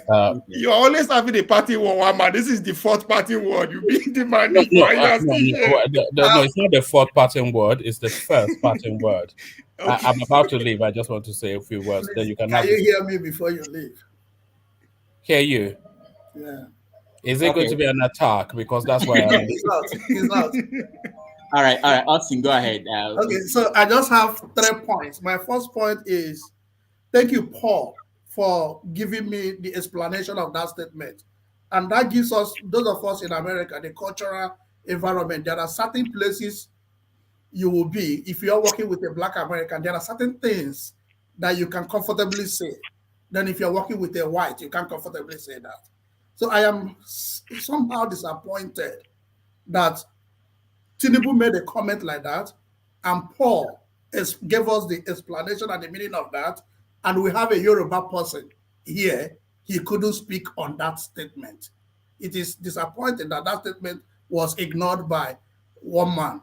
Now, the point I want to do, this also gives me another clue to the problem we're having with Tinubu, because those of us in health, the first level of dementia, people run to their subconsciousness to speak from.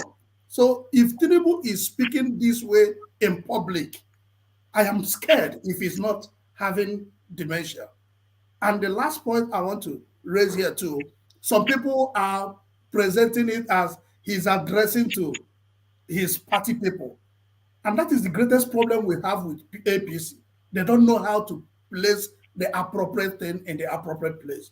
Like somebody came to a platform that is 90% to be, and you're marketing another candidate, and you want, and with a very, not obvious is, everybody has known him in this platform that he's a jovial person, we can ride with him. But you're marketing another candidate with authority, and also speaking on our own intelligence as though we are not intelligent enough to grasp your level of reasoning.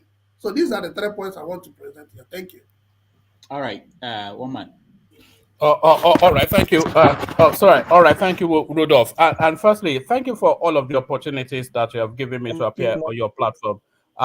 Sorry, did somebody want to? No, nobody. Yeah, thank you for all of the opportunities that you have given me to appear on your platform. I suspect that this will probably be my last appearance here. not for the conversation, but for the level of abuse. I cannot abide it. I cannot abide it. I cannot bear it. It's not to me personally, but just foul language in general. Ovia will tell you, and Bia will tell you as well. They will tell you that I cannot abide your uncouth language. I cannot abide it. So so I have you on Instagram, so I can have conversations with you there. But to address frontally what Augustine was saying, I wasn't really paying attention to whatever Tinubu did say. Otherwise, I would have taken it on board. I am critical of Tinubu. So everybody can identify his failings, but you weigh him against the field, and then you see what comes out the best. So Peter B, he pushes himself on the basis of age and health, because health is subjective, of course. Nobody knows his health status, but he pushes himself primarily on age. Tinubu pushes himself on antecedents and achievements. And then Atiku pushes himself on policy positioning. So you have to take the rounding of all of that to make the decision who best fits with the position. That is what you have to do. So devoid of sentimentality, because of course we are very tribal and ethnic where we come from, and that is primal. It's an instinctual thing, isn't it? It's innate to the core of most of our being. So we gravitate to that. But I was hoping to have conversations to land on what best fits for the Nigerian space. And I thought this space was the space for that conversation. But regrettably, there are certain persons that are more suited to spectatorship than participation in intellectual discourse, just because of their choice of language. But I thank you for the opportunity. But you referred to me a couple of times. Not you, person. I wasn't insulting. No, I know. Like, yeah, as a witness, right? I know you're always elegant with language, you know. No, as a witness, but how is this different from when you group some people as illiterate, call them all sorts of names in the name of maybe they have a person at the name of Afia? How different is that? What's the difference? Who did I reference as an illiterate? The Fulani people, the northern people general. Yeah, that's you don't. I mean, you have some glorious word you used to declare them. No. So how different is that? How different is that than this? Yam heads. That's a different space. That's subpar.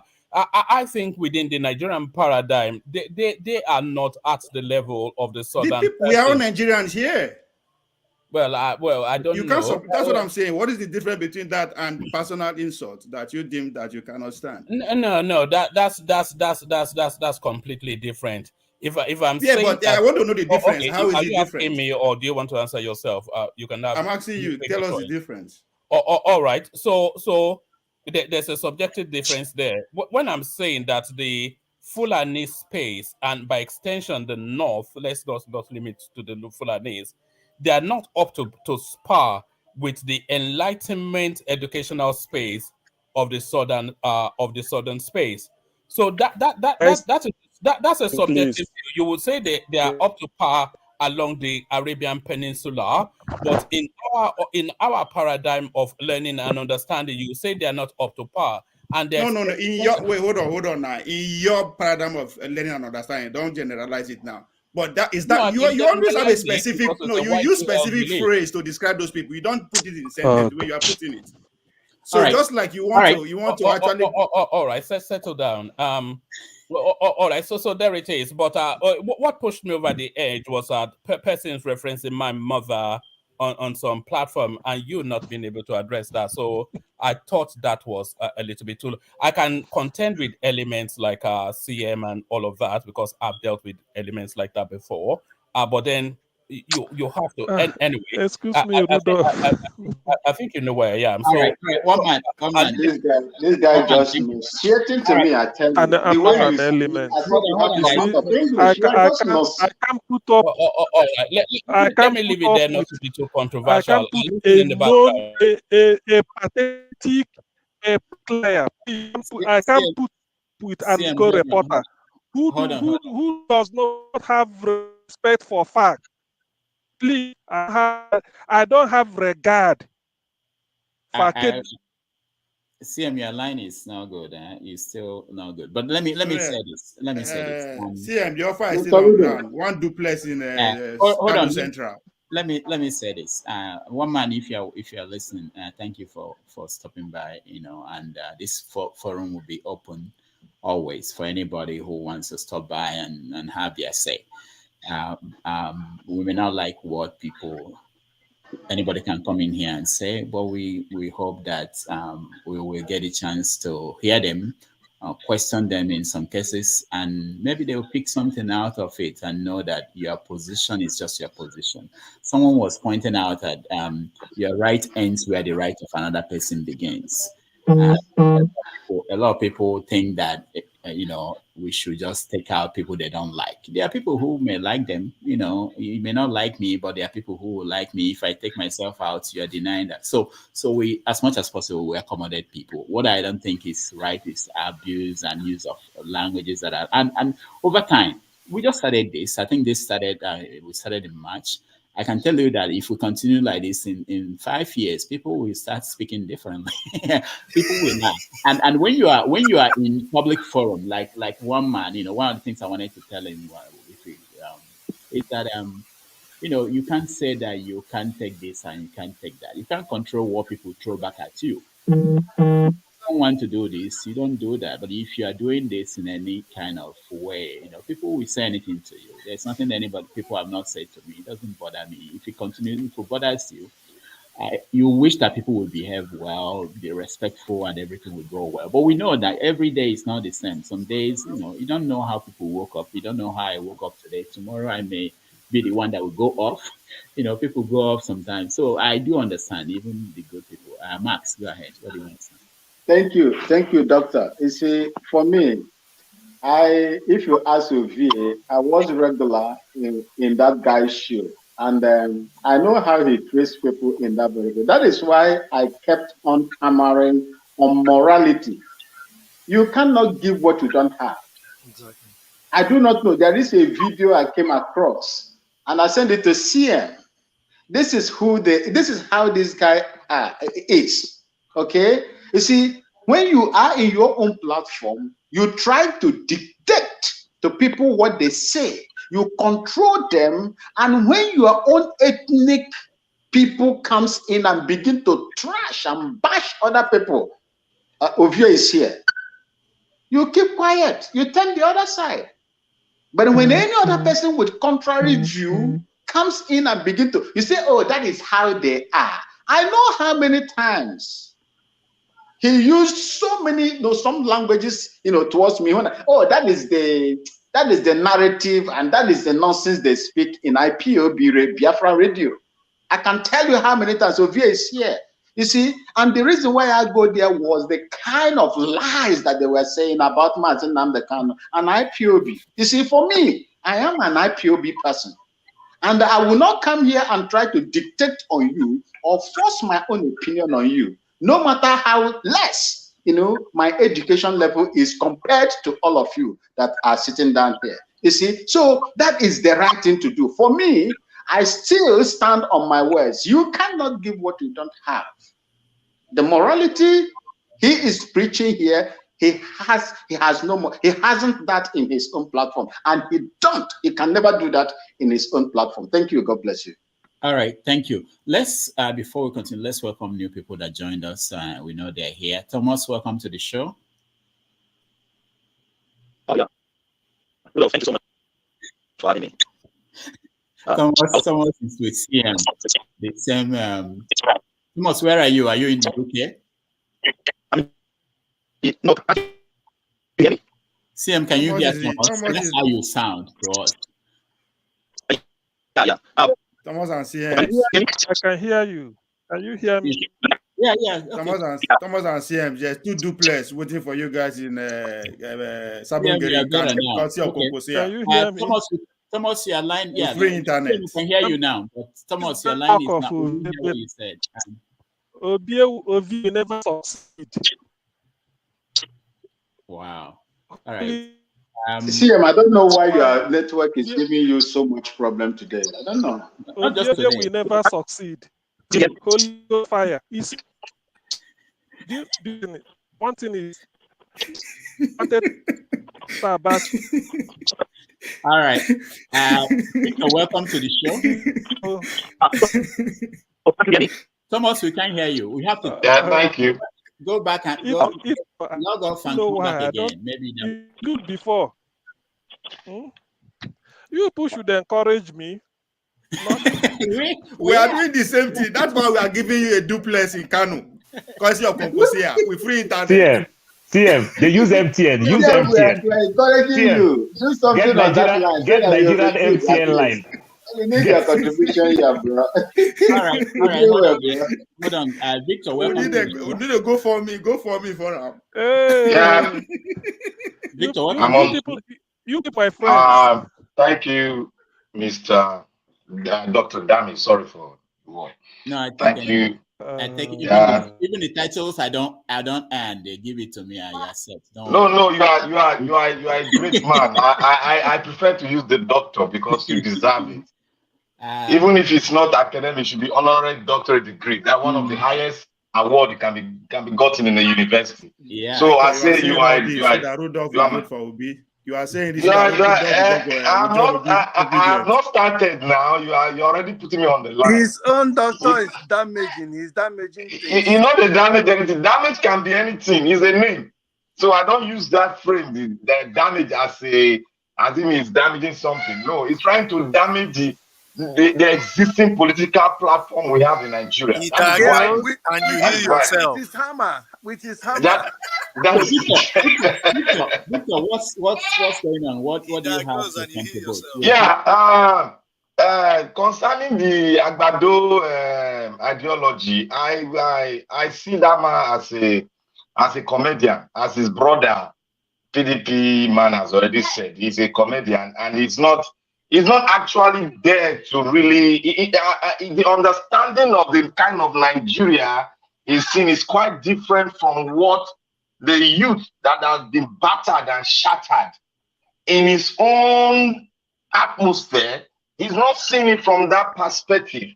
He's seeing it from the perspective of the infusion of greed in him and the capacity to bribe and dismay these voters in Nigeria. That is where he's seeing it from. He's still seeing Nigeria as being buying and selling. You buy the people, you buy the people and you tell them what to do.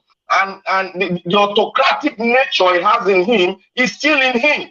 When people say Bola Tinubu is a schemer, is a schemer or is a master of the game, I don't see him as a master of the game. When somebody is a drug addict or is into drug, affiliated to drug stuff, they have a way of taking things that belong to the people. They use money to take things that belong to them. So while we are here, we should actually see Nigeria as we are on a new platform now. And who are driving this platform, it is the youth. It is the youth.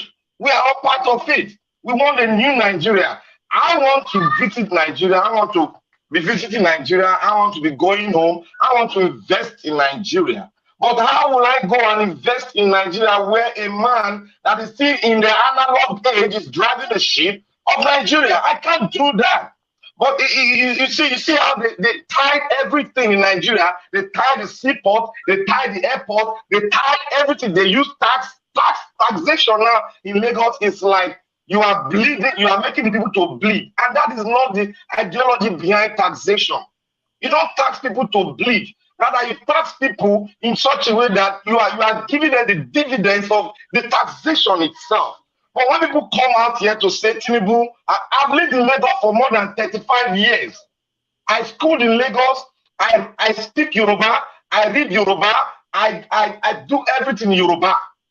I went to Ogun State. I schooled in Ogun State, the border between Ogun and Lagos. I schooled there in Omole Grammar School. I went back. Came into Lagos again. I schooled in a Lagos school, one of the best schools in Lagos, Ikeja High School, the school that it's an example to all Lagosians. So it should not come, people should not come out here to say Tinubu did it. Tinubu did not do anything. I was a brought up of Alaji, what's his name, the man that gave free education in Lagos. Jack on Day. Jack on Day gave us free uniform, free books, free notebooks, and fed us. Even he gave us estate. A lot of people bought estate. He gave us a lot of free things. So what else can a man give when a man give you education, give you your foundation is strong for you to now excel? When this man was there, we were seeing Lagos as a place where we can, as a big apple, as they say New York is. That's what we see Lagos. But now he has so bastardized, and he's coming out to say he wants to rule us. Hell no, bro. Hell no. This guy don't have the education capacity to rule. He doesn't have anything to rule. We don't see anything in him. So one man come here to call brighter Nigeria, people that are facing the whole thing in Nigeria, the board in Nigeria, that are making their mind known to Nigeria, that is speaking to the entire world that Nigeria should come out and vote the right person. You are calling an individual an element. That is an insult. And if a woman, a mother should come here and tell it to his face, who the hell is one man? I've been to his platform, it's so autocratic, it doesn't let you say what is not part of him. So we should, Dr. Dami, you should stop bringing this man that will insult your analyst just like that. It's never done. It's never done. You should speak. We want to hear your view about Agbado. Say your view. Say why the man can rule. Be like our brother Ovie. Be like our brother Ovie. Ovie is trying to sell his Kwakwanso, which we know. Kwakwanso is look, personally, I like Kwakwanso. If Ovie has not come outside, I would have supported Kwakwanso. Because that man is, if you see what he did concerning education in Kano or Kaduna somewhere, if you see, you should go and read about it, what he did. He brought the northern people up that yes, they can be like their fellow brother if they put their head together to really study. That is why you see most of the northerners that grew under him, most of them are doctors. You know, it sponsors a lot of people on scholarship. This is what we are aiming when Jack Onde was there. Who the hell is Agbado? How many people has he given scholarship? When he was the governor, how many people did he give scholarship? Who the hell is he that want to come and rule us? He gave people park as Agbero chairman. He gave people park That is what I'm saying. as Agbero chairman. I respect Mr. Ovie. Despite Ovie, sometimes I want, because he has already spoken that when it comes to February, people will start decamping. I know definitely Ovie is going to decamp. It's going to decamp because you gradually we are going to see the light. And I want to say to all Nigerians, sorry, Dr. Tam, just 1 second. I want to say to all Nigerians, please go out and get your PVC and vote rightly. And who is that man? Is Obi, Dr. Obi. That's the right man. He has the capacity. Thank you, Dr. Dami. Thank you, Victor. All right, Judah can see you, but let me see if Thomas is good. Thomas, go ahead. Oh, can you hear me now? Yeah. Oh, good. Yeah, you're good. Yeah. Thank you so much. It is my Wi-Fi that's playing up. Oh, thank you, thank you, Rudolph, for having me again on your platform. It's a very delight to have you guys here. What really tickles me coming here is somebody lying on the platform. And I'm happy that the person is still here. He's hearing me. That is Mr. Paul. He said there is no train walking Ibadan, Lagos to Ibadan. That is a blatant lie. I was in Nigeria a month ago, and I witnessed the train is walking from Lagos to Abeokuta and to Ibadan. If you want to come on a platform like this, you have to come with a fact and truth. I witnessed it. My family member, we bought the train. So why are you lying?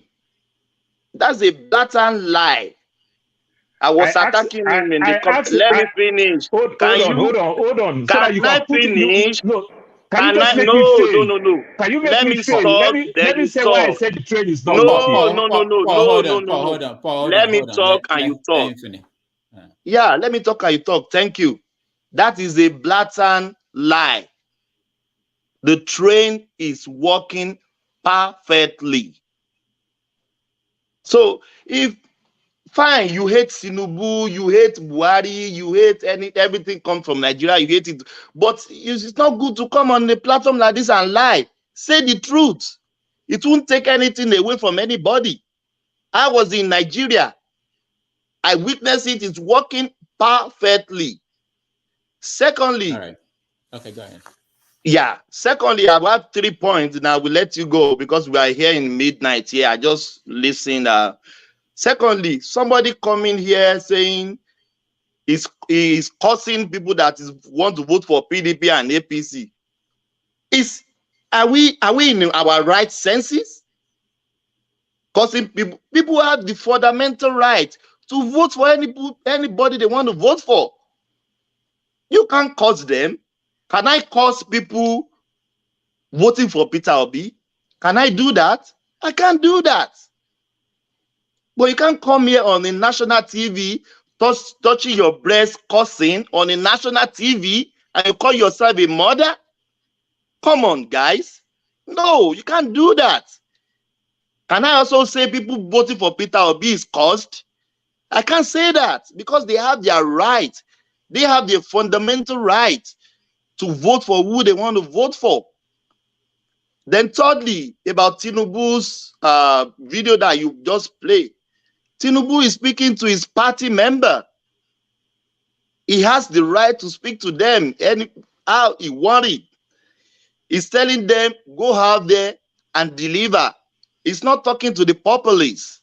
He's not talking to Nigerians. He's talking to his party members that go out there and deliver. Do I want Tinubu? No. But let's just say the truth and just let the devil be ashamed. Thank you, Rudolph. God bless. Thank you, Thomas. Thank you so much. I'll go to Mr. Thomas. Who do you want? Who do you want? Let me clear that part.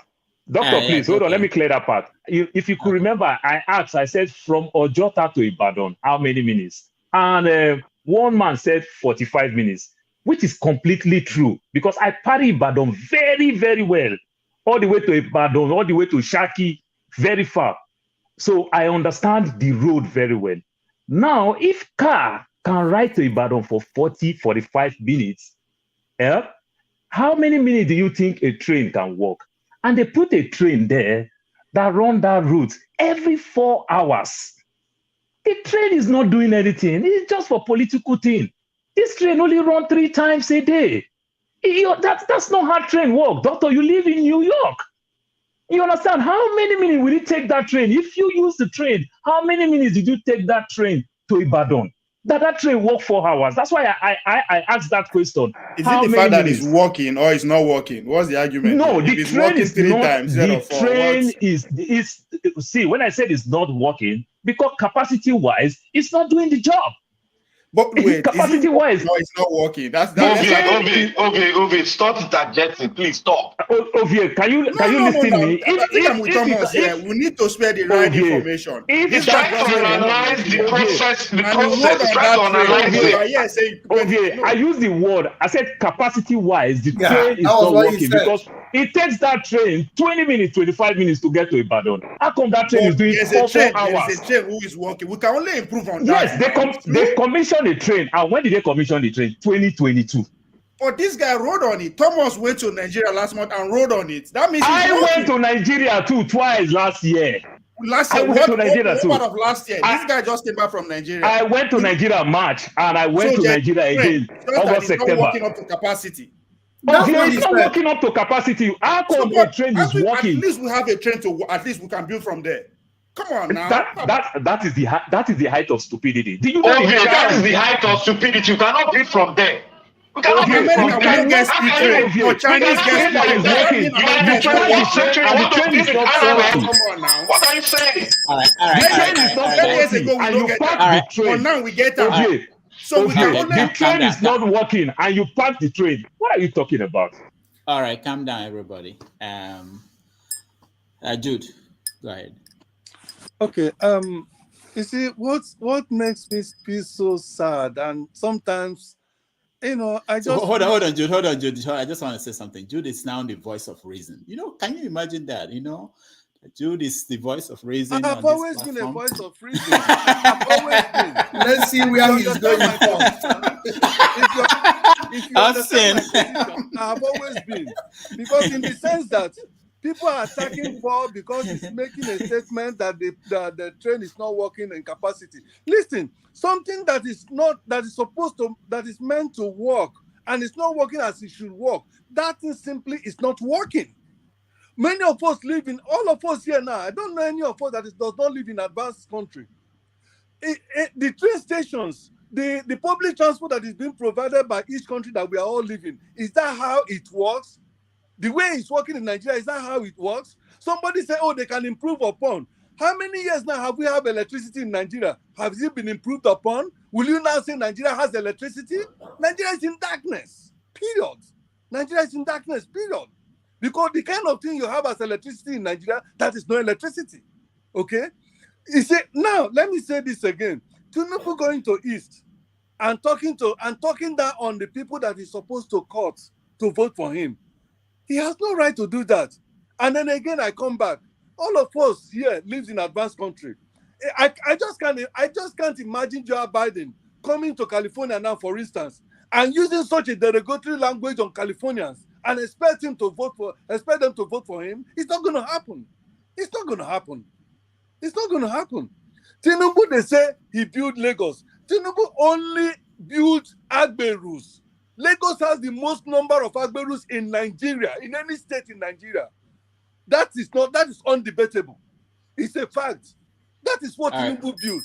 Okay? No, moreover, let us not continue to pass this fact that Tinubu and Atiku came rode on a platform to become the presidential candidate of Nigeria through a very corrupt, dubious means. Let us not forget this fact. Those of them that are supporting these evil people. All of us live in advanced countries. Has any presidential candidate came to be a presidential candidate through the kind of fraudulent means that Tinubu, Agbado, and Articulator came to become a presidential candidate in Nigeria? You people should answer this. Those of them that continue to support these evil people. Thank you, Joe. Thank you. It's Millie. Go ahead. Okay. I just want to say that it's easy to point fingers, but remember, when you're pointing your fingers at someone, the remaining are pointing back at you. Thomas, in One Man Show, you were criticizing this platform on how One Man was the one with the most intelligent points there. And no one said anything about that. No one came there to kind of challenge you guys on that. I respect people's opinions, but don't come and tell adults on how to moderate themselves. Rudolph is here. It's his duty to do that. But if that is the only reason why you're here, to fight for one man, being tribalistic, I think that is very immature. That's all I have to say now. But Rudolph, please, if you could don't mind, do I mention one man in all the speech that I've made? Did I mention one man? You didn't mention one man, but you discussed this platform on One Man Show. 1 minute, please. So what is your problem? Rudolph, did I mention one man? Did I spoke anything about one man? You in One Man Show, when one man comes here and you go back to One Man Show, you discuss how one man is superior in his argument here. You cannot do that. Rudolph, that is childish. Did I mention one man in anything that I said? Did I mention anything about one man? I'm trying to say you're two-faced. Oh, you're two-faced. My God. Rudolph, let's move on. Man. Let's move on. Thank you. Is it that Victor? Go ahead. Let me hear Victor first before I say something. Go ahead, Victor. Let's take that what we just said. Let us calm down, please. We are here. We are speaking to the world. We should add, we should not miss his emotion, please. Victor, Mr. Obi, sorry, Obi, just give me 30 seconds. Obi. Victor, hold on. When you were speaking, there were people commenting saying you were yelling and you were yelling. Now you want everybody to calm down. So that's why I find no. It's just passion. We are the obedient. We speak with passion for the love for Nigeria. I know. When you speak, it's passion. When other people speak, they are yelling and we speak for the passion of China. Okay. Dr. Damage and Obi. And to every one of us right here, and to every one of us looking at all over the world, Nigerians too, has any one of us been to Ethiopia? I guess one of us has been to Ethiopia. And if you have not been to Ethiopia, please go to their website and check about the transport system, the railway transport system. It is the best railway transport system in the world. This is Ethiopia. I'm talking about Ethiopia. And we in Nigeria, we have that syndrome of small that language. We are no longer. Nigeria has got. With nonsense, total nonsense. If you want to start a system, start from where the world has stopped. Give us the best. If you cannot give us the best, say is this analog you want to give it to us. We will not whether choose or we don't choose. Don't come and give us analog and expect us to now do it in a computer age. That is wrong. Ethiopia that does not have money than us is running on a super railway system that is the best. United Nations has rated it as the best in Africa. And of the city down here, behaving like as if he doesn't live in the Western world in America. He's sitting there. He wants Nigeria to take the worst analog. Man, what I'm enjoying here, I want Nigeria to enjoy it. My brother, I want even Nigeria to enjoy supersonic train system. That is what I want for my country. I want my country to have the pride to speak in the world of nations and say this is what we have. Victor, thank you. Thank you. You call my name. Can I respond yourself? Hold on, Jude. This is something I noticed. Did you know that Kene is not here today?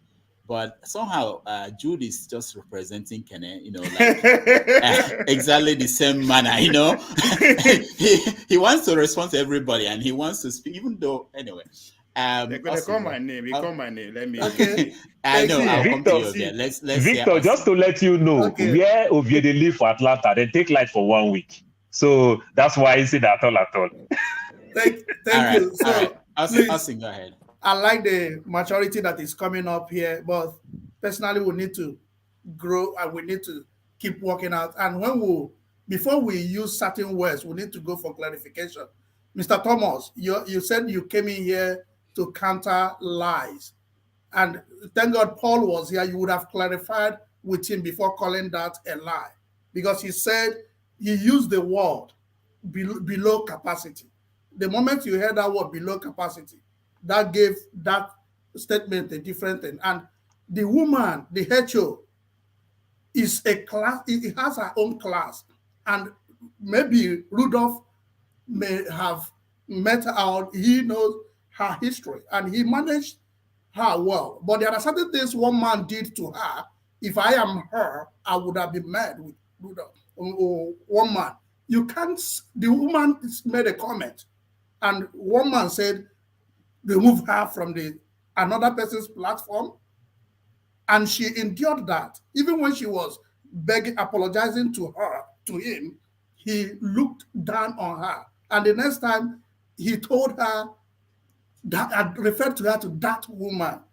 So when you provoke people to a certain extent, not everyone can manage their anger as you've not been able to manage your own. Not everyone can manage their anger as Rudolph is managing his own. Thank you. Ovie is becoming better today. All right. All right, Thank let you, me guys. respond, Rudolph. No. Okay. Ovie, go ahead. No, that Am I I think I'll am I come to coming you. out? Am I coming CM, out the well? problem is that when we come to you, we don't come out well. I Am see I you, coming but out Ovie well? first.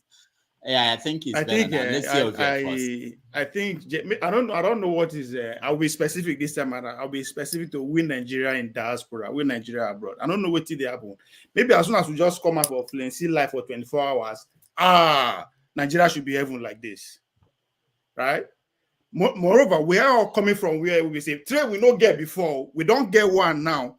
Instead of us to now focus, okay, who are we going to elect that will continue from where that one start from? We are proud to cite Ethiopia and the rest. Not be Ethiopians build their railway.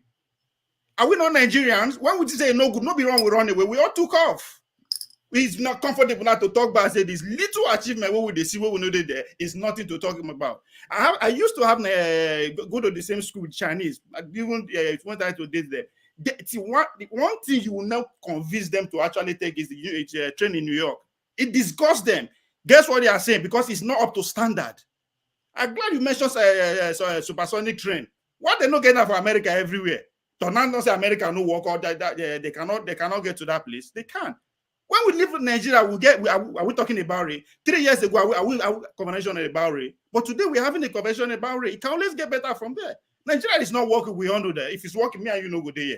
But we did not have the balls to actually stand the power that and say, no, we must do the right thing. Instead, we took off. And when we don't come back, get finished, every other person in that space is dumb. You cannot, they should appreciate it. No, that's not how we read. That's not how it's supposed to be. We are Nigerians.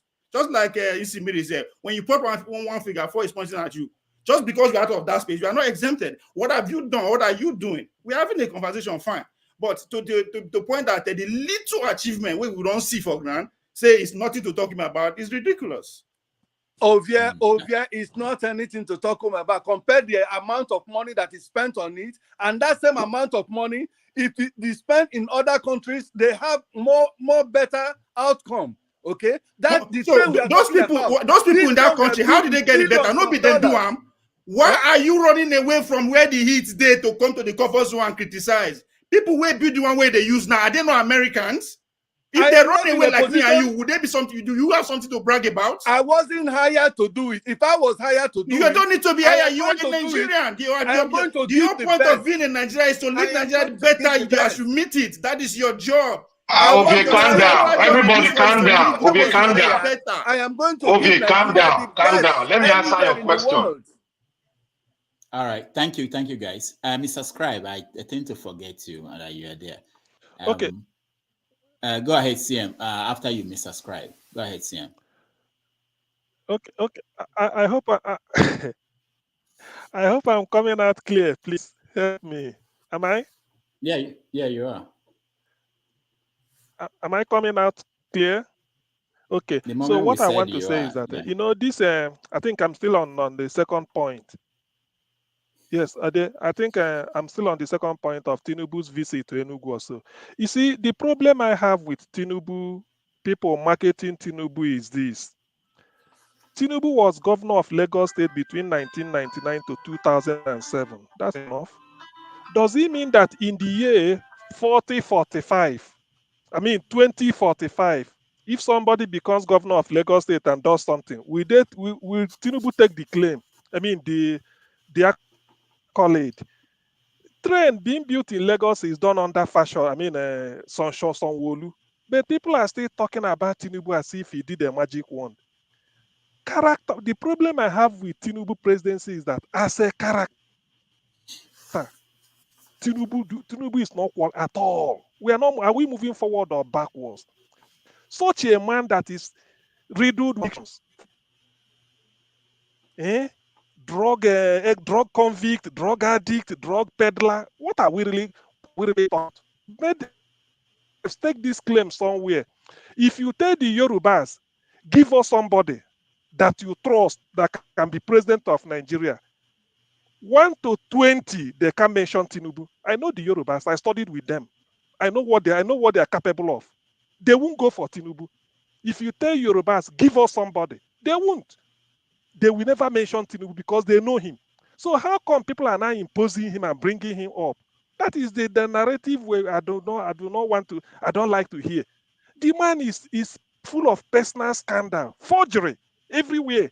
In 1999/2000, they wanted to organize a reception for him, the old boys of Government College Ibadan.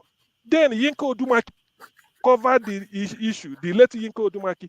Yinka asked, instead they asked, said, whose classmate, what set is Tinubu at Government College Ibadan? Nobody answered that question. They scrapped it. So this is a man, I don't know why people bring up. To me, health-wise sick. They all know it. I don't know why, because they want to take his money. What I'm saying, I don't want people to see it. If APC had made the good mistake of bringing in Adesina or Shibajo, people would have listened. How can a civilized people, Yoruba civilization, to go and bring, people are telling me Tinubu does not represent the Yorubas. Yorubas settle for Tinubu. Even when he was made governor, it's questionable circumstances. They don't like it. But because every of Tinubu is taking us backwards. Even the rare, this man called from a Edu family, he's the man they spend to in a okay, CM, your line is bad again. That the Yorubas are happy that fifth government. All right, we have to move on. Sorry, CM. It went bad. It doesn't make sense if we hear one word and we don't hear the next two, and then we hear three. At the end, there's nothing. We don't know what you're saying. Mr. Spread, go ahead. I know Rudolph, can you give me 1 minute? I want to get out, please. I can go back to bed, please. Thomas, go ahead. You can use my time.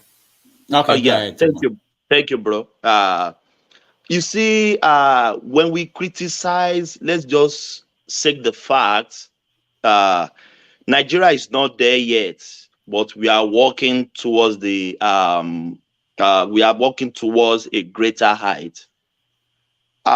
Rudolph, when I traveled to Nigeria, I often miss my way in Lagos. The level of infrastructure that I saw. The last time I went to Nigeria was 5 years ago. The transformation is enormous. I go to Agege Pen Cinema. I nearly miss my way because everything is changed. We are not there yet, but the little they've done, if we acknowledge it won't take anything out of us. I drove from Lagos to Ibadan within 40 minutes. The road is almost 95% completion. It's not that somebody told me. I drove on the road. It wasn't like that 10 years ago. Goodluck Jonathan was there. The road was not fixed. Obasanjo was there. The road was not fixed. So if we see, I'm not saying we are there, but if we see a little thing they did, if we acknowledge it, it won't kill us. I drove on the road. I drove there 1 month ago. I just came back from Nigeria. So the rail service is working perfectly. It may not work to your own capacity where you're living, but it's working. It's working. Thank you, Rudolph. May God bless everyone. Thank you. Thank you. Before you go, Thomas, let me just say this. I wanted to say that there's something that I don't remember her name, what she said, that every dream is valid. I think sometimes we look at this analysis that people, I think opinion, I don't expect everybody to come out here and talk the same way. So there may be people who will dismiss what is going on, and to them is below standard. I think they are also important, as well as people who acknowledge that something has been done and that we are going to improve on that. Because what happens in some societies where you don't have these multiple opinion ideas is that you can find expectation to be very low, in the case where people just simply say that we're okay with this, or you can find expectation to be too high where nothing is acknowledged to have been done. So I think this is part of the conversation. I agree with, I hear what every side is saying, and it's normal in every society that people will say that certain things are not up to par or certain things should be improved, So that's why we have a team. People come here and then we hear both sides, So it's important. I don't want people to feel that, it has to be, this must be said or this must not be said or this, I think by having different people, different opinion, we hear the whole picture.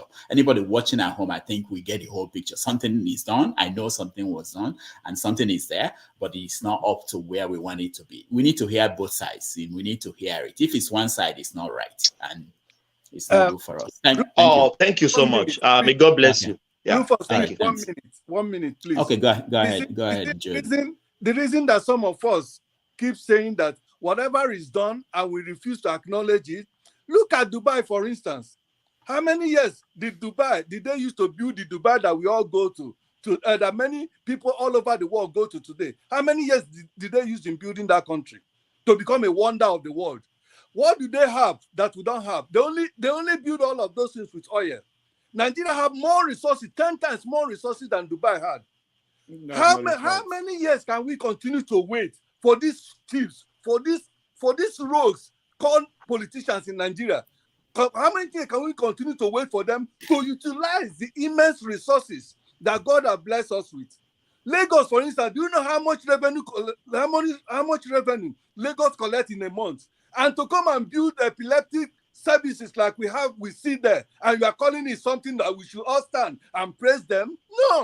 No. We should demand the highest. If you have a company and hire a CEO or a manager to manage your company, and is giving you, in spite of all the money you invested in that company, and that manager every year in and year out, is giving you the barest minimum, will you continue to keep that manager? Answer that yourself. Oga Ovie and Thomas, una form my hand where I want to ask one question.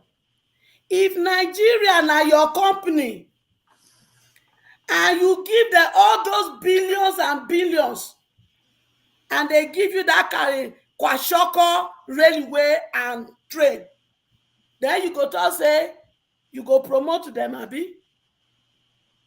One another they talk truth on self.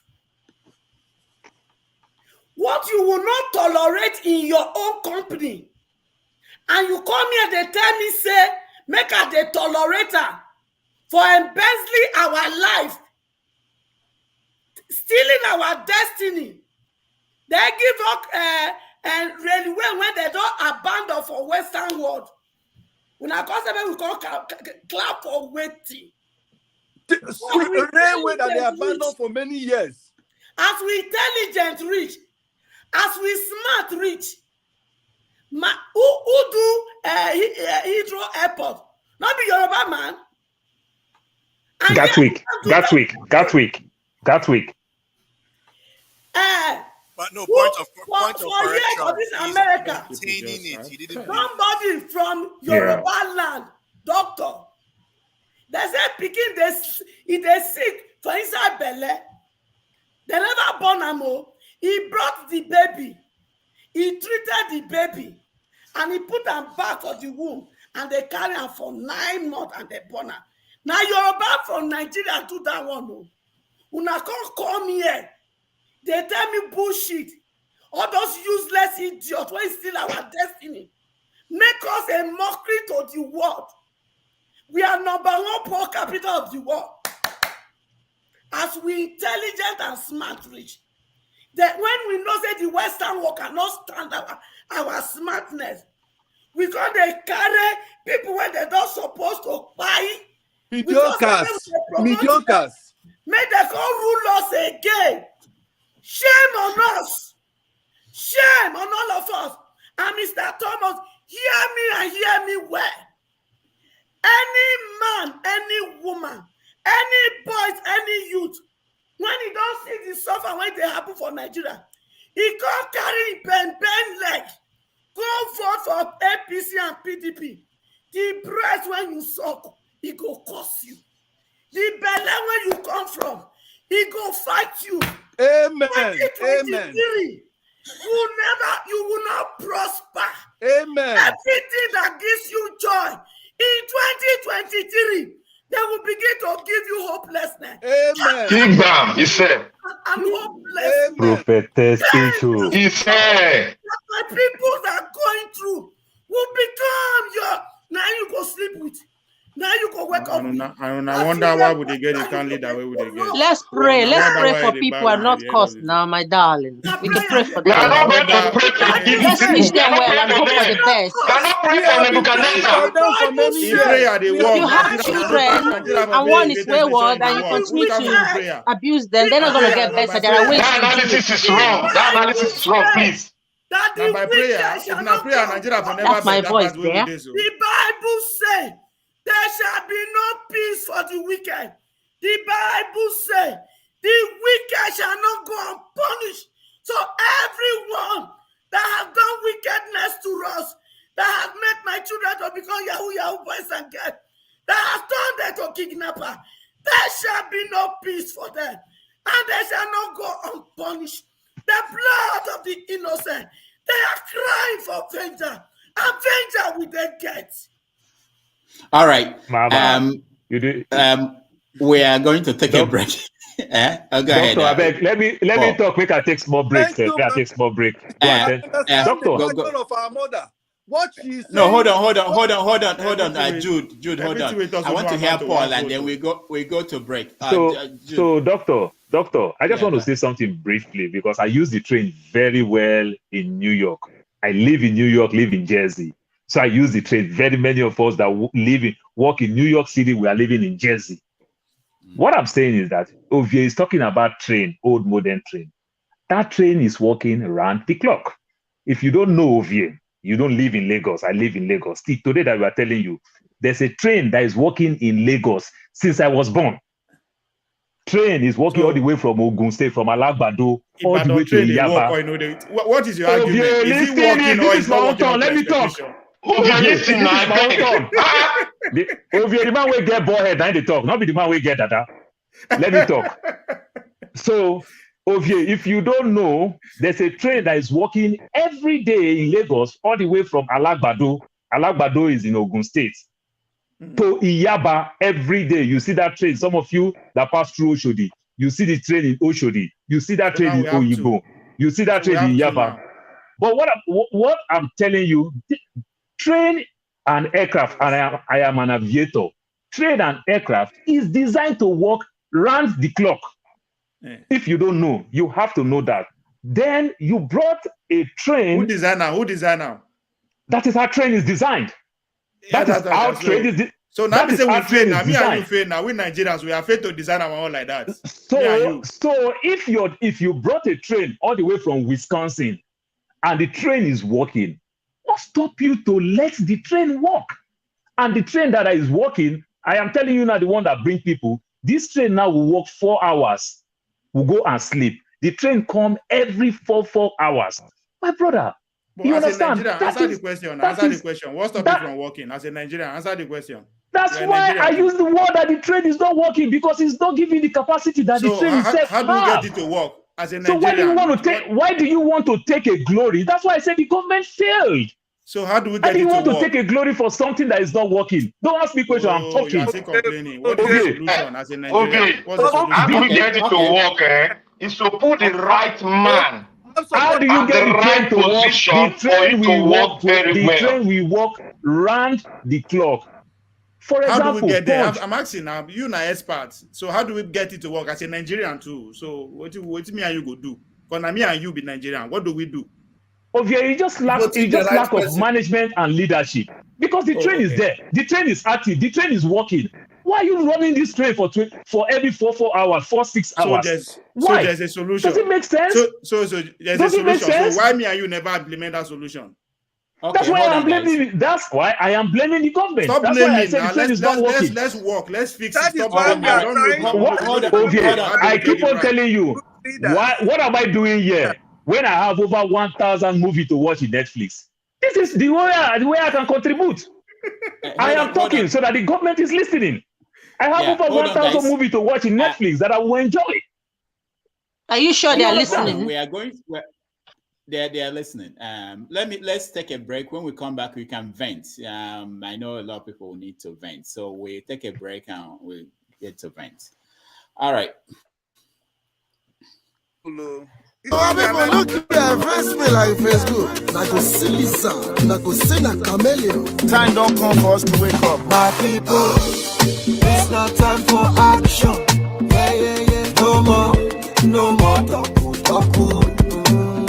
We know what, yeah, leaders, we don't tire. This situation, we don't need to.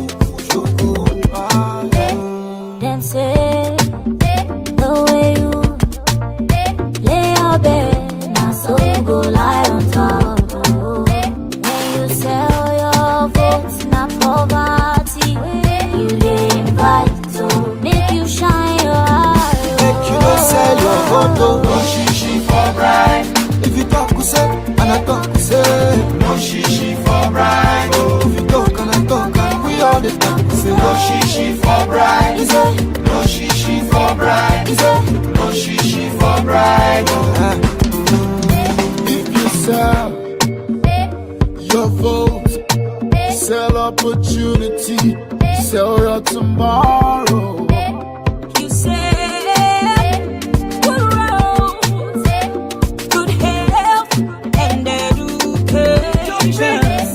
Them say the way you lay your bed, that's how you go lie on top.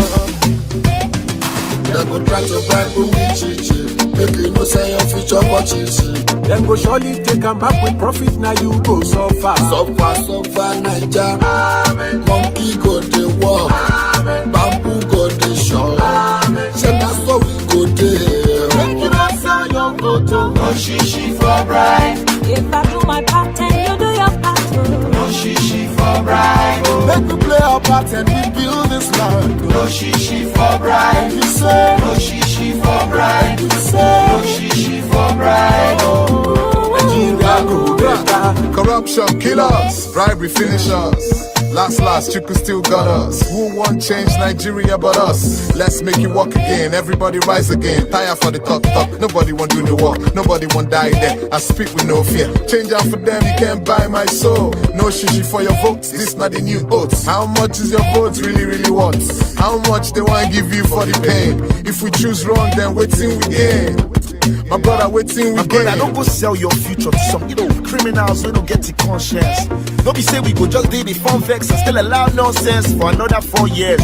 Cause my people still dead jobless. Every day my people still they die in hundreds. So make we shine our eye, cause not be only 2 bad choices where they the contest. Give me one more verse, please.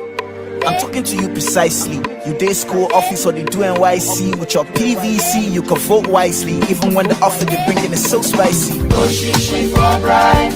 If you talk, we say, and I talk, we say. No shishi for bribe. Make we play our part and we build this land. No shishi for bribe. You say no shishi for bribe. You say no shishi for bribe. Nigeria go better. No shishi for bribe. If I do my part and you do your part, no shishi for bribe. You talk and I talk, we all the talk. Say no shishi for bribe. Say no shishi for bribe. Say no shishi for bribe. Don't say your vote. Don't say your vote. Foster.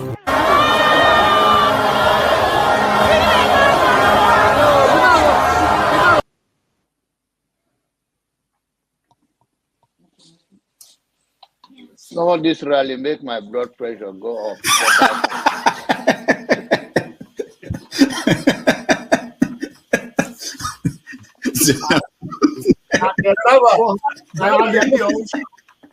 the people who are asking a platform for him, who are supporting him. So you should get a filter sometimes. Filter your thoughts before you say. I'll continue to take blood pressure medication Why are you getting high blood pressure, Jonava? Now, I'm not you taking said, medication for but myself. you, I'm but taking you it just said, for people like Paul and some of you guys that after the January, February something, and then people like Soludo that is a good spoiler. I thank God for his life. He's working for my godfather.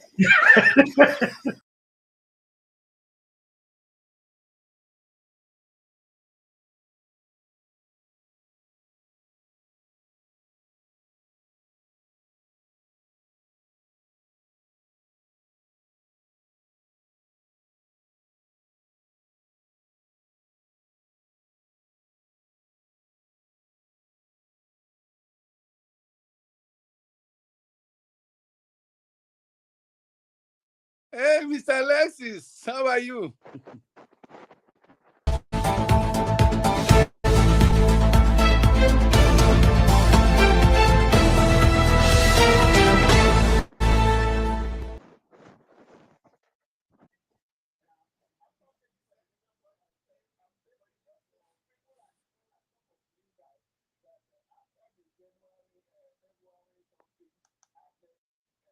I'm speaking and I'm muted. Welcome back, everybody. Thank you for staying with us.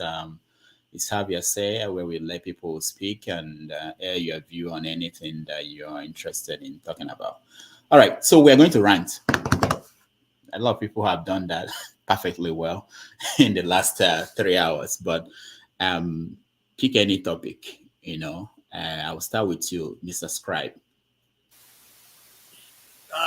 What do I want to rant about? I think I just want to make an appeal to everybody here. Just like Rudolph has said, it's very important that we hear everybody. Very, very important. And, you know, it's very important that we also listen. You know, what happened here, unfortunate. But I think we're getting to a point on this platform, a lot of us are regulars, that we should expect some things, you know, characters and things like that. And just, you know, at least there's nobody who is below 24 here. You know, like most of us are well in our 40s. You know? So please, let's try and it's a passionate appeal. Let's try and, you know, somebody like Ovia is under 17, so you know. Oh, sorry, Ovia, I apologize. Let's try it. Somebody, you know, like some of the Apology characters, accepted. you know, like I remember one day Paul was throwing us a bait, and we refused to take it, but we just, you know, we enjoy Paul, you know. So we should kind of understand that sometimes maybe people are throwing us a bait. I clearly feel that what started today was just a bait that was thrown. Don't swallow it. Just, you know, take it. You know, well, if you're offended, I'm not saying express yourself, but there is a limit. You know, at least so you should expect these things from certain characters, as they say in Igbo, "Ekelolu eke." So that's all I'm going to say. Thank you very much. All right, thank you. CM, you're next. 1 minute.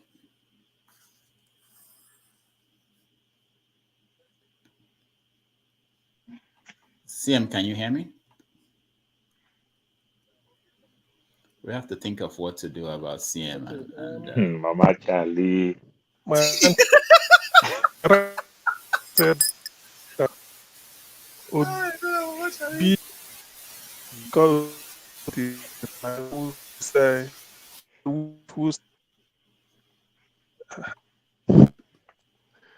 I can hear you. I didn't say anything. We're just waiting for you to speak. You guys are laughing at my brother. Yes. Are you not here? Please, please. We have a duplex in Kano with a train access. No man, Paul. Our train, that one good. You run every day. Because you're Can you not hear come me? down. Okay, Yeah, we we can can hear hear you. you. Now. Go ahead. We hear you periodically.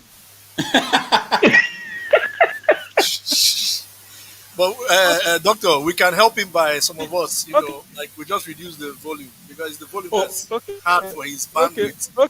Okay. Sometimes. I know. So we can all mute. let me quickly No, say. no, the video. It mostly is our video processing that takes a lot more time. The audio has to be there. Why is it that Paul doesn't have that problem? The thing Arizona with all that by sun. next month. Come on, there. You know they use My 5G. brother. Now 5G. I mean, they enjoy weather. 5G. Paul knows I've trained him a bit. I don't know. I admire Paul weather. Yeah, that's where I want. And I mean, they enjoy weather. It's a clean up. So CM, we have to move. I'm sorry. Try again. Let's see. Say something. Let's see if that works. You people are discouraging me. Anyway, the thing is that the simple rant is that P2B will be elected president. That should be okay for people to support him. Otherwise, Nigeria will go down. Like it's sinking. So we want somebody that will arrest the momentum in which Nigeria is sinking. So P2B can only do that. But though we make it worse, Atiku is not on the show. So we better support B so that we can secure the future of our children and the unborn generation. That's all I want to say for now. All right, good. Thank you. And I've heard that they've privatized the NNPP. They've privatized the NNPP has been privatized. So I don't see the issue of Kwakwanso again. They privatized NNPP. What do you mean by that? They privatized it. So I don't really know why Ovie is still here with us. Means we have done PLC now. That's what he's saying. All right. Let's hear Ovie next. You're next. Told me. Okay. MPP now. No, we MPP have. We moved on CM. We are going to Ovie now. Ovie, go ahead. You can say something and he will hear it tomorrow. But you go ahead, Ovie. CM, just change network. Just change network, CM. It's time to change plans. Well, I rant. Waiting, I want to rant. Mona follow my platform. It's called Napolitis. Somebody's accusing me. I'm supposed to be there right now, but I'm here talking. But we are still doing the same thing, promoting the platform. But I think, I think to me, it's no time to rant again. Now, to pay attention because the conversation is becoming more tense. Everybody they go the extreme way to actually get the blow for from the open network. And as we speak, news just reaching me. NNPP is now the main opposing party in Gombe State, and we were just there. We were just there a couple of weeks ago, and what we are seeing now, we are in Kaduna, so it's becoming obvious that people with the write off before are coming on strong. As a lot of people will say now, I'm surprised that CM is still living in the past, describing our party as a privatized party instead of every other party have acknowledged the fact that Kokozo is doing the Lord's work, even the obedience, the bat, and everybody. We are moving in.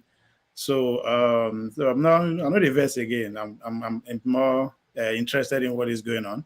Just as CM firmly believe that Obi will be president, but come on 26th of February, Professor Yakubu will definitely announce Dr. Rabi Musa Konkoso as the president-elect. So we could brave up. I don't know how I want to celebrate them, but we will go celebrate, in full anyway. we are used to that. We understand that route. Thank you. Talking about presidents that are going to be elected. On Sunday next week, we are bringing Showore on the show. So he assured us that Buhari will not be invited to the swearing in of his swearing in. So Austin, you're right. 1 minute. Thank you. I want to appreciate every one of us. Those of us living in America, there's something you observe. You want to go to Target and buy something. You pick up something, you tell the attendant, oh, this is expensive. Say, yeah, I don't even use it. Go to Walmart. They are the same thing. So advising you to go to another mall. So if you're new here, you might be thinking, oh, this person is running down the system. Why am I saying this? Those of us that have other platforms, when you come to other people's platform, you don't run it down, or you don't go to other people's platform and criticize other people's platform. You try to promote. All of us is just to grow and to be what we want to be in future. You don't run down people. And whenever you have opportunity to speak with one or two people, you see that as an opportunity to serve opportunity to bring something good to people and not opportunity to oppress people. P2B's agenda is not his personal. It's something for all of us. If Nigeria become where it's supposed to be, none of us will be proud to be here. Chinese, once you do them anything, they pick their bag, they are going home because they have a home. All of us, we know, I packed my bag to go December. My mother said, if you come back home, I'm dying. So what will you do? Because two of my cousins were kidnapped. So I had to cancel going. So if Nigeria is good, it's for all of us. So let us try and bring in Obi. I know that Ovia will enjoy it when Obi becomes the president. All right, thank you. Paul, you're next. Well, Doctor, all I'm saying is that I see people who talk down on Tinubu, any slight thing, they talk down on Tinubu, but they don't even know what is going on in America about Tinubu. What I'm talking about Tinubu, Nigerians in America that have green card, that have been longing, praying, which day they'll become citizens to get a blue passport. I have seen like over 50 people make a prayer point, blue, blah, blah, blah, blah, blue, blah, blah, they get a blue passport. This is real. I'm telling you, it's a prayer point. If blah, blah, blue may not work in Nigeria, but it's working in Nigerians in America, they become US citizens. They got their passport. You understand? So this is what I we can don't know tell you. yet. In my work, the guy will win. Yeah, well, the beauty of it is that Nigeria does not have blue passports. So for Tinubu to call blue, maybe you might call green. So, Doctor, this Ebola Tinubu thing and this Lagos thing, I will still go back to the same rail system. The rail is not working in capacity, and the rail is active, is everything. This is not how you give people things. They just do all these projects to make money. They steal from it. They are not doing anything. That's not how it works.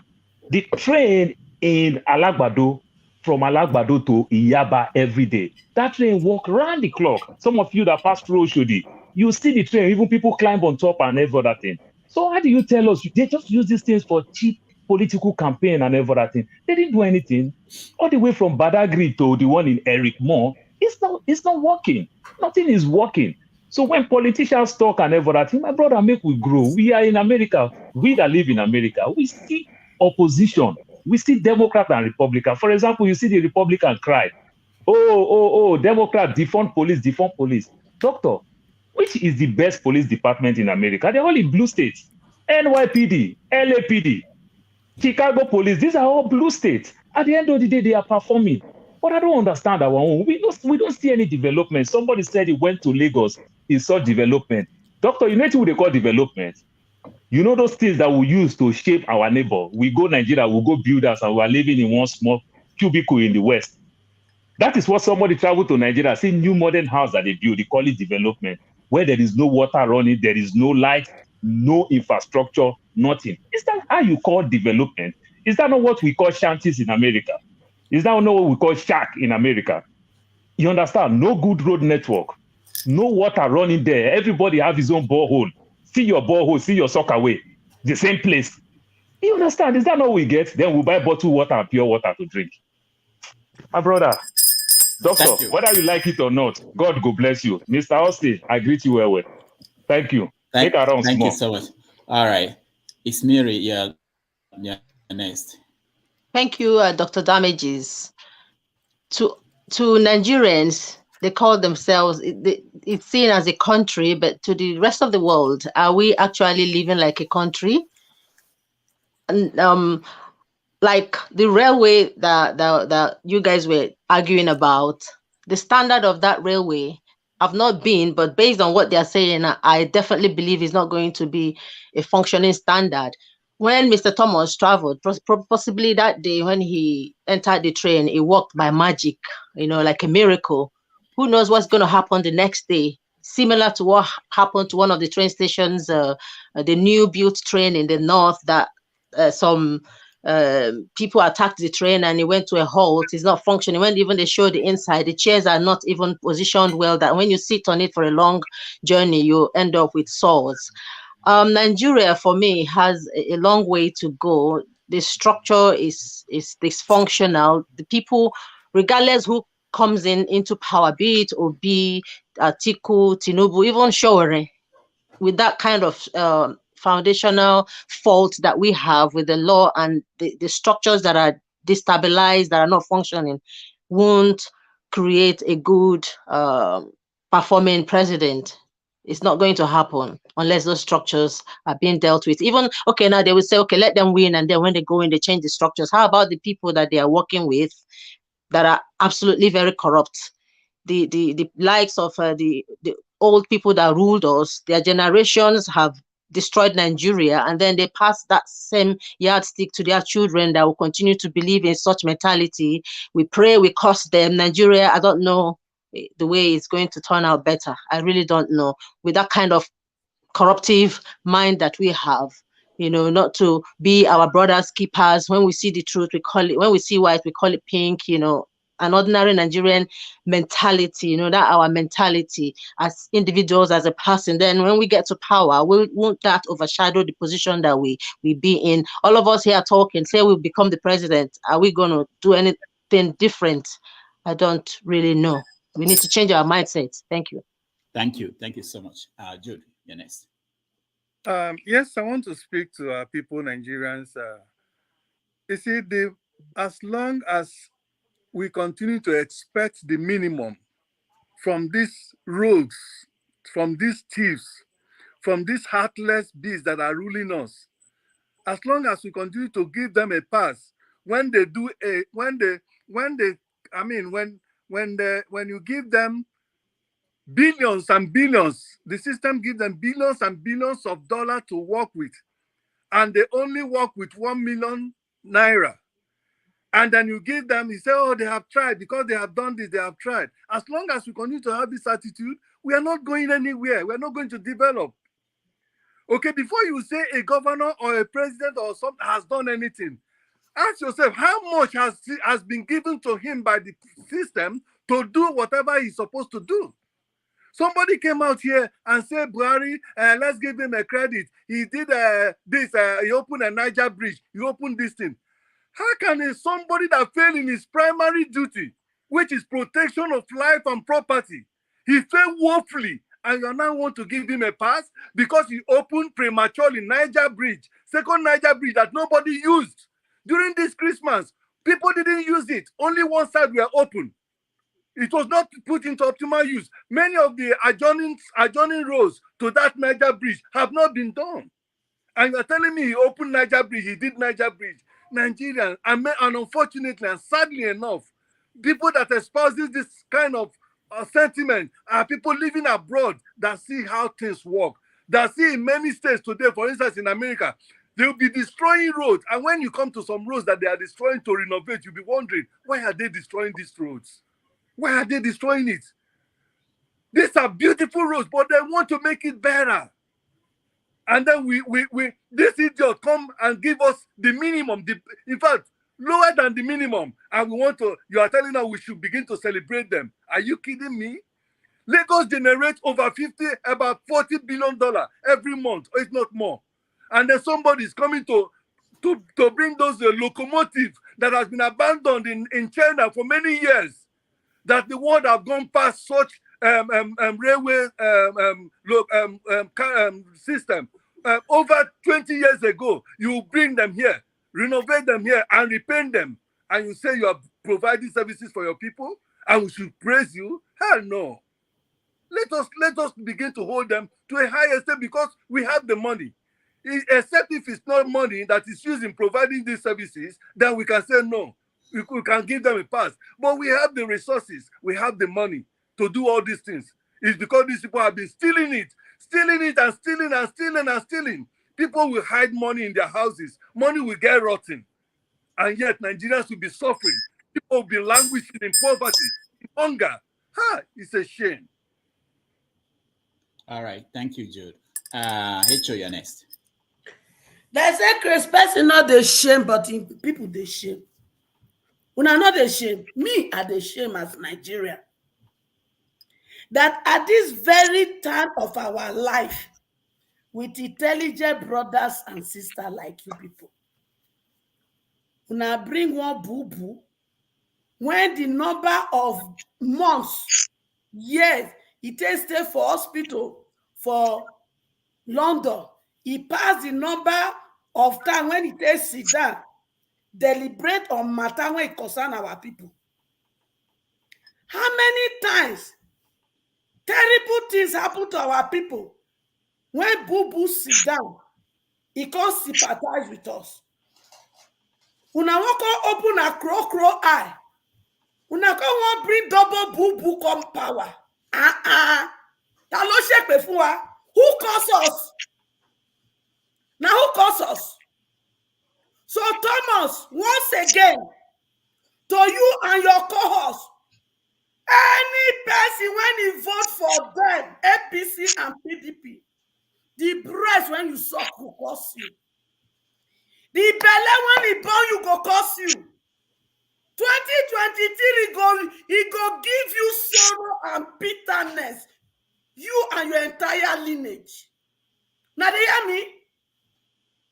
Then to my brothers, if I offend you today, they could not Vespa. Thank you. When he not protect me, I'm not forgive you now. I did Vespa. H.O. Thank you. Victor, you're next. Thank you, Mr. Adami, for giving us a good platform. And thanks to all guys that have participated in this platform. Thank you for your passion for the country. And to those that think Nigeria will never be, that don't want to go back to the country anymore, I just plead. With this election 2023, if Obi gets in, we'll start from a level where this so-called parasite are eating deep, and we'll start from there to grow a better Nigeria. Please change your mindset. You go back to Nigeria and visit your country, please. And I want to speak, because I want to say this again. Madam Echu, God will bless you. From the bottom of my heart, I pray this to you. May you continue to live in divine health. With your the passion you have for Nigeria it has made me, that brought goose pimples out of my body. And I'll continue to pray for you. God will continue to bless you and keep you in faith. I got your back. Anytime I come here, I got your back. And Nigerians who are behaving that they don't know what is happening. I believe I come from a school of thought whereby you don't steal from your father. You don't steal the property your father has willed to you. You wait at the set time, the will come to you. And I want to say this again. To those of us who think at all I'm better pass, Nigeria has passed those days. Mrs. Echo said a man, a Nigerian doctor, Yoruba man, brought a child out of the womb and do some surgery on the child and put the child back into the womb. And the child is now and is healthy and strong. That is the Nigeria we want to see. Nigerians are intelligent, they are brilliant, but if some of us try to bring our intelligence down, then that word Mrs. Echo say will come to you. We want a better Nigeria. God bless Nigeria. Go out and get your PVC. Vote for the right man, the man that has the capacity. Vote for Peter Obi, the Okute of our time. Vote for Peter Obi. All right, thank you, Victor. Wayne Darcy, welcome to the show. Unmute yourself, Wayne.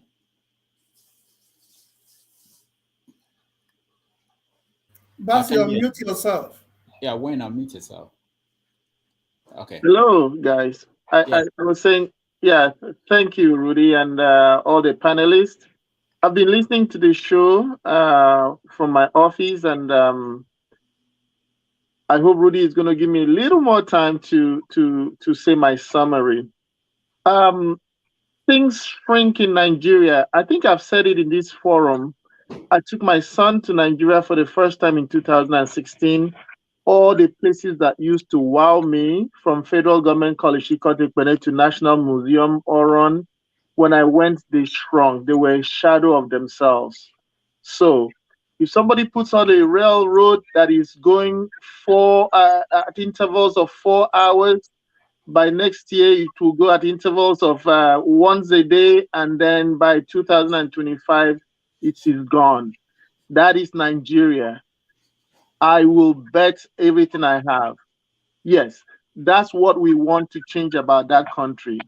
The culture of waste, the culture of accepting mediocrity. There's a history.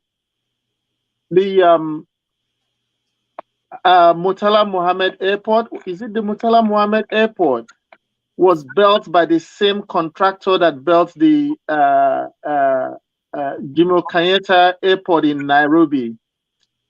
But go and check how much was signed on the contract. Nigeria paid 6 times higher than Kenya paid. I'm not making this thing up. The records are there. When the Alscon was built in Ikotobasi, my state, in the 90s, I think the World Bank came out and said even if they built it on water, they claim water to build it, it shouldn't have cost as much as.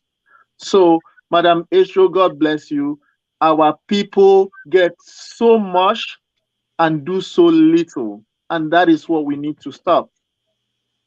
Yeah, I've said it, and I believe everybody knows it. I'm going to be voting for Peter Obi.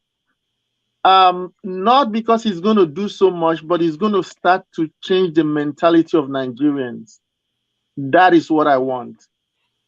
If he goes in with the mindset that he was the governor of Anambra State, that is what we need.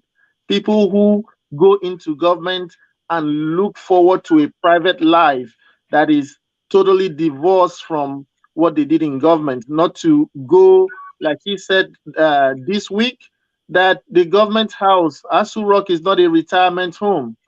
Government should not be a retirement home to go and pad your purse and be rich for life and settle yourself from the people's money. Nigerians should always demand excellence. Ovie, I don't know if you're there, but I heard you say, yeah, we should applaud these people for what? We should not applaud them. We should say we demand excellence from you because we know how much you are spending on this project and you're spending more than you should. And if you're going to spend that much, give us the best. And if we don't start that, if we start applauding people for mediocrity, we are going down, even further down than we've ever been. So that's my summary. All right. Thank you, Wayne. Austin, you're next. Okay. For me, I'll still say what I said at the beginning. I'm not very happy that you will see the INEC chairman is being disturbed at this time, especially with frivolous reasons. I don't really think it is good at all, where you see institutions of the state trying to collude with politicians to do things which are I'll call it despicable. And I want to beg the court. I want to beg the lawyers as well. You don't carry frivolous case. We have, as I said, we have less judges. They need to listen to case of people who may have just done petty crimes, so that if they want to serve their time in jail, they should start serving it now. Not a situation where an arm of government takes a case of non declarance of asset. If it's a case where you see the INEC chairman is partisan, he's supporting the PDP or the APC or the Labour Party, and you feel it's not fair, then you can go to court. They're not coming to tell arraigning the INEC chairman for non-declaration of asset 1 month to an election. It shows that we are not ready.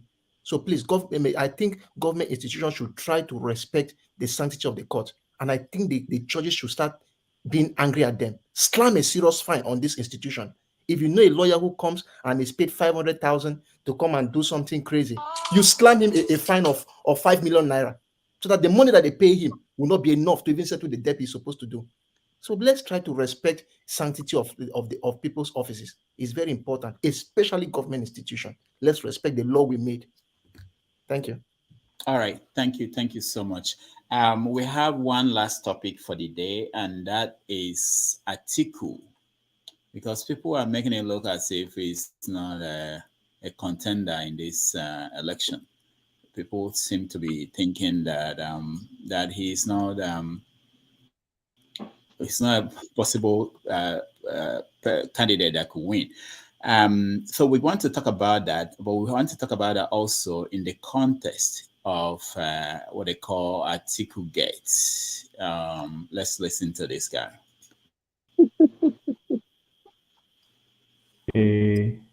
13th of June 2018, there were serious corruption allegations flying all over social media about 100 million naira bribe that had been given to Atiku Abubakar by the then Plateau State Governor Joshua Dare. By the direct personal admission of the governor, he had given 100 million naira to Atiku. For this reason, the governor was found guilty and was sentenced to jail time.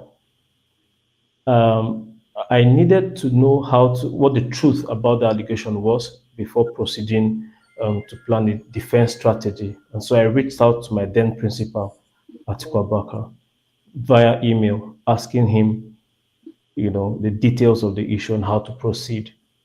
And so he had told me that in his reply that, that money had been paid into an SPV. I didn't know what an SPV was, so I asked him. And so he gave a brief description, but since it was obvious I wasn't quite, I didn't have clarity, he put a call through to me that same day. On my blog, you'd find the phone number that he had used to call me on that day and the number I was also using by which I had received that call that day. And in his call, in our conversation, he admitted to having advised his then boss, President Olusegun Obasanjo, against what he called open corruption, stating that he practiced corruption by stealth or corruption by SPV, if you will. Went on to explain in further strategy meetings that through those SPVs he, Atiku Abubakar, had set up. Don't forget that he was in charge of the economy, and every monetary transactions had to pass through him, and they had used those SPVs, to fleece All right, let's stop it here. I'm sure most of you have seen the video. Who is this guy? Who knows? What does he want? It's a former spokesperson. It's like a how would they call them? Personal assistant to Atiku himself. During his what does he want? Well, what does he want? I mean, I'm not surprised because this is January. We have our elections are just a couple of weeks away, so you're bound to see more stuff like this coming up. You don't wake up, you see some against Obi, against one. So it is a period where everybody wants to bring out their last what they believe can sway the vote. But I don't think. So who is bringing him out? Well, it could be coming from anywhere. Of course, somebody who doesn't want him to be president. It could be from the opposition party. It could come from anywhere. But definitely somebody, a group of people who don't want him to be elected as the next president. But that is the whole goal of this, to stop him.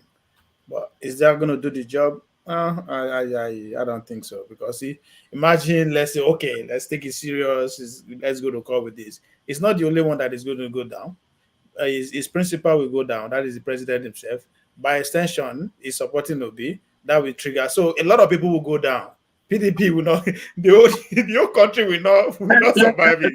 I just want to, Ovie, please do not make such allegations.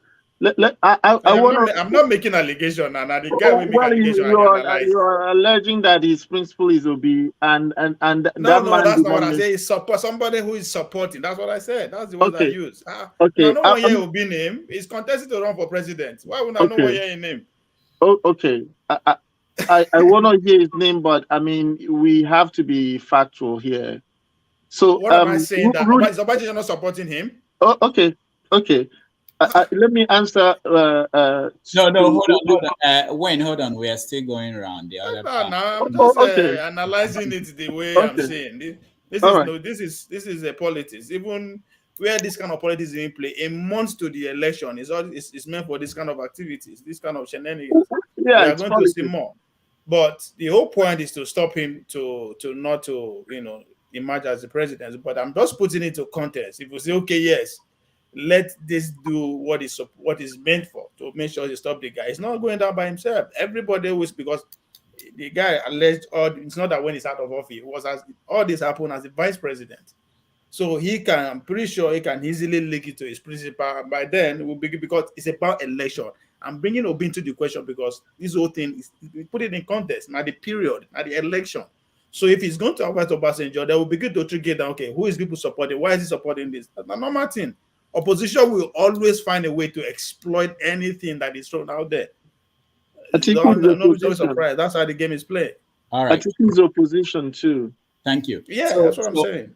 Austin, so this is like our own version of October surprise, you know, the way in the US. Correct. The politicians will wait for October, which to release information about somebody their opponents, so that it Ahead will of November's election. impact in November. So what do you think is going on here, Austin? Yeah, thank you. I mean, the greatest challenge we will have is when either Atiku or Tinubu becomes Nigerian president. America will run Nigeria amok. This is through experience. One of my patients in December, I work in a hospital. One of my patients told me openly that the second daughter taught two daughters of Atiku in a high school. So he was the one that was telling me the story of Harry Potter. He told me that Senator Jefferson was his closest friend. This guy I'm telling you is very connected to Trump. And they are doing something at the moment in Benue State. Their group is working hard in Benue State to help them alleviate certain things. So he was telling me that before Jefferson was jailed because of Atiku's case, that they were too close. So the challenge we will have is that we know how America operates, and we know that we have so many wonderful things in Nigeria that they can tap on. Once Atiku becomes the president, they are going to use all these files on you, and they are going to make sure that we are going nowhere. So this confession, whoever that is pursuing we are going nowhere. How? What do you mean? Please help us. So we're going nowhere because they will continue to use us as their backyard, where they can come and take all the nutrients, whatever thing they need, and keep us the way we are. So imagine us, those of us here, we're all professionals in our field, but none of us are being paid as expatriates. Bring any CNA to Nigeria, you pay the person as an expatriate. You pay a fee to the government before you even bring the person. So they are going to continue to do it. So the best thing we can do is, because they are not going to work on this, they want us to remain where we are. It is left for us to use this. But to be honest with you, if we don't take time, Atiku will become the Nigerian president, because he is using his last resources to do it. And they might support him so that they don't go where we want to go. So it is for us to utilize this information, and nobody will say that this is not true. I don't know who is pushing it, but this is a fact that is verifiable. All right. Ismail, you're next. I'm trying to understand the talking point. Is it that the man worked with Atiku before in government? Yes. He was a press aide, I think, media aide. And then who is he accusing now? Atiku? Yes. Oh my goodness, what's he trying to do? This is a dirty game. That's one thing about Nigerian politics. At this point in time, why is he opening his gob? Does it really make any sense? How many votes? How many votes is he going to swear? I mean, what's the point now? Few days to the election, he's opening his mouth wide, putting Atiku in the limelight. Is he going to help Atiku? How many voters haven't decided who they are going to vote? I believe a lot of people may have decided if they are going to vote or not. Probably some may not even with their PVC decided that they will rather watch something on TV. They're not going to be bothered to vote because none of those people care for them. I do know that Nigerians are loud in talking. They talk more than they walk, more than they act. In the social media, everyone is saying, B.O.B., Kwankwaso, Atiku, Tinubu, we are all, tearing each other. On that day of voting, how many people will actually come out to do the needful, to put the person they want in power? So according to VOV, it says all na politics, but is it all na politics really? I bet to differ this time. it's difficult for Nigeria to really work. The mindset is really, really dirty. It is. Even myself, sometimes I find that I tend to, I love one part of me as Nigerian, but sometimes I kind of like, no, I'm not going that way. This is how some, typical Nigerian mindset work, and I'm not going to let that draw me back. So that's why when you travel, you mingle with people, you decide which parts of things you're going to choose to make up your life to follow. This is my own voice now, and I am speaking it. Thank you. All right, thank you. Jude, go ahead. Okay, what I want to say, first of all, I want Nigerians and Africans at large to know that it has never been, and it will never be in the best interest of the Western world for Africans to have good leaders. They should know this. It has never been, and it will never be in their best interest. If anything, they are the brain behind African producing incessant mediocres as leaders and rogues as leaders, because it works better for them. That way, they can easily bribe them like they have been doing, and they will the leaders will turn their eyes left while they continue to loot and plunder the resources of Africa to develop their country and their continent. This is a fact. Let us know that. Now, in as much as this guy has come forward to talk about his former principal, let us not dismissal of what the point, the truth about the point that he's making, because of the climate, the political climate that we are currently operating on. Okay? Look at what Atiku himself stood for in the history of Nigeria since he has been in the political sphere of Nigeria. Let us judge that with what this man is saying. What the man is saying, or what the revelation he has brought up. For me, as an individual who have known what has been going on in Nigeria, and for some other people also, it is not a new thing. He's only coming out from somebody who has been so close. That is something that makes a little difference. What he's saying is not new. If Obasanjo, who was the president, who chose him, could say that the greatest mistake he has ever made is electing him as he's choosing him as his number 2, who are you? Who is me? That doesn't know much about this articulator. This man is simply a rogue. Look at all the privatization that he did in Nigeria.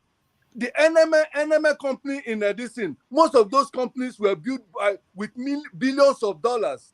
He sold them. Some he sold $31 billion to his cronies. Some he sold. Okay, let us look at the facts.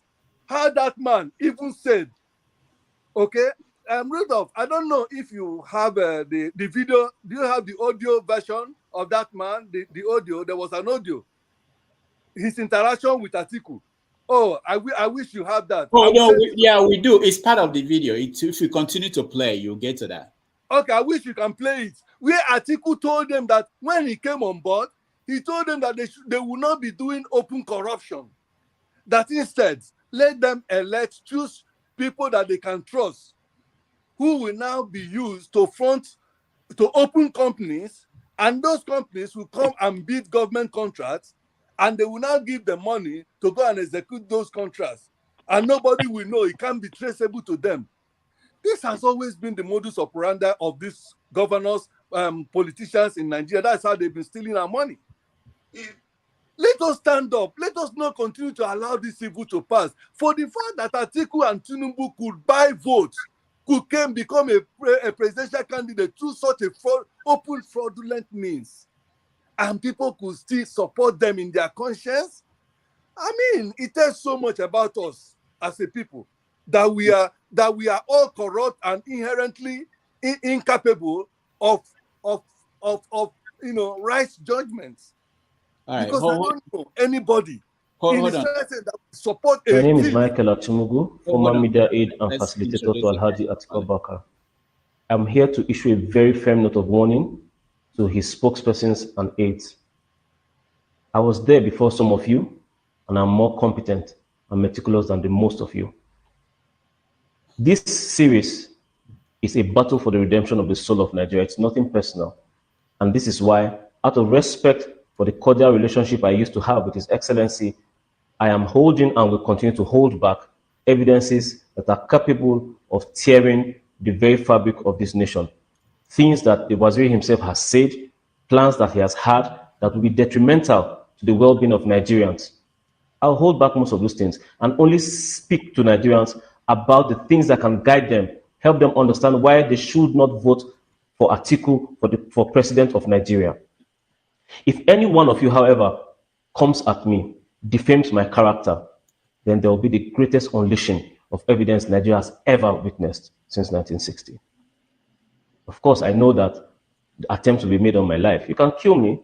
It's all good. But Nigeria is more important than one person, than this individual. And this is why my lawyers have been well briefed. In the event of my death, if anything touches a strand of hair on my body, then my lawyers will unleash everything in my arsenal. Do not aggravate issues for Atiku by aggravating me. I have thought about this long and hard before I decided to speak up. I've been silent for a long time, but I have children.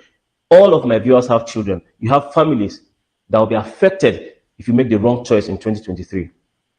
In all good conscience, I will not sit back and let this happen without speaking about what I know. I will once again say to Nigerians that as you watch and listen to the sequels to this first episode, make decisions that will be good for you, your family, and the future of this country. Alhaji Atiku Abubakar is not that person to vote for. And I say this because I know it. Thank you. Rudy, can I ask to jump the queues because I need to see a patient, please? Okay, go ahead. Okay. I just want to say, I don't know how many of you saw the movie that was based on John McCain's campaign with Sarah Palin here in the United States. There was a young lady who was embedded in that campaign. And at the end of that movie, and this is a very true account of what happened, that young lady cried in the hallway and hugged the campaign manager and said to him, I did not vote. I did not vote. Because she could not, in her true conscience, for her love for this country, United States of America, vote for the very campaign she worked for. I want to believe it is in that spirit that young man is coming out. Yes, all are politics, but it all can also be about patriotism. Yes. So yes, there's a patriotism factor. As he has said, we all have children. I want to relocate back to Nigeria someday if Nigeria becomes decent. I pray it becomes decent. For that reason, if somebody knows a reason why a particular candidate will take us down, if they love Nigeria, they should come out and say. Yes. And I really applaud his courage. Thank you. All right, thank you, Juan. Thank you so much. HO is on the phone, and I think doing her hair, so we'll skip her. We go to Victor. Victor, go ahead. Thank you for this program once again, and I would like to thank the doctor that brought about the abortion case. It's that I've gone through it. I've got a little bit closer to it. I think you really went further. It's true. To me, it's true. It's true. And the guy that spoke concerning Atiku when Ovie was trying to put Obi name. If you are trying to analyze a subject, you cannot a subject that is negative. You don't bring the name of a person like I will bring the name of your own candidate. It's wrong. You don't attach something that you know that a lot of people are watching that will bring another person's candidate down when you know that guy is not part of it. So I would say people might laugh, but it's just the truth. I would say that. And when we say, I wasn't laughing at you. I'm supporting you. Okay. When we say it is difficult for Nigeria to really work, I think that mindset belongs to the ages. You see why I say so? It's like this. I've been part and parcel of a good Nigeria before, where I received the dividends of democracy.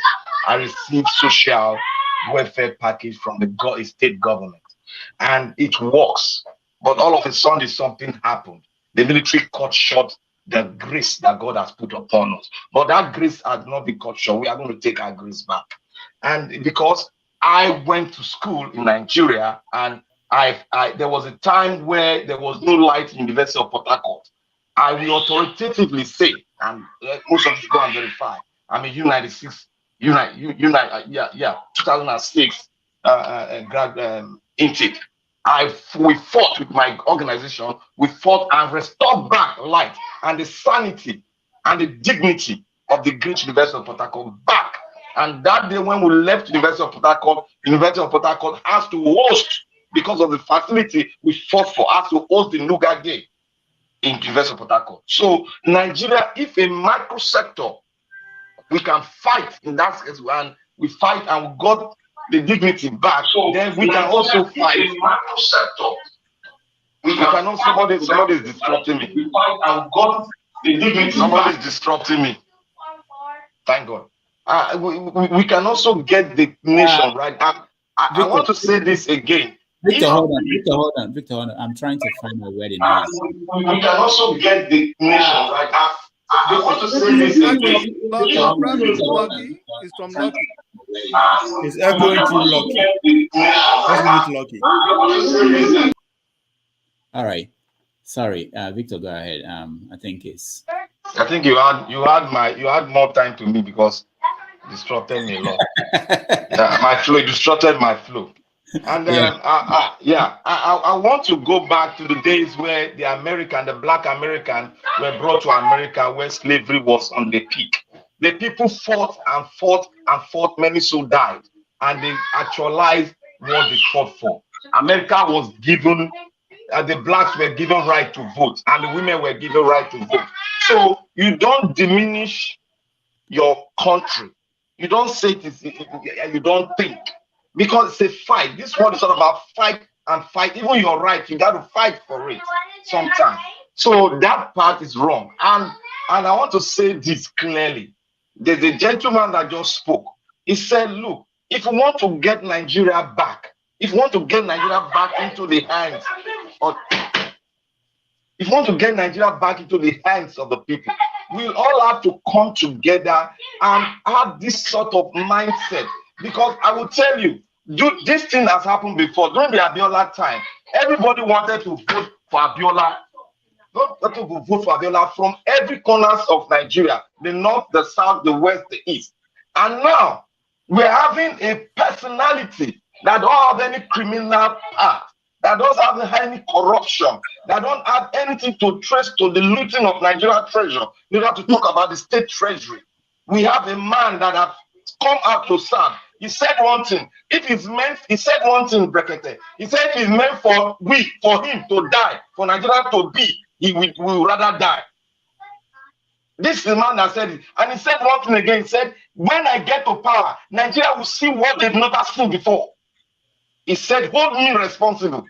That is a man that is coming with a selfless service. He's not coming, he has not abused anybody. He's not coming for self-righteousness. He's just coming to serve. And if he serves, he goes away. So that is what he's looking for. And Nigeria, we should try and research to know the mindset of Nigeria. We should not come with old kind of ideology that the youth they are trying to erase out. Nigeria has changed.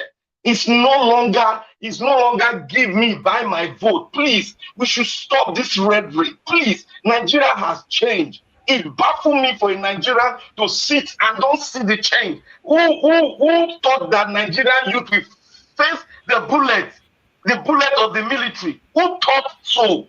Nobody thought so. Who thought we were all saying Nigerians were docile. Now you are seeing Nigerians rising up to fight. And we are here saying Nigerians, they have no reason to fight enough. Please, a fight starts from one step to the other step. Nigeria is low, even in the north. The north has it has gradually become, there's a change in the north. The mindset is changing. We should not come here and sit down and play that rhetoric that Nigeria is still the old type of Nigeria. There is a change that has come. Just look at the mammoth crowd that are following Kwakwaso. Kwakwaso didn't pay for those crowds. Look at the crowd following Obi. They didn't pay for those crowds.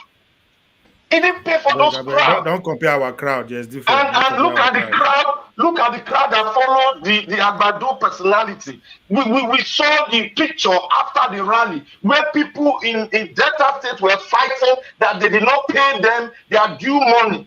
Please, we should know all these things, that the mindset is gradually changing because Nigeria has gone through military phases for a very long time. And I was there, right there in the eyes of the military junta. I faced them in Oregon. I was there when they were shooting our people down. We know what this is. If you were not in Nigeria, if you don't read history, I read history in my secondary school. If you did not read, sorry, please, I'm sorry about that. It has gone to that that we need to bring history back to Nigerian school so that the mindset of Nigeria will start coming from history. Please, Nigeria has changed. Victor, thank you. Thank you so much. Austin, you're next. You know, I was just laughing when the children were disturbing you. Can I say something, please? No, this is my turn. Hello, hi everyone. No, Lucky. Here we let people we call your name and then you speak. Okay, so I would like to look at I feel that this election is very serious, that a lot of things come to the limelight. You know, in 2015, 2011, and the rest, the journalists were not doing their job. Trust me, I'll tell you that some people did not really look at the candidates, then evaluate them. But I think this 2023 election is somehow monumental because if Nigerians make the wrong choice, you cannot tell me that you did not know. You knew. We have heard of the Tinubu and the Chicago stuff. We have heard of the sicknesses we have with the presidential candidate, especially with Tinubu. We have heard the case of Atiku being accused. Now we have this case. Now, when I saw this, the first thing I listened to what was said there. There's another, I've seen this before. There was a time where there was a where I heard the voice. So I heard the voice of Atiku himself in that phone call. That was when I heard of the SPV thing. So I felt that hearing the voice of Atiku in that conversation means it gives substance to that conversation. So therefore, and I'll tell you the truth, I like to be very open. That is why I wish somebody can go in detail to tell us exactly this issue of P2B and the Pandora Papers. Let us try to know exactly what happened there. I saw him, he has talked about it, and he gave some reasons what it was all about, but I think somebody who is independent can find it out. So that we see everything, the good, the bad, and the ugly. They will make a choice. But I'll say that the kind of things we have heard about Tinubu and the kind of things we have heard about Atiku and the evidence on ground, I don't think they will be nice for the job. A leopard doesn't change his spots. Once you have that spot, it's difficult to erase it. So I think these candidates, Nigerians, should take this evidence very seriously, because if we allow this to get to office, a person will just use the apparatus of government to do the things he knows how to do very best, which is just to drive the country down. And there's nothing you can do. The thing is that you will feel as if it doesn't concern us. But I'll tell you, with time, it will concern you, because by the time the number of employment keep on reducing, and don't forget, hungry man is an angry man. The kidnapping increases, where a citizen see the fellow citizen as a way to make money. We realize that that thing you claim doesn't concern you will start concerning. So I think we should not take this line low. I will still want us to listen to more of this, look at how the evidence are, and we feel, if we think, because from my own perspective, if we think that this evidence are strong enough, Nigerians should be able to tell their leaders that, my brother, you are burnt, you cannot be here. Because if you ask me, if I want to stand on a platform where, let's say, the moderator Rudolph put it to my face that which candidates here have been burnt, I don't think Tinubu should be on the ballot. I don't think Atiku should be on the ballot. we should talk of Obi, because that's why I said let's talk about the Pandora Papers. If somebody can come out with something concrete to implicate him and show that it is true, then he should be off the ballot. I try to be very straight. I don't care whether he's coming from where. That's why you see most of the time when I talk with my students, I'll tell them, if you do this kind of thing, the rule says that if you don't attend classes number of times, you fail. Once you don't attend, you already know the consequences. So that is the point. We should do this for our leaders. Because you have done this, and this, you are not good enough for the ballot. I don't care whether you say I have, there's one thing I used to see under Femi Fani Kayode, all things have passed away and everything new. What kind of rubbish is that? There's no old thing here. Once you don't commit, you don't commit. So in this very election, I think what Nigeria should be thinking more is, who do we choose between Obi and Kwankwaso? That's what we should be thinking about. Not even between Tinubu and Atiku, because they are soiled. Trust me, these men are soiled. They cannot change. I don't know how they used to say it. You cannot learn how to use your left hand at old age. No, you learn it when you are young. So that's just what I have to say. That is just what I have to say. All right, thank you, Austin. Let's hear from Lucky, because I hear noise where he is. I hope that when he's talking, there won't be noise. Lucky, go ahead.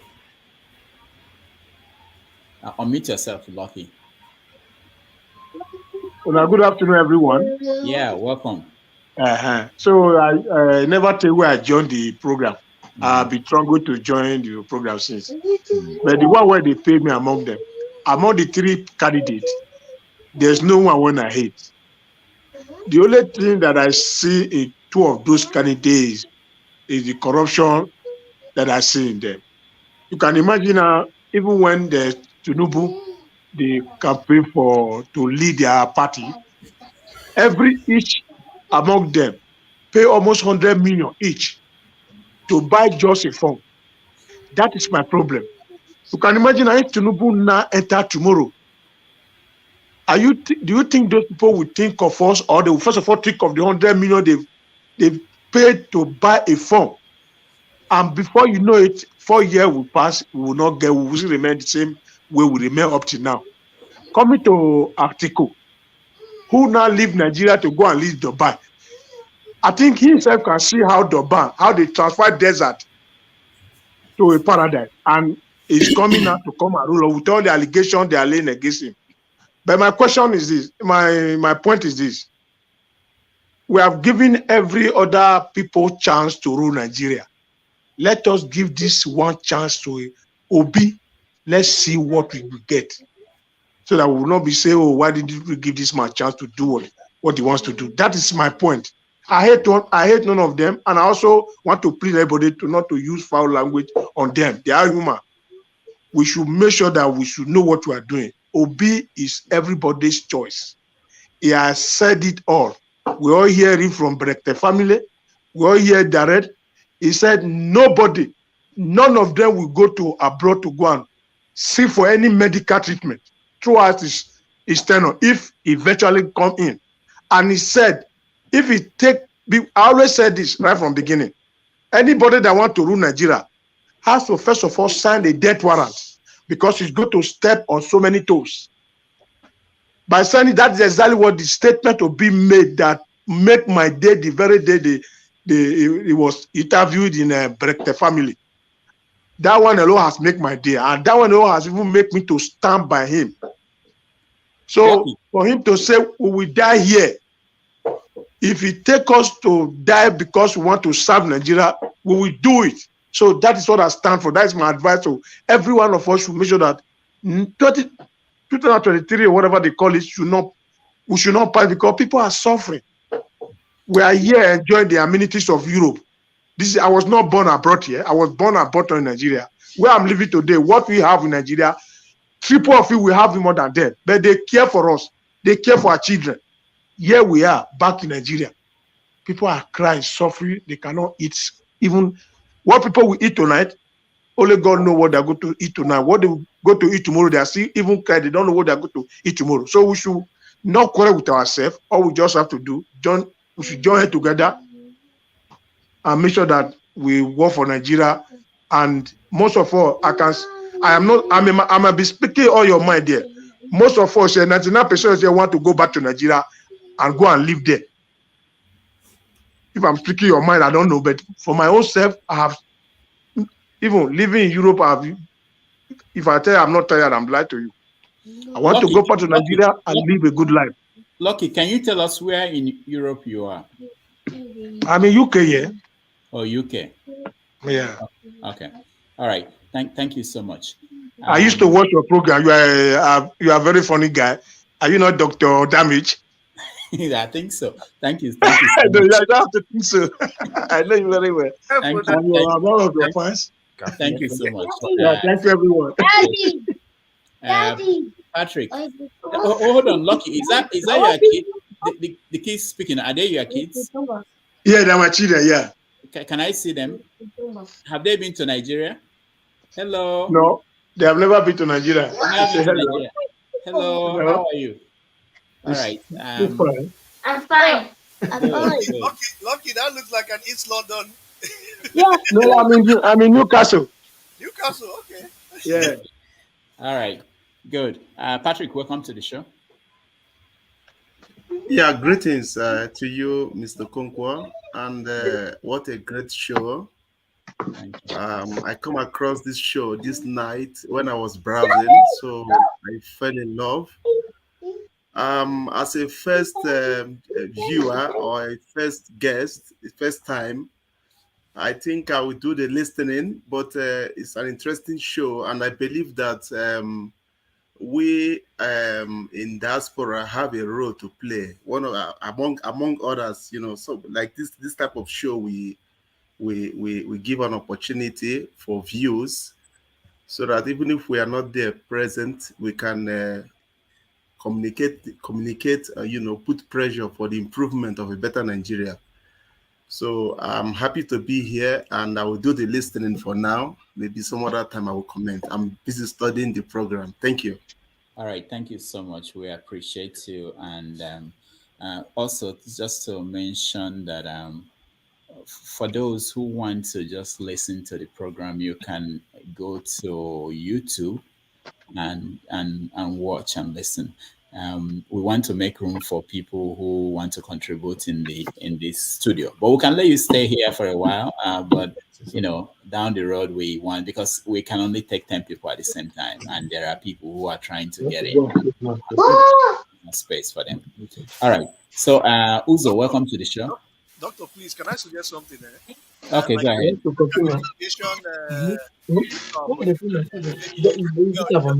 times. Say it again. I can't hear you. Speak up. Your audio is not good. All these Londoners. Yeah, network will know they're always good. Can you hear me now? Yeah, but it's still not the way it used to be. Go ahead. What is this? So I was saying maybe like an initiation ritual. Maybe you hit your bell 3 times, just specially welcome people. Oh, okay. That would be a good. Yeah, that would be a good idea. Something to do to. Yeah, I will think about it. But yeah, that's a good idea. Uzo, welcome to the show. Yeah, Dr. Damages. Introducing Dr. Damages. Let me introduce you. That lady that introduced you last on our last show. Who is that lady? Yeah. Yeah, it was nice. Very. How are you doing? Yeah, I'm doing good. How's everybody doing? Good. Are you here for the lady? No. You want to make this boy here like that? You don't love us anymore. He's a concourser, by the way. So yeah, okay. What's up? How are you?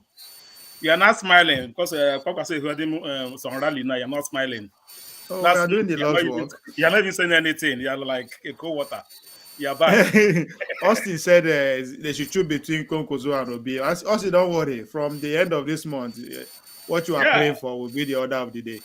Your daughter, I've been listening since morning. I've been listening, and I've been since the study show from everybody. I've been listening what everybody is saying. Yeah, we are trying. But the issue is this: we are not yet where are you? Uzo, where are you in the world? Well, I mean, I'm ever a baby now. Where would they shoot anyhow? People all carry. Texas. Yeah, we shoot anyhow. No, here we are. Texas, have you? Yeah, I'm in Texas. I'm in Houston. Okay. Yeah. So what's the name of your son? Yeah, Onyebuchi. Yeah. Okay. It's always good to see these kids, because whatever decision we make, it's about them. It's not really about all of us anymore. Yeah, the other one is here. I got Kachi. That one is American boy. Yeah. This is a village boy. Whether they will go back home ever, it depends on what decision we They make. will go, no matter good or bad, they will go. All right. Doctor, do you know that people too bravely that they travel? Scribe, your audio is not good. We can't hear you. I don't know what you did. Uzo, you have to know that people in Somalia, there are some people who left Somalia, they've not gone back in 40 years. And, so it depends. I have my uncle that left after the Biafra war. He's still here. Okay. So it's not a guaranteed thing. All right. So what do you have to say about what we're discussing? Yeah, from the beginning, I don't want to. Let me just cut it from where I'm able to contribute to my own part, as every normally say on our politics. On our politics. I like that his word, all our politics, Yeah, Pankwazo is trying right now.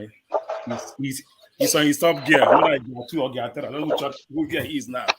Obi is on his top gear. Now, both the two main party, APC and PDP, they are now buckling up. And remember, they say now who sabi play defender and tackle. If you don't know how to play, nobody will tackle you. If Obi is not in, they won't tackle him. If Pankwazo, nobody will tackle him. Because they know how to play, everybody will tackle them. So on that point, what I'm trying to say here is that both Tinubu and Atiku, they are all Nigerian citizens. None of them have been proven guilty of anything. All what we are doing is that you do this, you do that, you do this, you do that. None of them have been judged or proved guilty of committing a crime. They are liable to get voted in as a president. But the choice is the masses. Those that will vote, they made the choice. As I used to say, if everybody say Obi, that means we are not even running a democratic government. If in my village, everybody say I'm a good person, that means something is wrong somewhere. Somebody must say you're bad, someone must say you're good. So as far as we are running a democracy, everybody is allowed to run both good and bad and ugly. So it depends on the choices of the masses. The choices he made will matter what the situation will be tomorrow. For me and my family, I'm obedient. Everyone know that. Me and family, I don't know other family, what they be. And I cannot come here and crucify. I tell you, do this or that, or follow me. If you don't follow me, you do that or do this. I can only convince you, okay, this is why you should follow my own candidate. But I will not force you. I will, if you don't follow my candidate, this or that, which most of us are doing, which is not right. I can only tell you the good things Obi have done. If you like it, join me, just like the churches do. If you like Christianity, do this, do that. So that's the same thing I want people to do. It's not about war. It's not fight. It's not a matter of one love. If you want me to follow APC, tell me what your career have done that will make me to say, let me follow him. I want to follow Obi. I followed Obi before trying to become a candidate. The guy had become to Chatham House like twice. He have gone there when he was not even a presidential candidate. He have gone to so many places, giving lectures, what he have done before now. So most of us following him, we have not following him after he left Anambra as a governorship, as a governor. He didn't keep calm. He keep on coming, saying what he have done. See dates. So that's why most of us following him. Then other candidates, I don't like. I was in Lagos when Tinubu was a governor. I know what he did. I know what he didn't do. Yeah, Tinubu would have been good if he was in his prime. But right now, I don't see Tinubu as a candidate. I tell you here, who has said a candidate of APC is his vice. That is candidate of APC. Because Tinubu, I don't think he can. I'm not God though, but 8 years for him being that seat, 8 years. It's like I don't know how it's going to be. But may God help us if you can survive Nigeria, Tinubu become president. But as I'm seeing it, I'm obedient, but the whole stuff, Tinubu is their ruling party, and he's not even campaigning with his party. Tinubu is campaigning, he can't campaign with APC. APC have nothing to campaign with. He campaign what he has done. APC is done. If Tinubu try to campaign with APC, everything is zero. Even Buhari himself cannot even come to APC campaign ground because it's going to be minus for Tinubu. So that's why Buhari is not even coming out for the campaign because APC have failed. So they're trying to redeem, campaigning against themselves. When you hear Tinubu talk, I will improve security. He are in power for 7.5 years. You are still campaigning against their own party again.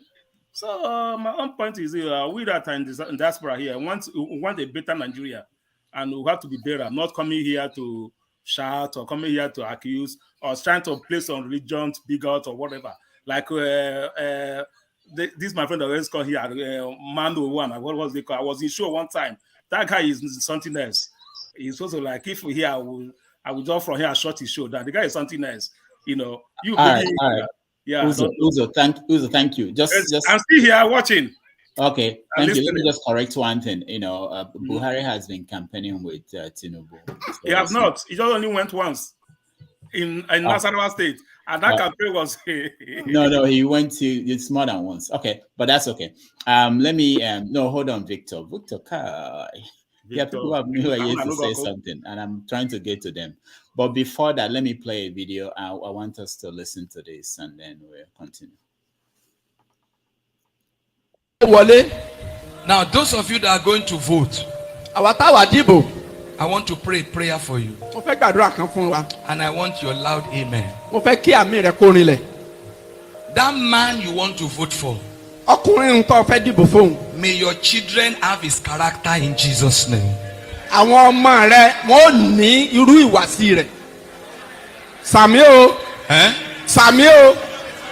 are you quiet? Somebody is doing like this. Why? You didn't get him. That man you want to vote for, that man you are rooting for, that man you are shouting on Facebook and crying about, may your children have his destiny in Jesus' name.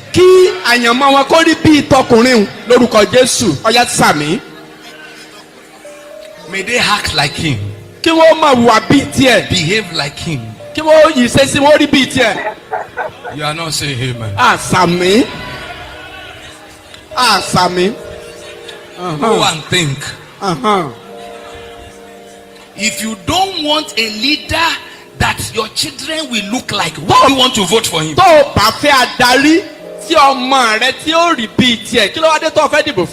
If you know you don't want a leader that will be the picture of your own children, why do you want to go and cast your vote for such a person? I want to pray again. Whoever you vote for, may all their destiny, good or bad, come upon your children.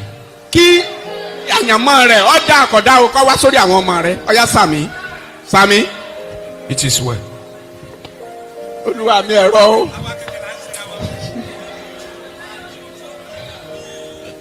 I said this because I want to take the election serious. Don't put your vote on anybody. Your heart cannot tell you. This is a picture of our future. If you do it, you are bringing a curse upon your children.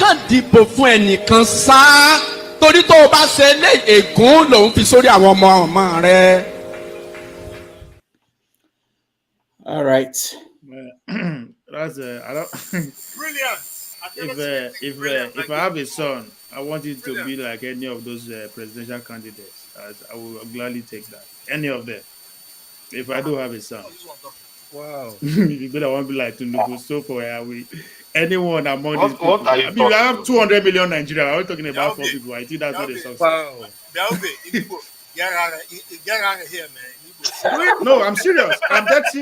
No, seriously. If these people are not success in their choosing field, we will not be talking about them. Get out of here, man. Okay, I think you don't really want the progress of Nigeria. And you are not stated in fight here now. You don't want the progress of Nigeria.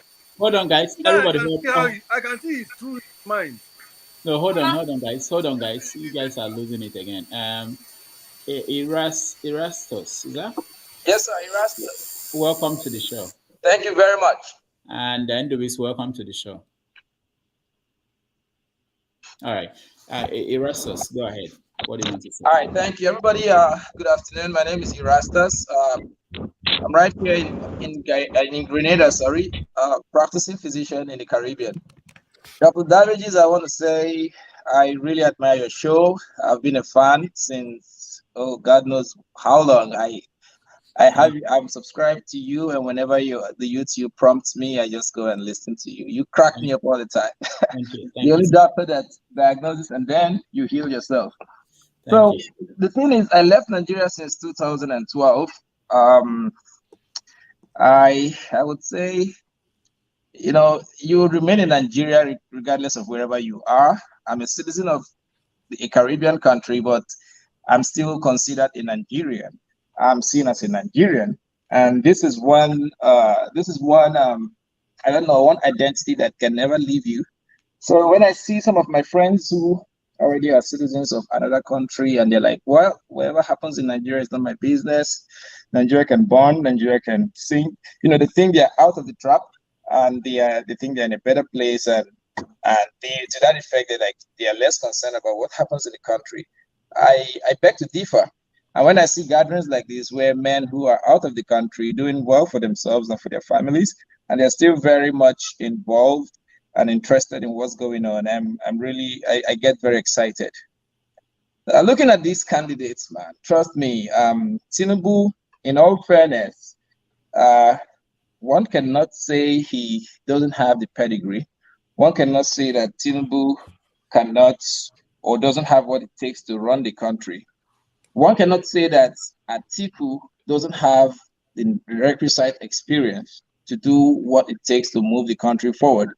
And one cannot say Obi cannot make a difference, nor Kwankwaso, or even other candidates we don't know their names, but because they're not as popular, we're considering these four guys. But the thing is, we want to bring matters to the table now, considering the level of, I would say, backwardness, or the level of decadence, the way Nigeria has gone so bad. We've sunk to the bottom of the bottom. All right, we need something very drastic, and we need to be very sure of what we're doing this time. We can't assume anymore. It will be very costly. We did that 2015 with Buhari. We thought he was a military man. We thought he was uptight. We thought he was high-handed. We thought he was going to deal decisively with corruption and all whatnot. We assumed that Buhari was a savior, and it cost us the lives of dear ones. It cost us security. It cost us our pride as a country. The list goes on. So I think it's time we take this election very seriously. This is about the most serious election of my lifetime. I wish I was in Nigeria. God knows I'll be going all over the place canvassing for my own candidate, because that's how seriously I wish everybody should take. I want everybody to take this election. Looking at Tinubu, yes, we know Tinubu has the pedigree. Yes, we know he did a lot in Lagos. Even when Obasanjo didn't, release his allocations, if I'm correct, I stand to be corrected, he would have generated IGRs and all whatnot, and he did what he did. Kwankwaso would have measured as well in Kano State, and as well Atiku. To me, Atiku is the weakest candidate if I'm going to judge by pedigree. But at least he was a vice president, and the economy, it's not compared. You can't compare the economy at the time Obasanjo was a president to what we have right now. So he would have made an input as well. But if we look at these candidates, we want to talk about character right now. We want to talk about the willingness to do what it takes to make this country great. And I think we all deserve it, because Nigeria is sickening when I think about it. We have everything. We have resources, both natural resources and human resources. We have everything, but we're just still in the bottom line, and this is just unreasonable. I think what it takes right now, amongst all of these candidates, we have to look beyond their resume, because all of them are well-padded.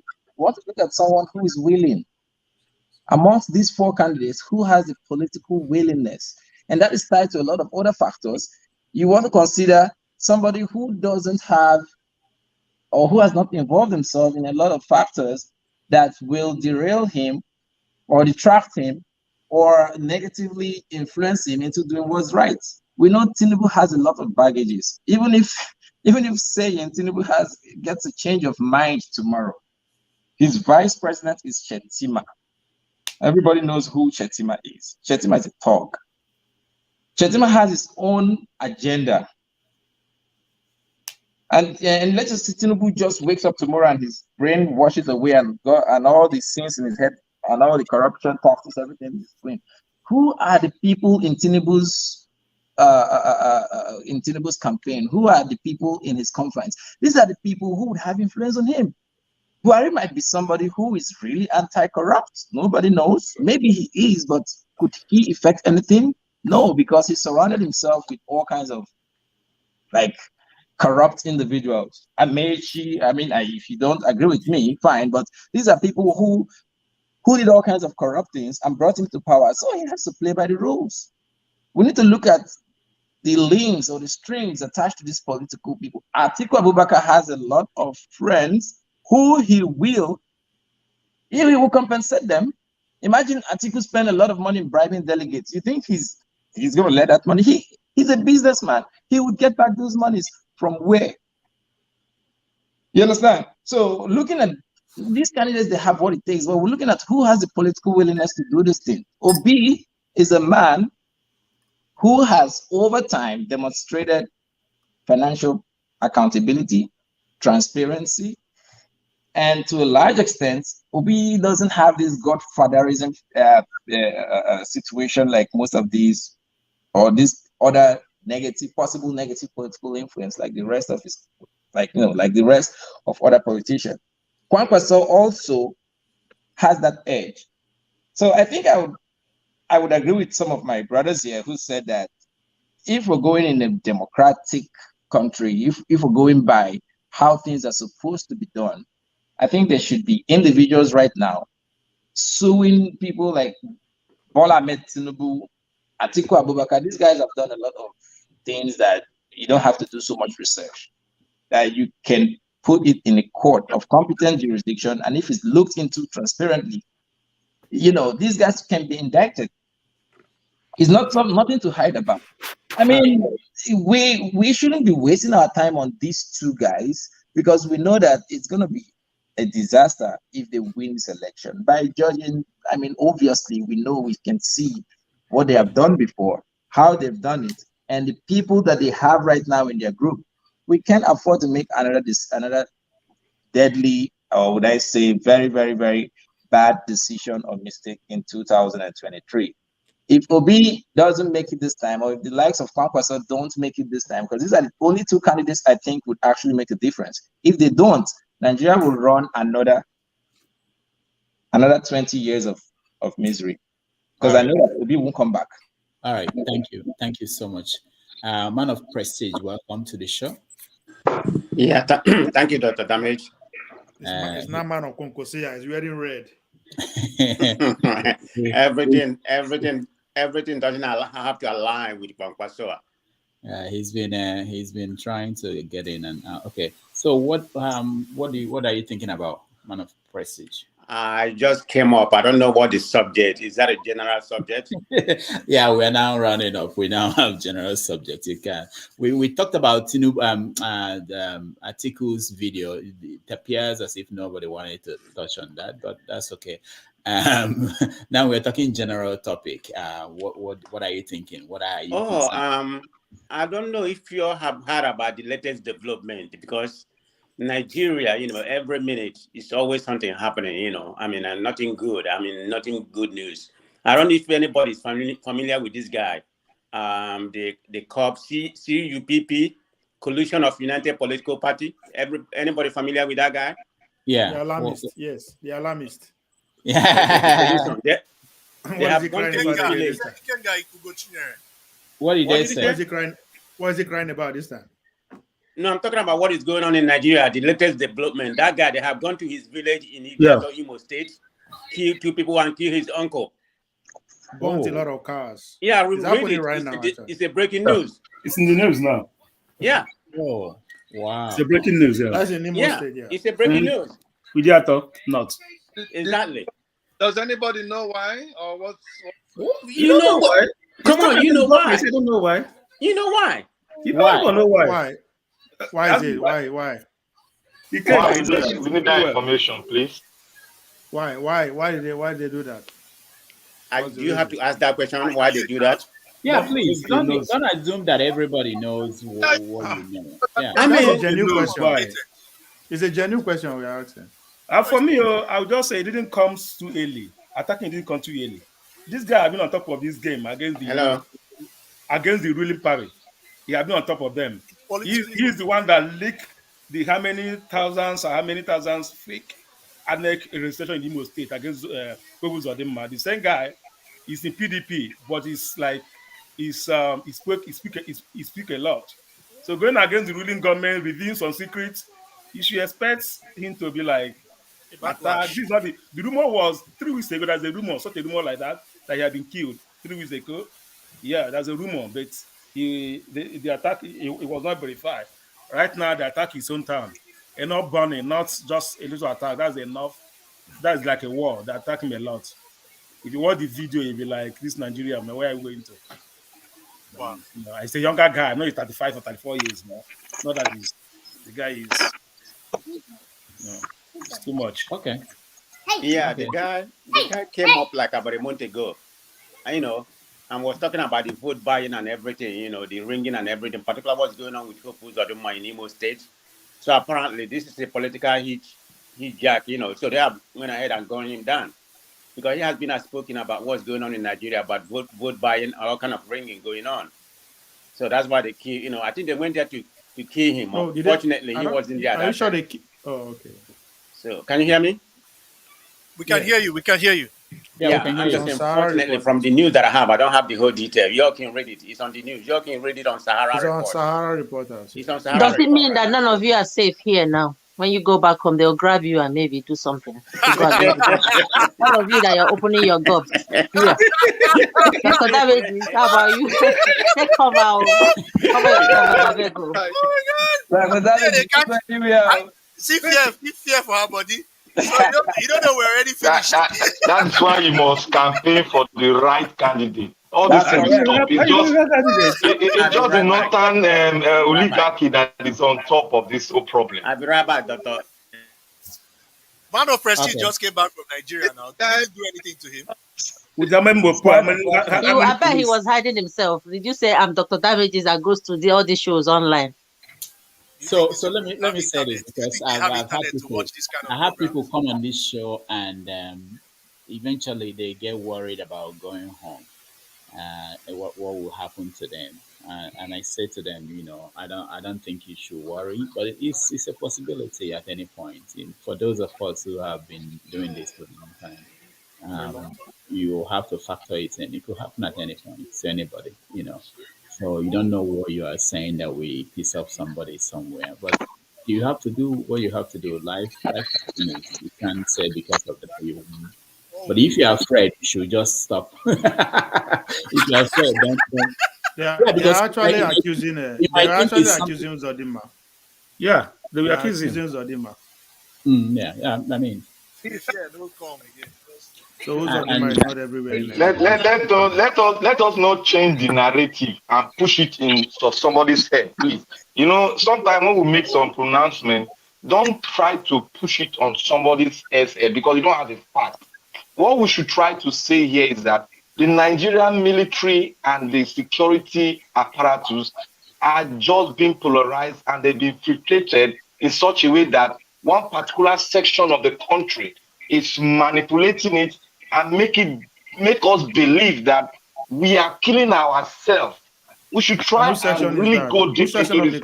I don't want to mention any section. It's left for you to go and research because I don't want to offend anybody. We are trying to build a new country. I am doing research now. Yeah, we should try and pointing out to the research. They are accusing Odimma. That's what I'm researching. You say I should go and do research. People who post Opus Odimma cannot go to that extent. I am telling you, it cannot go to that extent because if you see what the military are doing in the Eastern Bloc, who is giving the orders? Because a military man cannot carry gun and start shooting a house that somebody lives in. I've got a lot of pictures about it. A military man will only take order from the superior to shoot at a machine gun, SMG, to shoot at a house where people live in the village. Who are they taking order from? They are taking order from the military top generals. From the governor, my brother.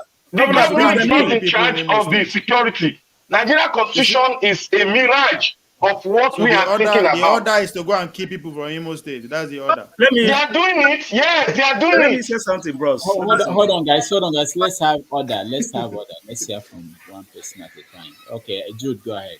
I said, simple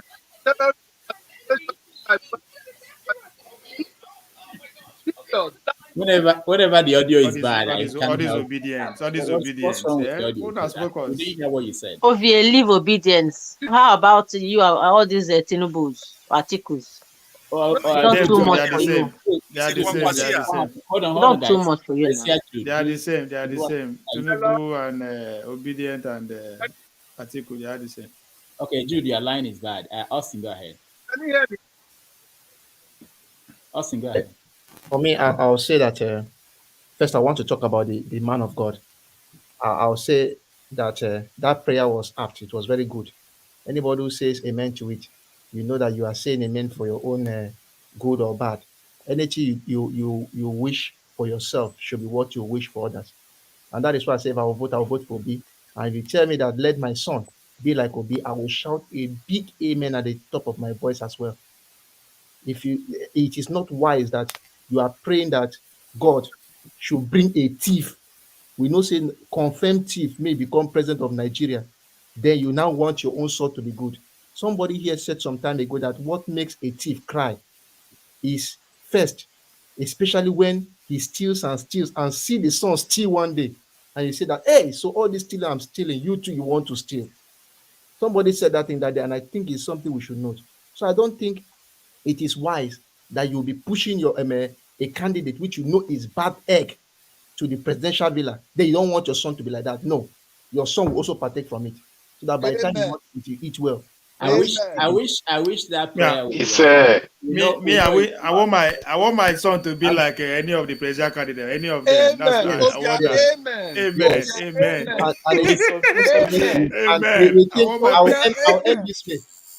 Be careful what you wish for. You may get a son that will be like one of them and kill if my you. son turned out to be somebody who's running for president, I'll say no. That's yes, I'm actually Ovi, I will not pray. I will not say amen to that. Ovi, I will not say amen to your prayer because you have a son. That's what I'm saying. If I have a son, if he end up becoming Tinubu, Atiku, any of them is. Please, go ahead. Your daughter can also become a president. So the same prayer to your daughter. Please, okay. The second part I wanted to talk about was the attack. I just also saw it online on Sahara Reporters. Please, I don't know. It's true that he has problem with Uzodinma and the rest, but for me, I like to be scientific in the way I think. We need to wait until we get evidence to show that Uzodinma or the rest is behind it before we can then make logical conclusions. As Dr. Damages will say, when you look at everything in Nigeria, we say,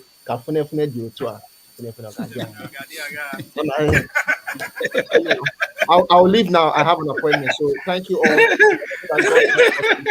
Thank you. Thank you so much, Austin. That's a very good point. Now, if you want to be a devil's advocate, you will just say to yourself, when do we ever conclude something? When do we ever investigate something? When do we ever say it never happens? So anyway, who else? Who wants to speak? Well, I've not finished. Oh, okay. Let me finish. Let's finish with man of prestige, and then I'll come to you, Erastus. Ovie, be careful what you wish for, right? Okay. I heard what you said about it. You want your kids to be like any of the I want my son to be successful as any of the presidential candidates. That's what I'm wishing for. I think something wrong with you. Something wrong with you, brother. Because I don't think like you. Something is wrong with me. So that says a lot. No. Okay. Man of prestige. Let me pause. Let me explain this. I think I probably have to do this as a gift. I think I understand Ovie more than most people here. I don't know when Ovie was born and his horoscope, but I think Ovie, when he says all is politics, I think it's a more of not that Ovie doesn't know what you know or doesn't understand what you understand. I think maybe it's for me. This is how I look at it. Maybe it's a safe way to deal with all these things. Jonathan says that sometimes he would say when he was president, he would say something like, we are playing politics. And when people say that, one of the things they say it means is that they know the right thing, but in politics, the right thing is not what people do. If you guys have never watched The American President, go and watch it. And there was a point in that movie where the American president made a decision that was wrong. Apparently, everybody knew it was wrong, but it was politics. And in politics, I think that's what Ovie represents. It's not that he doesn't have human sympathy in him or doesn't understand. Wishes and dreams doesn't make president. Because also, I know I'll come back to you, man of Presi. Also, you have to also know that Nigeria of today, everything goes. It's okay to be a Tinubu, but maybe in Nigeria of the next 50 years, it won't be okay to be a Tinubu in that Nigeria. So, but for today, people don't mind. That's why parents don't care what their kids are doing. Just come back with big money, big cars, and most parents don't. So that's the point. Okay, man of Presi. Among his Tinubu generation, how many of them are we talking about today? How many of his line for the number one seat in the war in the country? I want to ask one question. Should everything be politics? Should everything be political? Guys, well, that's a good point. That's a good point. But let's hear man of Presi finish up. We'll have new people joining us. Okay. What you just spoke about, he probably was preaching to the choir, the people in this state, but not me. Because me and Ovie go back way, so I understand Ovie very well. So I talk to him anyhow. He talks to me anyhow. So it's not about me and Ovie. So he knows me very well, and I know him. So, but anyway, he knows how I talk, and I know how he talks. So we go back way, and I go to his place. Right, you are composing about it, but from your shirt, so we are good. Almost every day. But anyway, let me go back to the main topic. You have lost me because I have not been following. I think you was talking about some praying for your son. Did you see the video? Did you see the video from the preacher in the western part of Nigeria that was saying he was preaching to his members? I thought that's what you was talking about when he said all the members here. If anybody wants to be like all these people running for governor, which are devilish, did you see it? Just watch you want me to play it again? No. Rudolph has played the video. We have all seen the video. We've seen the video just now. It was last week. It's an old video. Okay, so you have seen it. Okay, you don't have to play the video. I've seen it already, but I've seen it 2 days ago anyway. So I thought nobody has seen it here, but anyway, I've seen it. You saw it very late. Yeah, that's what I thought. Okay. I'm just seeing it today. Yeah. All right. You're continuing. Let me continue. I'm going to go to something that been making a lot of news in Nigeria. I don't know if anybody here are familiar with it because we've all been talking politics. So I'm going to deviate a little bit, but it's part of politics anyway. I don't know if anybody is familiar with Brimo, the musician. He apologized. He apologized today. Oh, he did? I saw the headline. Yeah, that if you just he made like a video. he made a video about it actually. Oh, okay. I've not been on a space. I've not been on any space today. I just got back. Oh, okay. Yeah. Because a lot of people were saying that he need to apologize. Okay. I just wanted to share if anybody familiar with the story and what's the opinion on that. Just we need to talk to each other. So nobody coming to make any ethnic, bigot or tribalist bigot. I hate that. That drives me to the core when people make a statement and make it general because Igbo, Yoruba, Hausa, we marry each other, but when it comes to politics, it becomes a different thing. So I can't stand any tribalism. I can't stand it. It just get me to the core. I don't know why. And I don't forgive anybody who is considered to be a tribalist bigot or whatever. So I hate that. You can cuss me out, say whatever you want to say, but when it comes to tribalistic, I don't know why. It just me now. I hate that. All right. Thank you. Mr. Morio, welcome to the show. Oh yeah, I said I will come to Erastus. Yeah, welcome to the show. Hold on, okay. Let's hear Erastus. I said I will go to him next. Go ahead. Thank you, sir. Yeah, unmute yourself. Go ahead. All right. Thank you very much. I'm not sure if everyone heard about these, would I say, allegations on the INEC that they're making efforts to undermine citizens from collecting their voters' PVCs, especially in areas where it's obvious that the big hogs or head hogs like Tinubu and Atiku, especially the ruling party, don't have um, leverage or don't have power, so to say. So there's this guy. I'm not sure I'm calling his name right. He doing something. He's an activist on social media on Facebook, and I follow him. He made some. I mean, he built up some kind of uh, uh, evidence from people from different parts in Lagos. So they were accusing this guy, and they called his name Musa, who works with one INEC, I think, in some part of Lagos, Oshodi or something. And they called his name. They even gave numbers to follow up with the further evidence that they have on this guy. That this guy, like, let us say, if you come to pick up your PVC and you have an Igbo name, or you're from a contraption that would not, most likely would not put Tinubu or something, that he makes it very impossible. You don't get your PVCs. And these are allegations that could be looked into. I mean, I don't know how that is true, and if it is, I think it's high time we can maybe see how we can escalate it and see how it gets to the broader media, or if it's something they're dealing with, or if it's something anybody can mean it to INEC. I mean, INEC as a body might not be in collision with any political party, but there are definitely unscrupulous elements in INEC that might undermine, free and fair election by even starting the rigging process before the election day. All right, thank you. It's good you mentioned this point, because at the beginning of the show, I played a video of Charles Obu, who is in Enugu. He actually went to INEC location where people were supposed to collect their PVC, and nobody was there. And he made a video. Basically, let me play a little bit of that, because it's not just one side of the story. There is that side of people being denied, or for whatever reason they are not getting their PVCs in Lagos, but also in places that you don't have that issue, people are still not picking up their PVC. So let me play a little bit of that video. It started in Igbo, but he went to English. Central School, look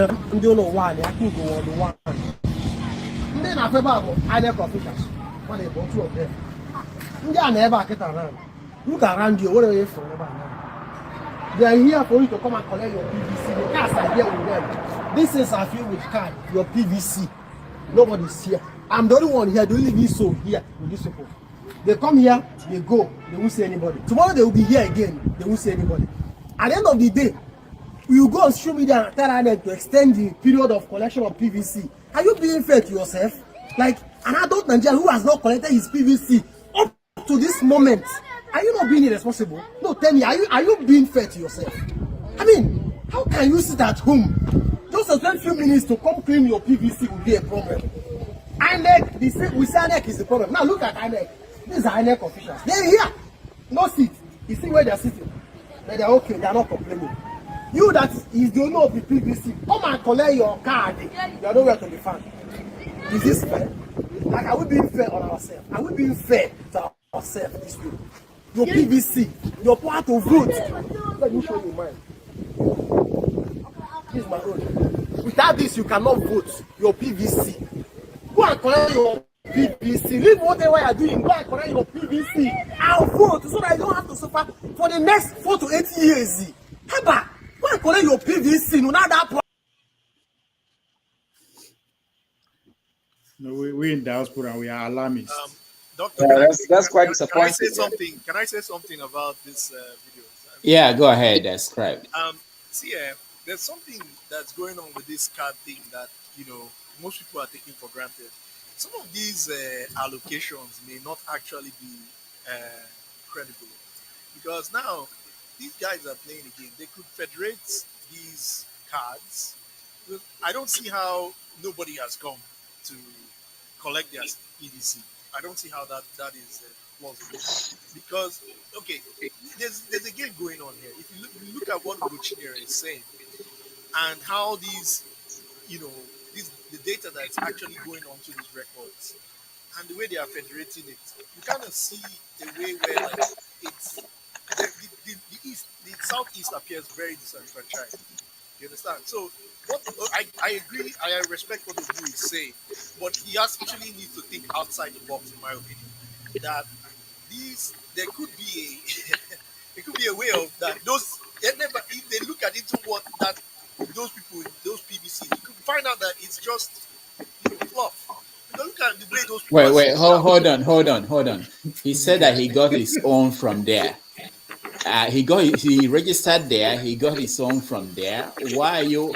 Let it be that people are coming there. They are not getting it. Their names are not there, or their cards are not there. Let's start from there. I'm making reference to the data that was analyzed for Google. That is what I'm using to actually. Yeah, it's been allowed. It's been that data is not new now. That he It's got been like his that. own. That he got his own may not necessarily reflect that that polling unit has the right. Yeah, but let the people first go there and say that, oh, it's not there. My own is not there. That would be another story, you know. Okay, It's there's another. diaspora. But hold on, Mr. Scribe, hold on, Mr. Scribe. This is a Nigerian thing. It's not even. Are we surprised? You know. Sorry, Go there's to another Nigeria. side No, of it. it's not even about PVC. Anything. We wait for the last minute. Are we? That's a Nigerian thing. And there's another thing now. There's the thing that Chima Christian was talking about, and that is when it comes that the BVAS itself does not track the those who are unable to be accredited on the day, right? There is no analysis that shows, because remember, in the case of Valentine Ozigbo, if not for his personality or himself being the governorship, that they tried almost 20 something times before they could get him through. Two, most of these polling units are surrounded by are surrounded by trees. We all know, if you've studied anything that has to do with the way these signals come, they don't have any antenna that they need to put on top of the tree, right? And that is the reason why those signals are not coming through. The trees will play a part on that day. Now, I know, Mr. Dr. Damidi, I don't want to mention names, but there are people who are in the IT department in INEC who have been fired or who have been laid off recently, or no, in the last 6 months, right?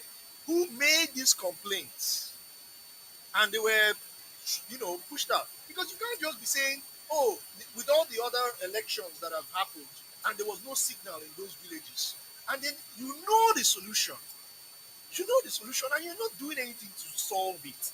If you don't have those places that have trees around it, you're supposed to have some kind of antenna device that is already there, that will go beyond the trees and make sure that the signals are coming through. Somebody should correct me if I'm wrong. I don't think the beavers need internet to work. I could be wrong. Mr. Scribe, I'm bringing on Saturday somebody who is an expert in this. He will talk about how these things will work on that day. So we will go into details when he comes on Saturday. I'll look forward to it. God keeping us all alive. Yeah. You'll be there. Victor, you wanted to say something? Yeah, I wanted to say something concerning the beavers. The beavers is a platform. It's the algorithm. The way they wrote the algorithm is not like it must be connected to the internet. The beavers is like your phone. It's like your phone.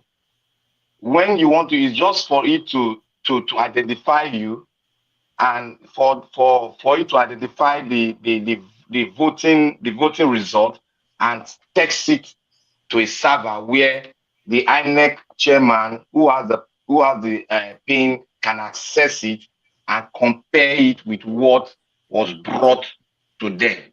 So they have two data. They have one on the server, and they have one physical one that will come to their table, and they will now do comparison. So the beaver does not really, that was what they were arguing in the Senate. We were trying to tell them, I read mathematics and statistics. The beaver does not really actually use the internet. It's like your phone.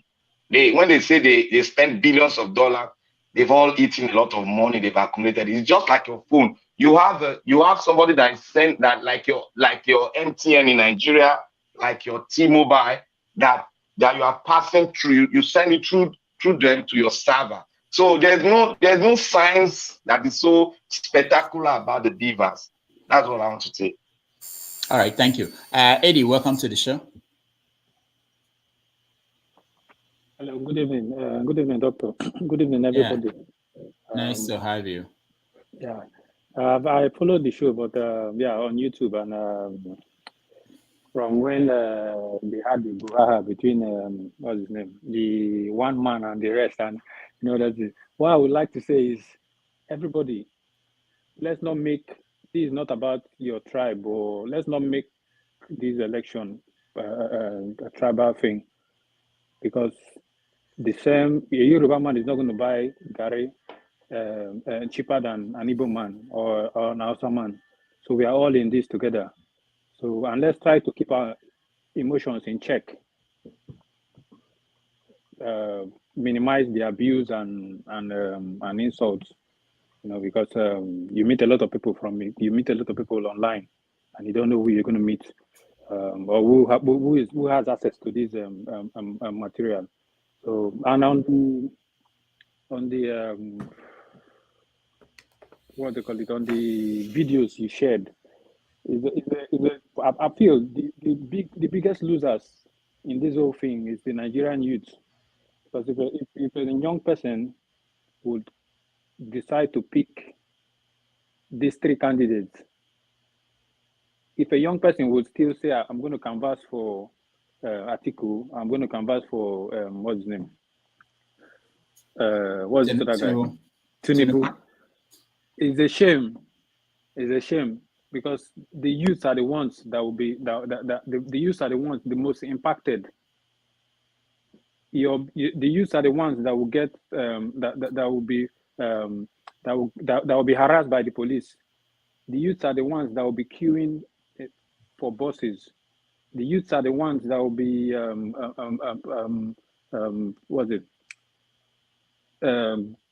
being harassed for being internet fraudster or doing money rituals. So if the youth can't get it right this time, they are the only people that will they will be the problem, the cause of their problem. Because these old men, I'm no disrespect to the old fellows, but if you can't take it from them, they will never give it to you. So if I see some young man canvassing, that Tinubu built Lagos, or Atiku is built a company in Port Harcourt of this, it's a shame. Even though Obi is not, and I'm not canvassing for Obi, but at the three evil, I think Obi is the lesser evil. So as for Kwankwaso, it will be a miracle to see whatever he pulls out of the heart. It will be a miracle, but you know, Nigerian politics, you can never rule out anybody, but we'll see at the end. So yeah, thank you guys. All right, thank you. Thank you for giving us hope. Did you hear that, Kwankwaso? Yes, I'm glad. He's giving us hope. All right, we're rounding up a little bit. Nigeria will believe in miracles. So, and I want to. I'm looking at this story that Redeemed Christian Church, they are invited to them.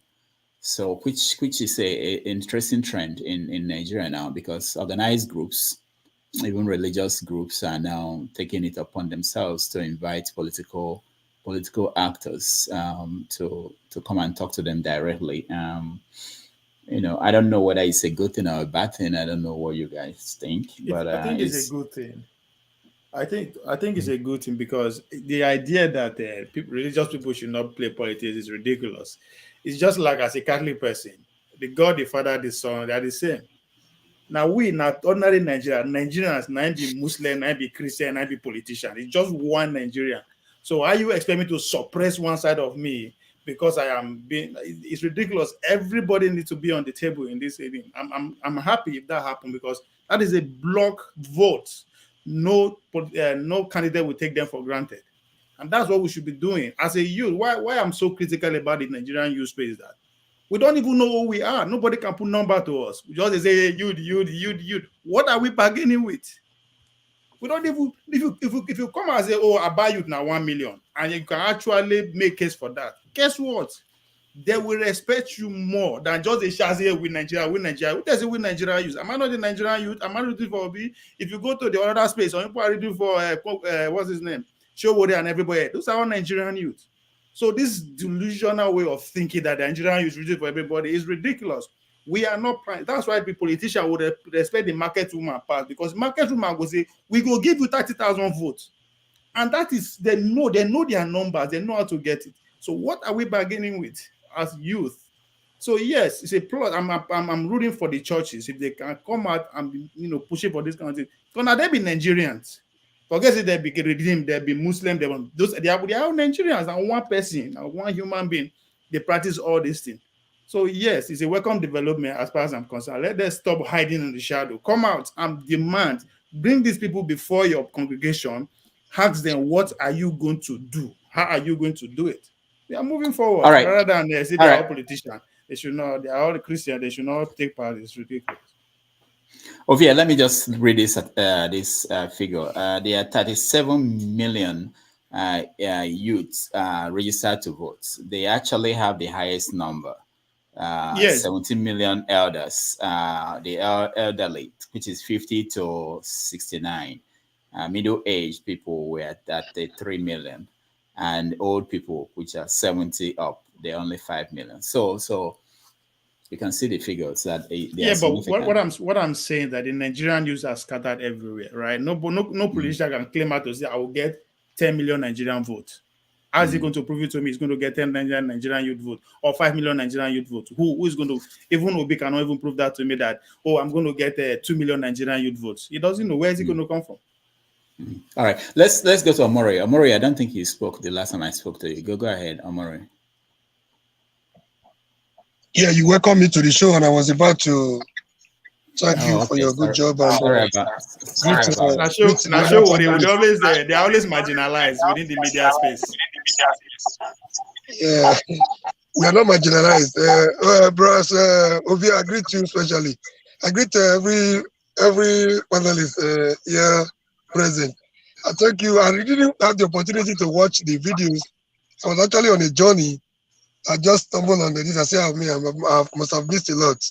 So I quickly came in because I think the Damaging show is one of the best we have around. I prefer your show to Channels and Arise. I have my reasons because a lot of things I've not been able to find in books.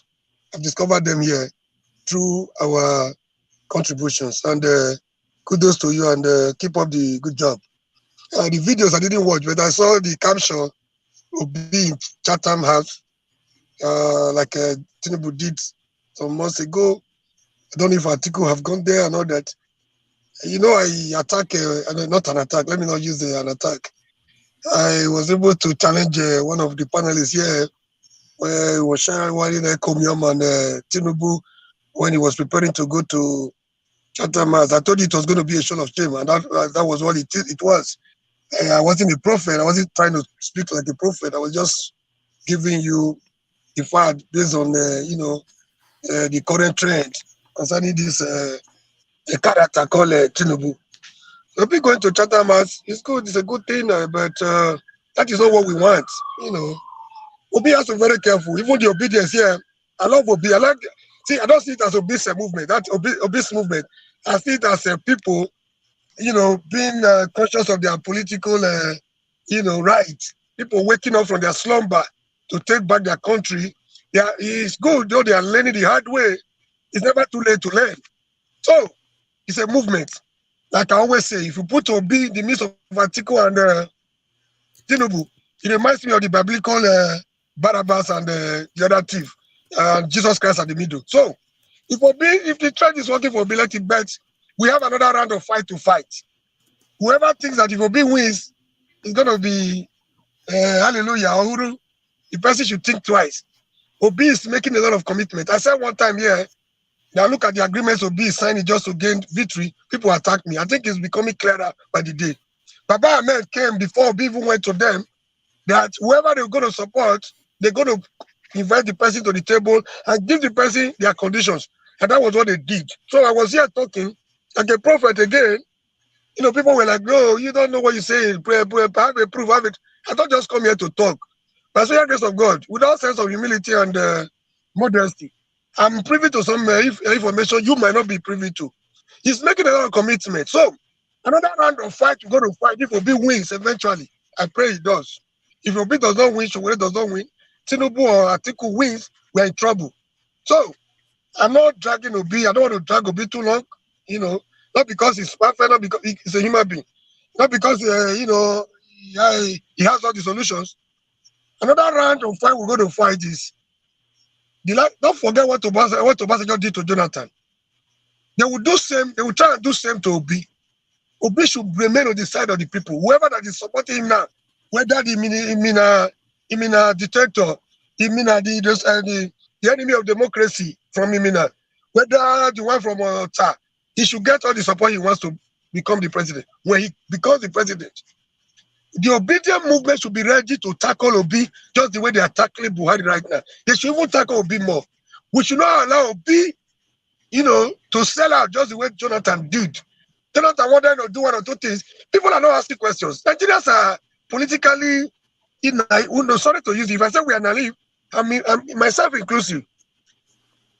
You remember how Obasanjo manipulated everybody to create the way for Jonathan. Nobody is asking questions. What transpired? Within 2 years, they became enemies. Obasanjo actually tore his PDP card because Jonathan was not ready to play. Probably Jonathan thought he was asking for too much. They're going to do it to Obi once again. So the agreement I said Obi was signing in the altars of falling Nigerian, what time the Showore called them. So Showore said he will never genuflect on the altars of fallen gods. He's signing an agreement. He's committing himself, overcommitting himself everywhere. I know it's a position he wants to win. The next round of fight, we should not allow Obi to derail. We should not allow the Obasanjos and BBBs of this world to get hold of Obi. We must struggle to rescue Obi from the so-called owners of Nigeria. Thank you very much. Going to Chatham House is good, but being responsible to Nigerians at this crucial moment is what we want. Thank you, and God bless you all. All right, thank you, Omori. Just so you know, Omori, hold on, Omori, Showore is coming on the show next Sunday, so you have your chance to talk to your man. Go ahead, man of prestige. Yeah, Mr. Omori.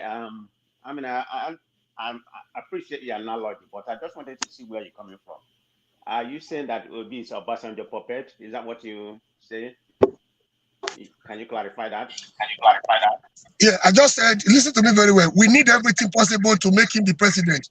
But we should not allow Obi to be in the pocket. See, if you know who Obasanjo is, I also throw a question to you. Nobody is asking question. What transpired between Jonathan? You know how instrumental Obasanjo was to the emergence of Jonathan. If you talk of numbers, you don't have the number. I'm from the same south with Jonathan. If you talk of the political maneuver in Nigeria, Jonathan would not have his way. But we knew what Jonathan Obasanjo did to project Jonathan and his eventual emergence as the president. But the question you are not asking, what happened between Jonathan and Obasanjo that they became enemy in less than 3 years of his Jonathan's presidency? So they're going to try same to Obi. Obi is busy signing agreement now because he wants to win. He's signing agreement left, right, and center. But my friend, the people should not go back to sleep. We should be at work. We should be at alert so that we can rescue Obi from the tentacles and menacles of the likes of Obasanjo, IBB, and whoever that want to pocket Obi. Obi should be on the side of the people. He should betray. I don't want to use betray. He should disappoint the likes of Obasanjo and be on the side of the people. And no senator, no National Assembly, no politician, no structure, PDP or APC wife will be able to work against him. He should remain on the side of the people. Nigerians are desperate and willing to take their country back. This is my humble submission. All right, thank you. I also think that whoever wins, Nigerian people should hold the person accountable. They don't have to wait until it's Obi. Okay, go ahead, Victor. I think, thank you once again. I think Mr. Omori is getting this really actually off the track. You see, when you come to a platform like this, where you are speaking to thousands of millions of people, you don't come and say somebody has signed a contract. If you are not following this man, go and research where this particular talk you just said now was one particular was the topic Obi made mention. He said, if anyone think I'm going to sign a contract with them, hell no. He said it point blank. I don't know why you are coming here. You think, look, let me say one thing. Let me say one thing. What Showore, and somebody is disturbing. Somebody is disturbing. It's Amari, I think. Okay, Amari, go ahead. I know Showore very, very well. If you know Moses Sakede, when he was the NAS president, the NAS presidency was in disarray. We went to Maiduguri with another platform. We were part of the section that reunited the NAS and brought in the deputy governor of Edo State to power in Maiduguri, from Bauchi to Maiduguri. So when you talk about Showore, I know Showore very well. The reason why the youth is not going with Showore is that go and ask Showore what happened to him when he was Nigerian University of Lagos student government. He fought with some section that made him what he is. That was why he was being poisoned. Not the government that poisoned him. He disagreed with his own platform that made him who he is in University of Lagos. Don't let them tell you cook and bone story. Why are people not following Showore today? It's because Showore is greedy. Showore is greedy because if you have not what you have to tell us that you are rightful, you deserve the position of the presidency. Give us your track record. You have not governed even a minute. You are not even a minister or a council chairman. You have not stand in the platform of an authority to change the facet of the people generally. Then you want to come to become a president. You don't want to play a role. You've seen a man that is clean. You are now accusing the man. He did this. Whatever. Has he stolen any money? Has he stolen the Nigerian people's money? Okay, what generation is Showore coming from? Is Showore not even in the same Nigeria that is corrupt? We all are participators. I'm a human rights. I'm the CDH secretary in River State Student Union. So Showore should not come and start painting things. I know Showore very well. I am an active member of the human rights family in Nigeria. So Showore should not come here and play. I was following him, but we back out because Showore was doing something else. We have to back out. Right. If you don't find it, you have to just back out from it. Damages. I'm not sure this guy heard me very well. Hold on, Murray, hold on. So, Murray, you have to what do you call it? You open to explorers. So, we're getting feed from one of them. So, you can fix that. Go ahead, speak. Let's see. Yeah, thank you, Dr. Damages. Mr. Victor for Obi. I don't think you heard me very well when I spoke. If you have a personal beef with Showore, you should have look for an avenue to sort it out. You just deviated from, I don't think you were responding to what I said. I said, Obi, in the midst of Atiku and Tinubu, is like Jesus Christ in the midst of those two criminals. Did you get that when I said that? I said, if Showore is not getting it, Obi is getting it. I see this movement as the people's movement. Did you get that? If you have personal grudges with Showore, you are talking as if you quarreling. You're making it as a personal issue. Did I say any? I didn't even comment Showore so much today. Did I campaign for Showore? I started for the people for now. At the next round of fight, the people should be awake to hold whoever wins accountable. And Dr. Dame just, corroborated that. What's the quarrel about Showore? What has Showore done to you to deserve this castigation? Did you listen to me? Or you have something in mind different from what we are discussing today? You are entitled to your opinion. But your opinion is your opinion, facts and circumstances. I'm telling you, I'm privy to certain things. Do you know, are you saying whoever that wants to support Obi, they're not coming to with their demands? I said the Nigerian demand, the demand of the Nigerian masses should be uppermost. We should not go to sleep if Obi wins. We should be prepared to hold him accountable, to rescue him from being from the bondage of Nelson Obasanjo and co. Is there anything wrong with that? And what has that one got to do with Showore? Please, if you have any beef with Showore, go and sort it out. Stop blackmailing Showore. So there is no about Showore. Thank you. All right. Thank you so much, Janaba. Welcome to the show. Welcome, Rudy. What's going down, everybody?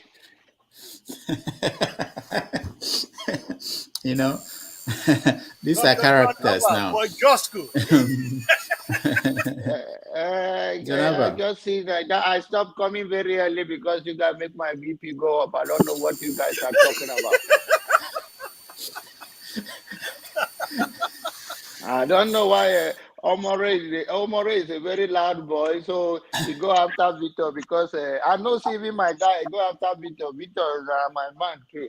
So I like you, make you go after every Nigeria. We are all crazy people. Nobody goes. God bless you. All right. Even Jesus, when he comes, he knows save us. We be praying. We be talking about Jesus. That's my natural voice, dude. That's my natural voice. I'm not quoting. No, I know you. That's what I say. I know. No, I know you. I know you, brother. I know your voice. Just like you know me, say I'm not born again since the Rudolph started bringing me here. Other pastors don't go. They only come here.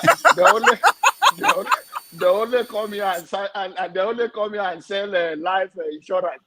Why we always want life after death? The one where we live here now. This world, I don't tire. Now life insurance, the pastor come said the last time I saw the last pastor. Let's go to the show. What do you want? No, why are you here? That's why I'm here now. That's a good question. You came here and said, what do I want? Hold on. Let me show this. Doctor, we're supposed to do like a pump beat off, like one time, like because he's also using magnet.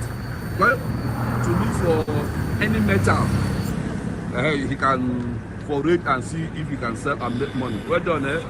But you know we are glove for hand now, so he is just trying to see what he can salvage from the water. So he used magnet, dip it inside the water, put that inside water, and see. Then whatever magnet, whatever metal that the flowing current gets for him, he will now check what commercial value he can make. And there are a lot of them. No, Kaswa. Yeah. So these are the underground people of Kubwa.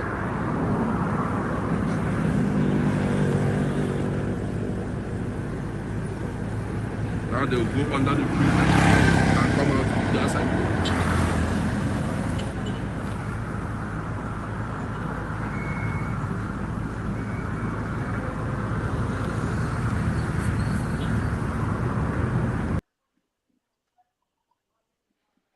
All right, Rudy, now can I talk? We want to add something before I talk because I've got to go. No, you just talk. I just wanted to remind. I want to remind us of what's at stake. What's at stake in Nigeria? Okay, all right. But why do you, when I come on the show, why do you have to show that? Because you want to, it's not about marginalization. It's a strategy to shut me down, and that is all the tactics. Why when I come to the show, it's my tongue. And now someone in the boiler or under the ground, now you go show. Waiting. You're demoralizing my brain. I support you. Query Dr. David. Query him. Can you imagine? But what is it that is dirty or the legitimate hustling? Now what's the point of that video? He's showing that this is my people where I grow. So this is where they are. That's all. Correct. Why is he bringing them? Why is he bringing your people? Why is he bringing them under the bridge? Why not on top of the bridge? I don't know. Now Peter will be one so Tinubu, Atiku now I see what they carry there. It was my second to the last video before we play What's Keeping You Up at Night. So you came at the right time. So I played the Rudolph, you video. are just being indicted. What is the point of showing that video? Why are you showing that video? What count No, charge it's of discrimination against you know, He's showing us that Nigeria is not a livable place. The condition is appalling. Actually, that video is also for VIA because sometimes VIA talks about this as all politics, but it's not just yes, politics. Can you see that? There are real issues. That is what they turn Nigeria to in the north. That is what they turn Nigeria to. That's why I'm looking beyond John Abba being sarcastic about it. Why is it that the place is dirty or the legitimate hustling that those guys are doing? That both, you call that legitimate. So to you, what they are doing is legitimate. It is legitimate because if no, you have to be careful what you say. You don't wish that on your child to be doing that. This is disposed West, and they are going there, and that's how they make a living. And look at them, think about that. Let me put on let me tell you where I'm coming from. Ovi, don't let this man yarn. Let me talk. Dr. Damages, I appreciate you care so much for these people in this condition. But one thing is that these are the people that you call them all kind of, and not you in personally, on this platform. They are Malan, they are Boki, they are whatever they are. But they are still the one in charge of your own life that you are scared of and you want to leave them. So all of those things, I understand that nobody wants even their own enemy to be in that place. But the issue is that this is to send a message also in another side of it is that we are not all that bad. The struggle we are having in the other side of the light is the same struggle all Nigerians are having. Whether in the north or in the east, we may not face the same gutter issue, but there are other gutter lifestyle that people want to live even above where they are. They are not living up to it. I'll leave it for VA for now. Dr. Damages, I'll let you guys go. I will see you guys. I see Jude, my friend. I'm not going to pray here. What about Holy Communion? All of those things that happen here, even devil they ask, say, waiting make Nigeria day like this. Devil even surprised for us. Devil said, don't leave us alone. Dr. Damages, I have something to say about that. Hold on. Let's hear Ismail. Go ahead. What I want to say is that in Nigeria, people are hustling to eat.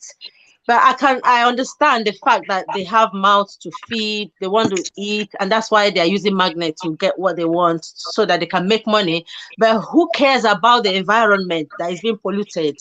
For the children that live in such environment that is going to get infected with pollutions, how about if they go there, they get the magnets and then they clean the refuse, the things there. So who is caring about making Nigeria an environmental sustainable place for everyone to live? There are things you can contact from a polluted environment that will actually shorten the lifespan of they themselves that are harvesting those magnets to make money. It's not just harvesting it. They're harvesting, but are they investing in cleaning their environment so that they can live long to even enjoy the money they're trying to make from the refuse? All right. Thank you. All right, go ahead, Eras. Yes, Erastus. sorry. Thank you very much.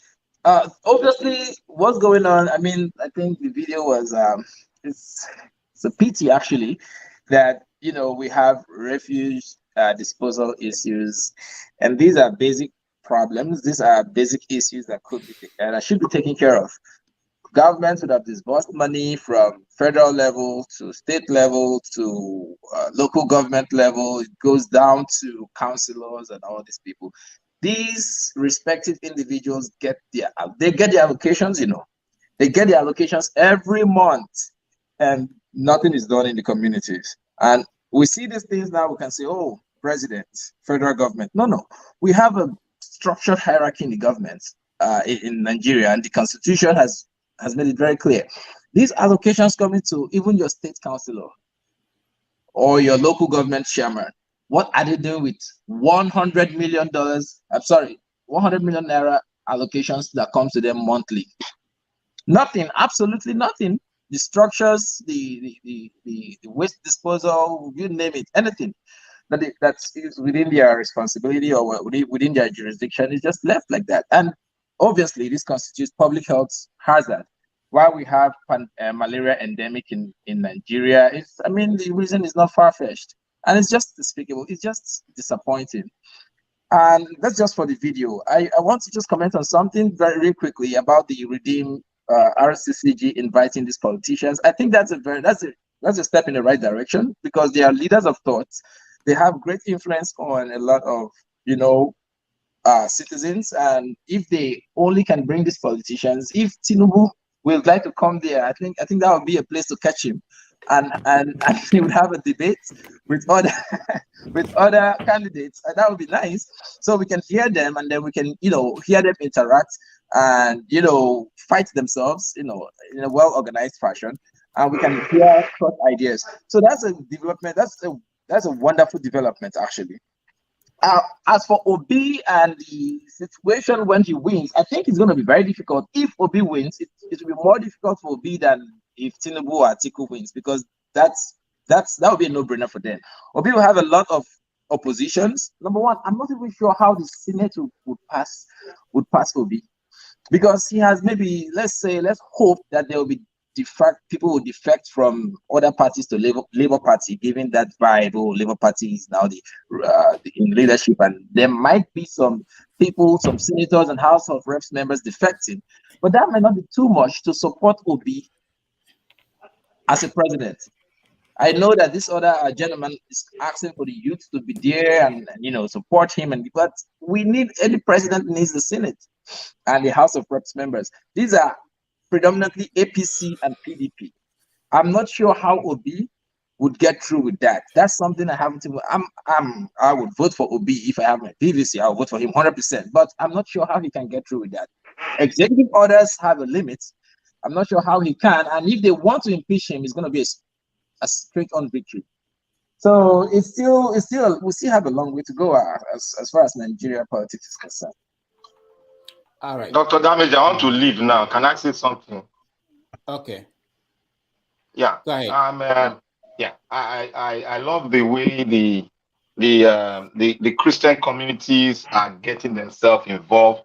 Like what we have in America here, where the Christian community came into the political scene. They have been there for a very long time, and they have a very big role they play in the politics in America.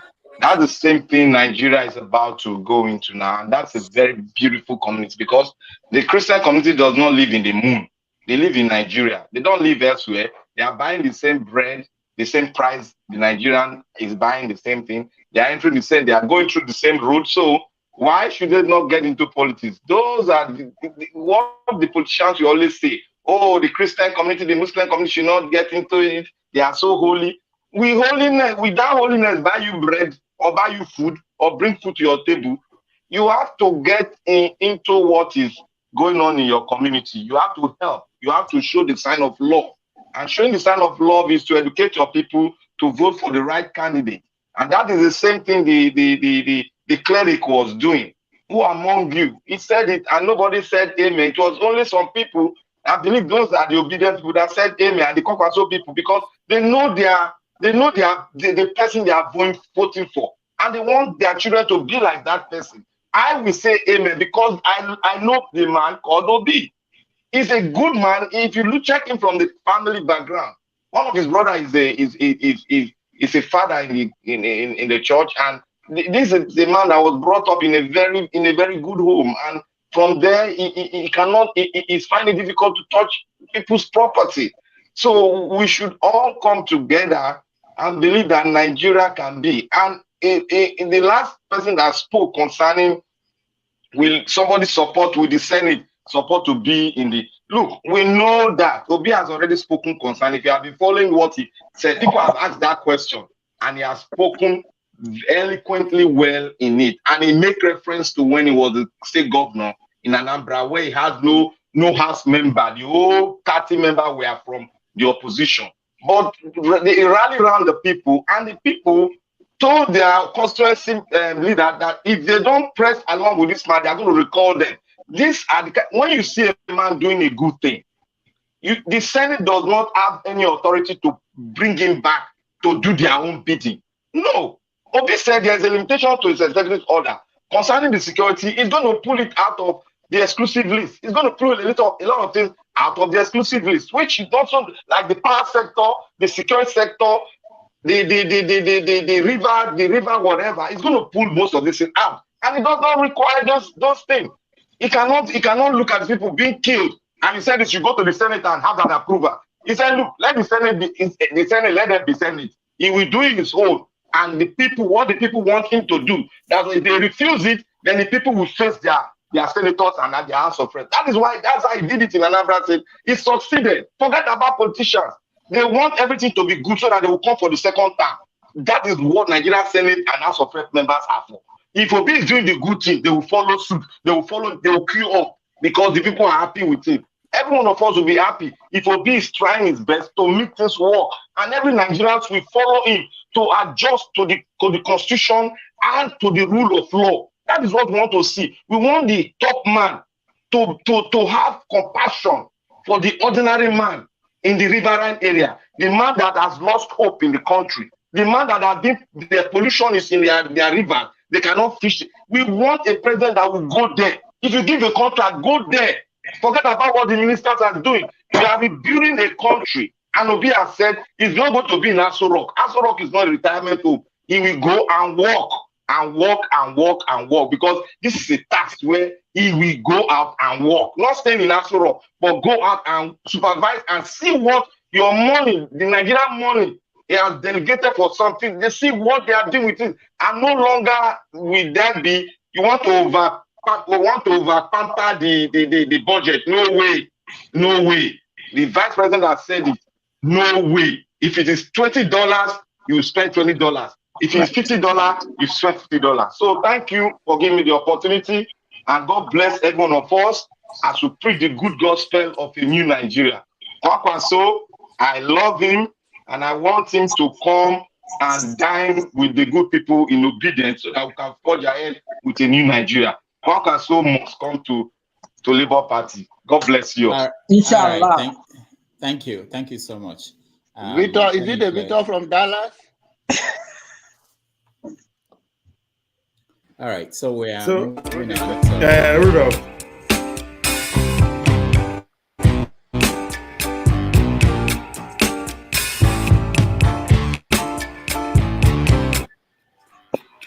All right, so we are trying new things, and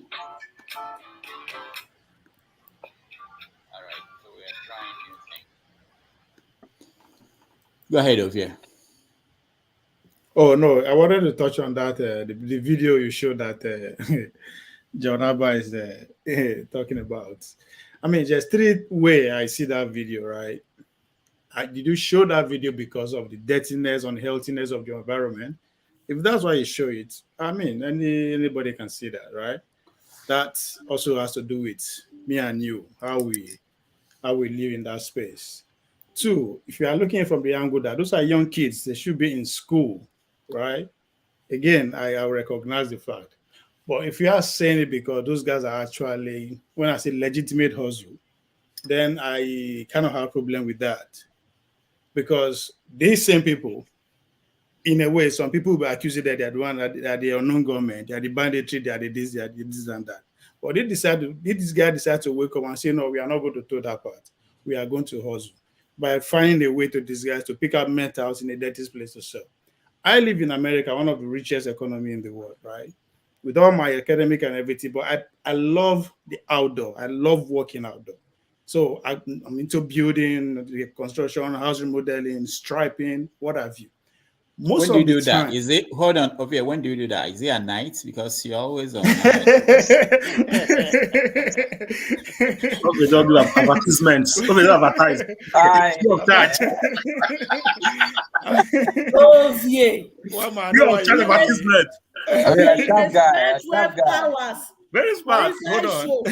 And you do that one. No, nah, for COVID, they do a bit for real life.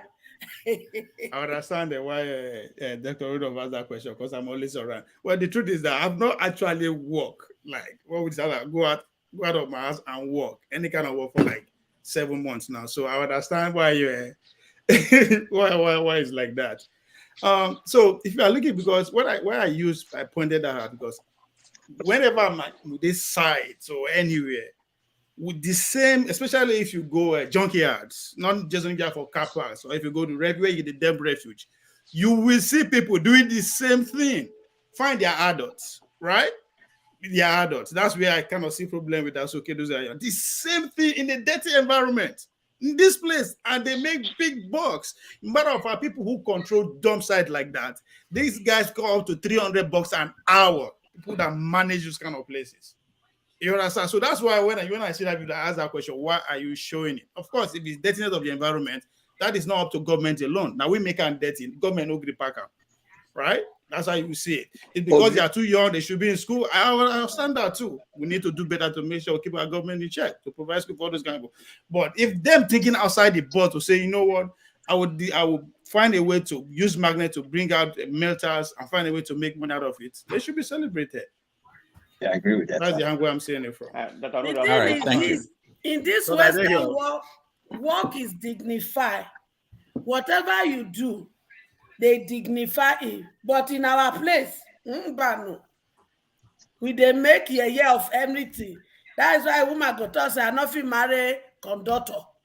A whole me come marry conductor. But when you come here, you go marry conductor. So let us begin to dignify labor. Anything that you can do to put food on your table, we should begin to dignify it in where we are coming from, rather than looking down on it.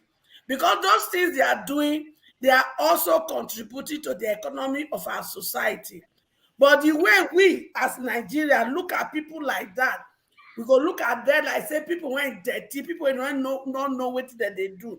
Yes, some of those things they pick, they still use it to manufacture something you they put for your house, you they use. So who they deceive who here? Madam H.O., let me say something before I go. You think Rudolph, because we are all come here and talk, Rudolph is part of establishment.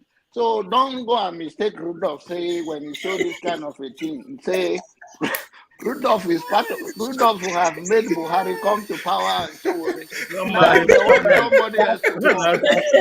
Wow, I'm shocked. I am shocked. I'm perplexed. Rudolph,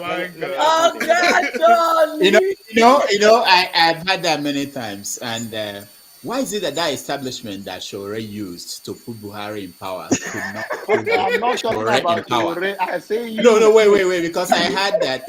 No, I'm a little person compared to Shore. You are not listening now. You're popular too much because we come here now. Because I stay in my house now, joining you now. You are introducing. Come to Texas, whether you go see you. Come here.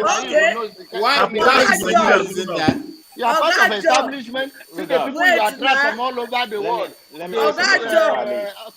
Make we agree. Make we agree. Say, Udo, they make mistake. Showore to make mistake. Agbado make mistake from bringing Boo Boo into power. So now we get 18 candidates. We get some viable young ones. If we still make that mistake, any person will vote for them. Madam H.O., make you no carry preach too much. Who be your candidate? Any person will vote for PDP or APC. Then they go enter power and come party now, no be individual. My children. Say now them make the enter power. I don't know what me and I go wear one trouser. So maybe Okay, guys. I come here last week. Hold on. And who wants to leave? So intelligent, so brilliant. We not they talk about them. We they come here. One man, he carrying Shokota and Buba come here because they insult my personality and the personality. All right. Hold on. Let me ask something. I need to leave. Okay, man of precision. What keeps you awake? I think that's where we are right now. Right? Yeah, that's Ovia. You are the one that I played the music and I thought we were going there. Ovia took us back. Okay, go ahead, man of. I need to leave. I just need a clarification. You brought up a subject earlier about I don't know if it is a developing story that they say the presidential candidate can come into church and play some partisan politics. Is that what you said?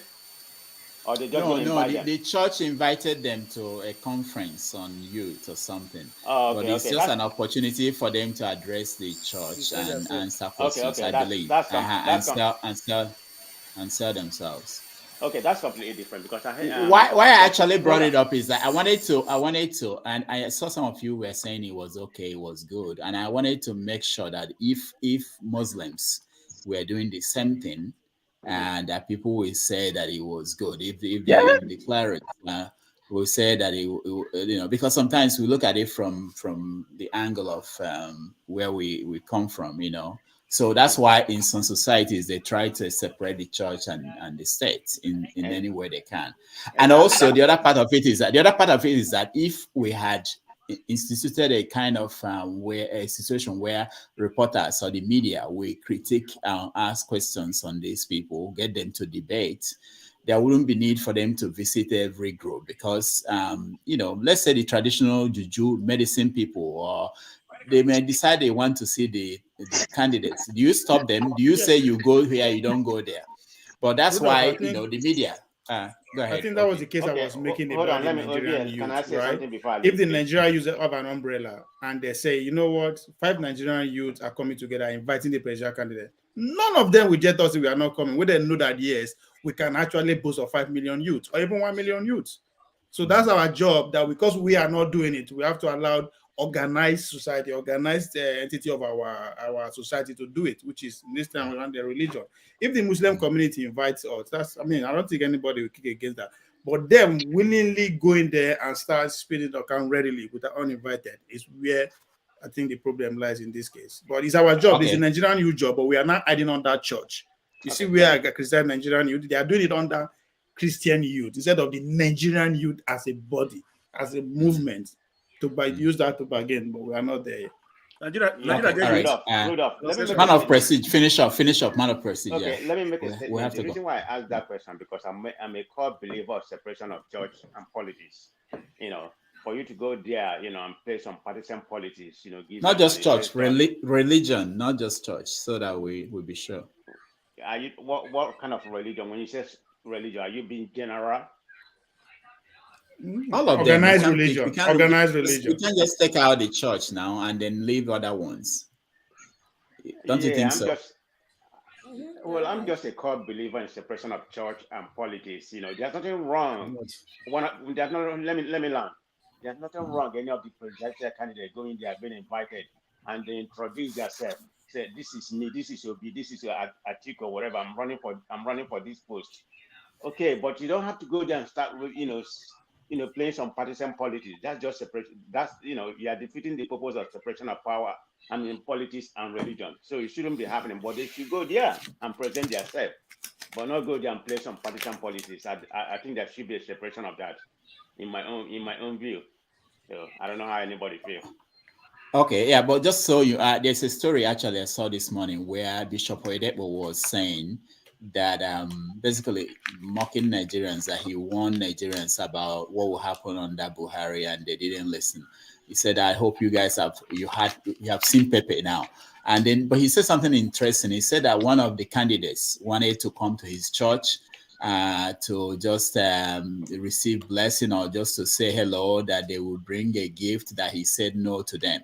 So that's where you run into problem when you now say that the church should play this role that the media should play, which is to critique and review what these politicians are saying.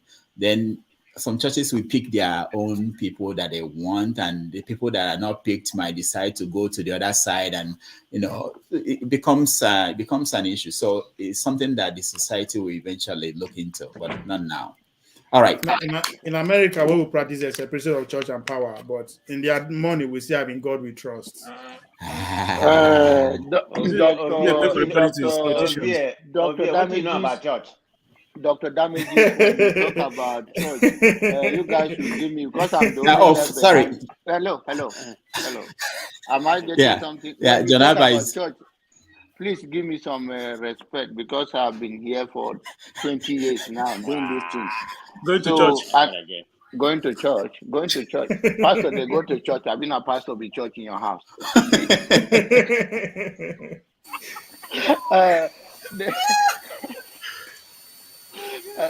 All right. So I do have what's a your take? problem. What I do have issue with people like Oyedepo, even though I went to OB, I graduated from all of those talk. I don't want to go there. I have a problem with the way he's saying things.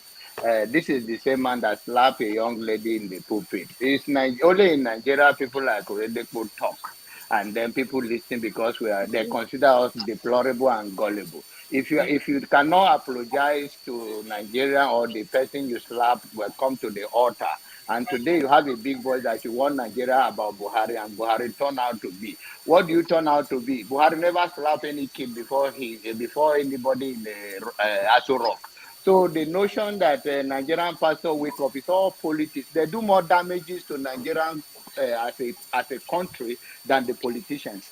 The money they collected, they are even flying on ego wings, enjoying the Nigerian poor people money that they take advantage of more than the politicians. The money that Oyedepo himself have, even though Buhari doesn't have that. And that money does not come from any factory. It comes from the poor people in Nigeria that he refused to be a voice for them. The same thing go to Adeboye. So if we're going to come here and play political, religious politics, that, they are inviting the politician to come and talk to them. Adeboye could have done that long ago. He never done it for long. Rather, he has godsons and goddaughters and god whatever that come to him. As of me, I don't see Nigerian future in churches because the churches rob the ordinary person more than even the politicians. All right. Thank you so much. We are now going to go to what keeps you up at night. Let me contribute a little on church issue.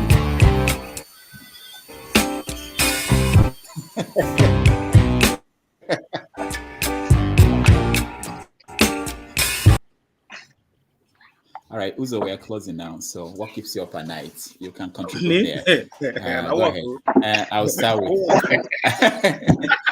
Okay. I wanted to contribute on what Janaba was saying about church. You can't separate church from politics. In short, the politics start from church.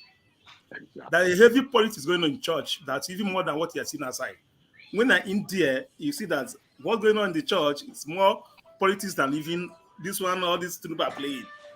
They're playing local. Church have a major role to play in politics. So you cannot take them away from politics.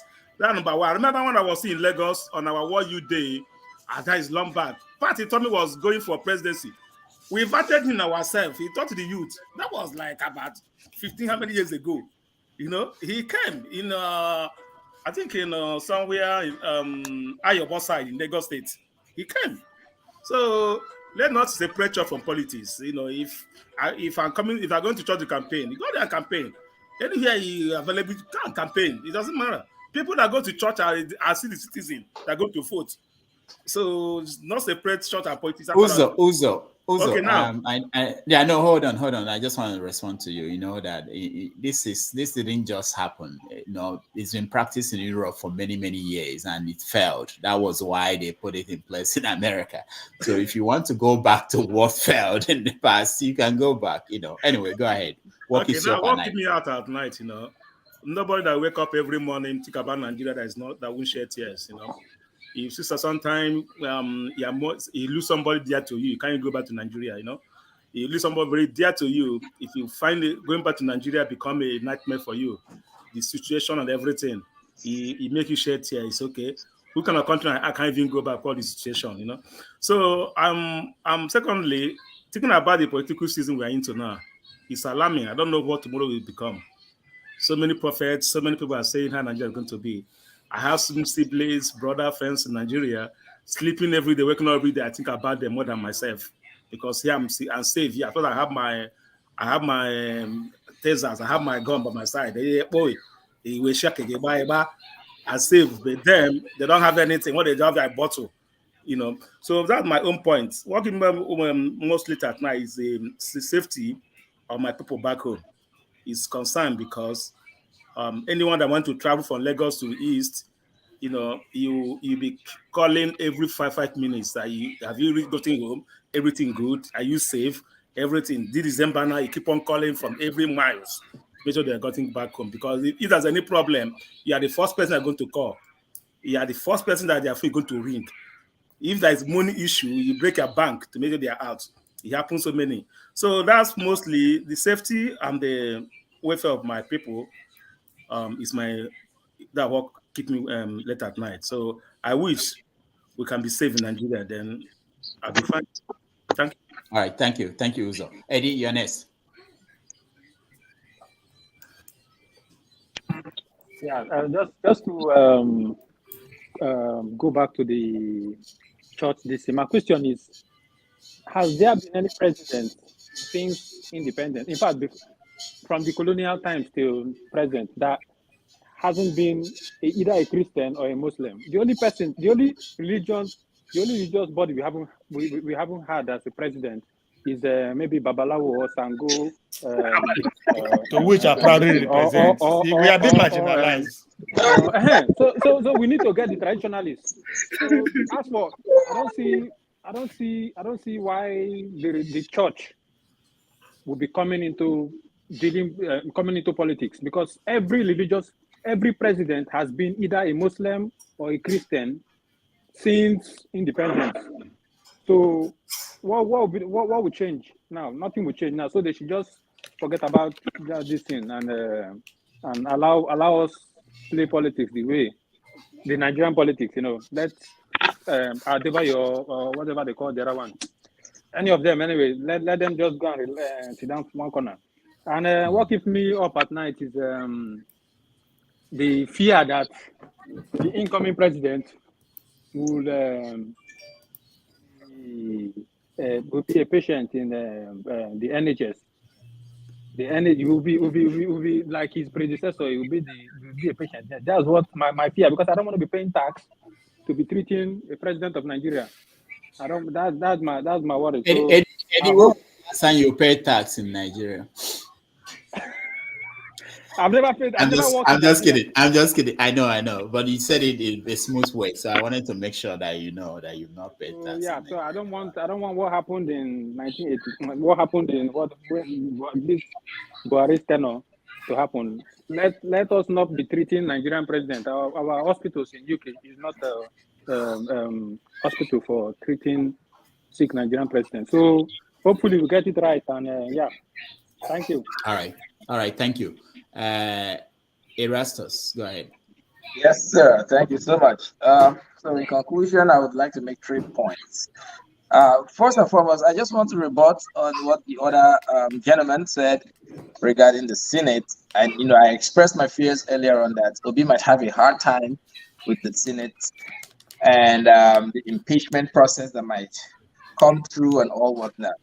I mean, if you look at it, Obi, if you look at the antecedents and how he ran Anambra politics, Obi has steel spine. Obi is somebody who has morale to go against the tide. Obi would stop. He will cut the choppings of these guys, man. He would stop oil theft. Obi will do a lot of things that is going to put monies off their pocket. They are going to take it personal with Obi. You understand? And they might easily unite to unseat him. They could pass a vote of no confidence. They could impeach Obi because you don't have Labour Party, not even as a minority in the Senate or in the House of Representatives. So that's my fear. And I think that's if we want to look at reality. He said tomorrow Obi becomes president. If he wins, they're going to fight him because he's not going to do it business as usual. He's going to go against the tide. These guys will lose money. These guys will lose influence because if Obi is going to fix the country, it will affect them 100%. And you don't expect them to just sit back and say all is well. They will fight back. Does he have the requisite backup? What's his backup plan? Obi wins tomorrow he is impeached. What happens? All the Nigerian obedient youths go on the street and start protesting. So I think that's something they have to start looking into. If they can start lobbying people, senators, to start defecting to Labour Party, I mean, that might be a step in the right direction. Regarding the church, I don't think it's anything bad for churches to be involved in politics. I mean, they are leaders of thought. We're just talking about church because they put their own in the air. You know how much imams and Muslims, the Islamic community is doing in the north? They preach politics more than they even preach their Holy Quran. they are very confident that the northern vote is one block and it goes unanimously to one candidate. How are they able to do that? It's via their mosques. Those imams, they preach politics every day. Nigerian churches are not even doing enough. That's why South as a whole is just all over the place. And Northern guys will always lead in politics because they have this, this, would I say, one kind of head. They hold one head. You understand? So, but, just for diplomacy's sake and, supporting a democratic system, I don't think any of those churches should hold a position. They should, create a platform where these politicians or these aspirants would come and be able to communicate and tell us exactly what they have, what they are bringing on the table. I don't think they should hold. If I'm a pastor tomorrow and I command influence over a big congregation, I won't tell them who to vote, and I will not lean to anybody's side. I would only preach what is right, and when some responsibilities is being attached to you, you're expected to be very cautious. I wouldn't commend Oyedepo for refusing a politician or a presidential aspirant to come into labor. Sorry, what's his church again? Winners Chapel. To have some kind of awareness. I don't commend that behavior. You let them come and let them do what they have to do. At the end of the day, everybody has common sense. Then you can now preach in the right direction and say politicians should have this, they should bring this, they should be talking about this, they should be talking about that. But I won't lean to anybody's direction. That's my personal opinion. So I'll be leaving right now. I just want to commend Dr. Damages for this show. It's fantastic. I mean, this is my first time coming, live and sharing views with wonderful people. And you did well. Oh, thank you very much. God bless you, man. Hats up to you guys. You guys are the bomb. And it's Miri. I like your glasses. Yeah. What are you selling? What is that? And she has products she's selling. Yeah. You can talk about it if you want. Let's see what you're selling. Is it a man or woman? Whichever one you call me. After all, these days, women are diminishing. Imagine in this Oscar, whatever, they didn't even give any women anything. Very soon now, there won't be anything like woman. When you say you're a woman, they will stone you. So you're right. Yeah, keep it up. Okay, let me explain myself. Okay, hold on. Let her say her product. Before you say Erasu, subscribe to my channel. On our politics in the name of okay, no Allah. Yeah. Okay, my name is Lucia, and I am the founder and very passionate cosmetic beauty formulator at Izmiri London. And Izmiri London is an active bio-luxury cosmetic beauty brand based in London, United Kingdom, helping you and my target audience, they connect their skin and self to nature for balance, radiance, and pleasure. I started building Izmiri from since 2014. I've been studying. I'm a qualified cosmetic formulator, still studying now, hopefully to become a cosmetic chemist. It's a very difficult journey to balance between working, trying to build Izmiri, study, launch the brand, do designs and stuff like that. Because when you are based in Europe, to launch products is the most difficult place to launch products in the whole world. In America, you can wake up today and launch a product, FDA, until someone's skin is deteriorating or there's a report against you that your product has burnt someone, then FDA will come after you. But here in the UK, you have to be a qualified cosmetic formulator, and when you're done, you send your product to the lab. I'm working with Oxford Biosciences lab in the UK here to finally assess my products, depending if it's oil-based or water-based. If it's water-based, obviously they have to test the stability to make sure that the preservative system will work as long as that product lives on the shelf. So that is just the summary. So my website is ismiri.com. Thank you so much, Dr. Rudolph. I do appreciate. All right, that's fantastic, man. Won't you thank me? Yeah. Congratulations. When you become a billionaire, remember us. This is my family. You guys are my family, and I'm so proud of all of you. So one love. Anything I can do to support Africa when the time comes. If God put me in the position, I will gladly do it. Ismiri, have you thought of Caribbean? You should bring your products to the Caribbean. We have a lot of markets. Look at us. Okay. Not if, when. All right, Ismiri, think about the Caribbean. You make a lot of money here. Definitely, bringing my your product product. is inclusive. It's for both Caucasians, Africans. It's for all skins. I'm trying to open the doors of inclusivity. That skin, whether you're white or black, we've got blood running under the skin, and the skin is one world and one blood. Well, what I'm saying That's actually, going to shine. on the business level, right? If you eventually launch a product, maybe we can share contacts. I would like to be a distributor in the Caribbean. That's fine. I'm at ismiri.com. All the contacts are there.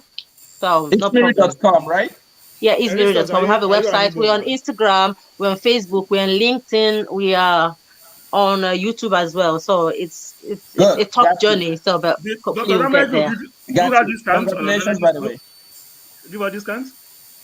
Pardon? You give what? Discounts. Coming from the Well, as a luxury brand, I intend to be in Harrods. That's my dream, and I believe that dreams come true. We give, say, when we want to ship, possibly it's going to be free, but we shall see when the time comes. Right. There will be some sort of things on arrangement with people when you're ready to launch, you can come as a guest and we can talk about that. Okay, Definitely. Jonaba, go ahead. Thank you so much. All right, Jonaba, go ahead. All right. Yeah, is the glasses is Stevie Wonder glasses or is a real glass? It's a real glass. It's not plastic. It's sustainable for the environment. It's not PET. Now I'm saying now Stevie Wonder glasses. He's talking about all we put on your face. Now Stevie Wonder glasses with that. Jonaba. You want to see my eyes now? You there you go. Eyes. I don't even How? Jonaba, you're a pastor. Jonaba, you're a pastor. Pastor. You have to be careful. You are beautiful. I'm looking at all here.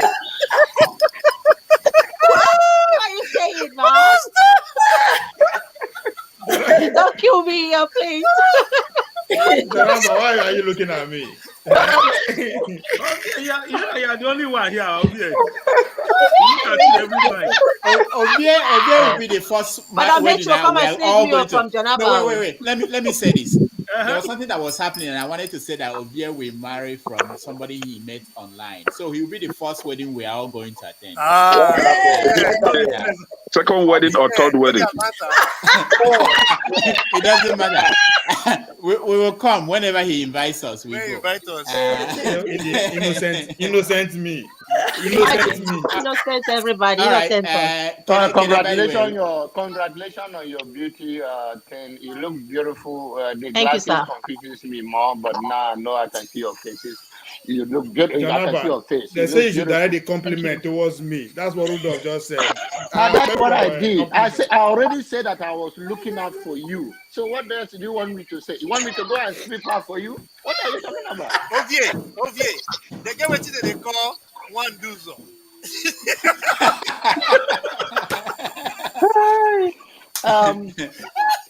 If you guys can see the partiality of Dr. Rudolph trying to get me off of here. I'll just ask a question of glasses and now pass to Ken. When I saw Ken, my blood pressure was going up, but I cannot be afraid of my younger brother. See, if you look at me now, I don't have energy. See. No, I see you clear now. But I don't know why Rudy. I'm trying to say what keep you what keep you keep you awake. Keep you my wife is in Nigeria. I should be awake. I should. Yeah, everybody knows that. All right. I don't know. You don't know. You are not from Nigeria. Jonaba, don't be scared of Kene. Kene, you have a one leg. I know the scale of Kene. Now, one leg will be one leg. I will never be scared of any man born of a woman like me. The only thing is going to take na die. So no be scared. When I see you in the corner, Jonaba, your wife is she somewhere in the southeast or south? Or southwest? Whatever she is, the police pull her over. No, I no glad my soul at all. Okay. Jonaba, why Kene is different today is that Kene used to have one leg in Obi and one leg IPOP. Now one leg Obi, one leg Konkoso. So you good. Okay. Anything that go your way, you are my brother. Okay. Okay, I know. Are you sleeping or what? Obi is talking now because No. You are wasting time. Oh. You are wasting time. Oh. Kenneth, this is not your time. Oh. This is my time. All this morning you guys started by 10. Because you guys going to make my blood pressure go up and down, I decided to wait till this time. So make my respect me a little bit for my sacrifice. So what took me out at night is that my wife is in Nigeria, but by God's grace, who is crying again? Now the leaders of tomorrow they talk. I know, HO. I saw you earlier. I've been following from behind the scene. I saw you earlier firing up at my boss. You better, you know, say I have respect for you, Madam HO. Make no go there. Don't go after of you. If you go after of you, go cause kata between John, make you match break there. Okay. Okay. John, Ben, don't run. I see you tomorrow. I'll wait after the program, not leaving, because I want to talk after the program. I enjoy it better so that I will not be on record. So Kenneth will not become a principality. All right, thank you so much, John Abba. Let me also announce that tomorrow we have Professor Omobalaji Aloko joining us. You guys may not know this, but a long time ago, he was one of us doing this kind of thing on Nigeria World, which is discussing Nigeria the way we are doing now, writing opinion pieces. And he went to Nigeria, became a vice chancellor. So he's going to join us and he will talk about what all of us are in the diaspora, what we have to know that is at stake in Nigeria. He was one of us. He was at Howard University as a professor and then went back to Nigeria. So it will be interesting for those of us, especially those who are dreaming of going into politics in Nigeria or being involved in Nigeria directly. So you will hear from his experience, what it was like. All right. H.O., you're next. What keeps you up? You skip me? No. Oh, I'm coming to you. Yeah. Anyway, before I say what keeps me up at 9, I want to say congratulations to me and us. We just registered and get our certificate for ADG Sport Academy. Our goal this year is to ensure that with the support of all of you, and those who they hear me, our goal is to give the platform to 1,000 youth to go outside the country to use their God-given talent in football to make us proud. So we'll be needing your support, your donation, because we are trying to seal up a deal with Malaysia. For now, we are going in with 12 people. They're going in for a trial, and we are trusting God they will pass their trial and they will remain there. And one of my charges to them, you are going there not just for yourself, you are going there to change the narrative of Nigeria. And the glory of God will rest upon you, and you will shine and become the eaglet you are born to be. So we need your support. We need everybody's support. Because for us to cope this menace and insecurity and all, we get to replace it with something positive in the life of people. And football is one of the areas we are going into. We are going to harness every area of sport, because I know my children, they are smart and intelligent. If given the opportunity, they can all be developed and come to Olympic. We just have to change the narrative of our country. Me, I don't tire to the complaint, so we are finding solution. We are working on ADG showbiz, entertainment, tourism, and hospitality. We're also going to create a platform for the children, teenagers, and youth to groom them into leadership. All this is going to be our collective effort. This is what we are doing behind the scene. So when I beat my chest, tell Una say, my children go start from counselor to press to also rock in 2027. We are doing things to achieve that. Having said that, what keeps me up at night is how we that are in diaspora, who have seen the light, will still stand the platform here and be campaigning for or telling me that my son Showore cannot become president because he never go do local government. If una qualify for local government, una go do it. So all those language, man, they use that for here again. And all of una, and I'm still repeating it with all my heart. Any person that votes for PDP and APC. The breast of your mama when you suck go cost you. The belly of your mama when he born you go cost you. 2023, he go give you anything wanna give to us. And that prayer, one of that pastor when he una show, I say amen to it. To any person when vote for PDP, your pikin, your grandchildren, they go carry the character of that person you can't give to us to make us suffer. So this time when we get plenty choice, una see Adewale come the other day, he laid down in plan. We know they talk about those kind of people. Now people when he done, they use pamper. When supposed to sit down, they enjoy their grandchildren. Now because they call preach to us. Enough of this bullshit. Thank you. Thank you. All right. So for the rest of the people, please, 1 minute. Other than Kene, I'll give Kene more time because he hasn't said anything since morning. So Ismail, you're next. What keeps me up at night is, first of all, not in competition with the world, but to make myself a better version of whom I was yesterday by doing what I want to do, improving myself, building Izmiri, studying, working, and paying for it all. And hopefully anyone else out there as a woman, a young girl in Nigeria, wherever you are in Africa, in a foreign land, wherever you find yourself, and it seems as if you are alone all by yourself and the light is dimmed, do not give hope. Believe in yourself. Just focus on your vision, where you're going, and go get it. You can do it. Thank you. Thank you. All right. Kene, you have 2 minutes. Thank you. So I really want to talk about what Eddie said concerning how Christian leaders are messing up the politics. But I also want you to add the. But I think he came back and kind of rephrase what he's intended to say. I think the Islamic leaders are also messing up the polity. However, you see the traditional worshippers, I think we should give those guys credit. They don't really, put hands into politics. And also for those that don't identify with any religion, I think this group should be given some, credit.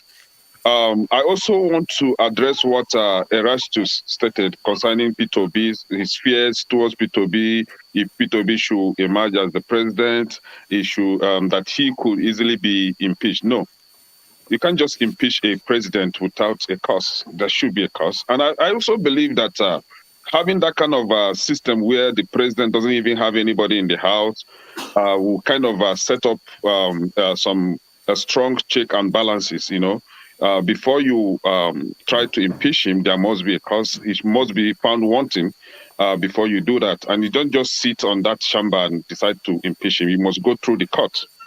For the legal minds among us here, I think they are not here today. They should help us with this, right?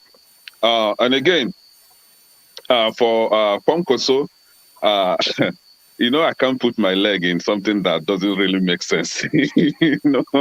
My two legs are still with P2B.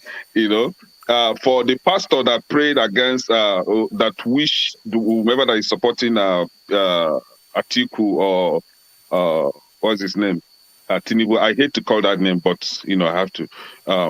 That their children will be like them. I think if you want your child to be like Atiku, that means your child is going to be a criminal.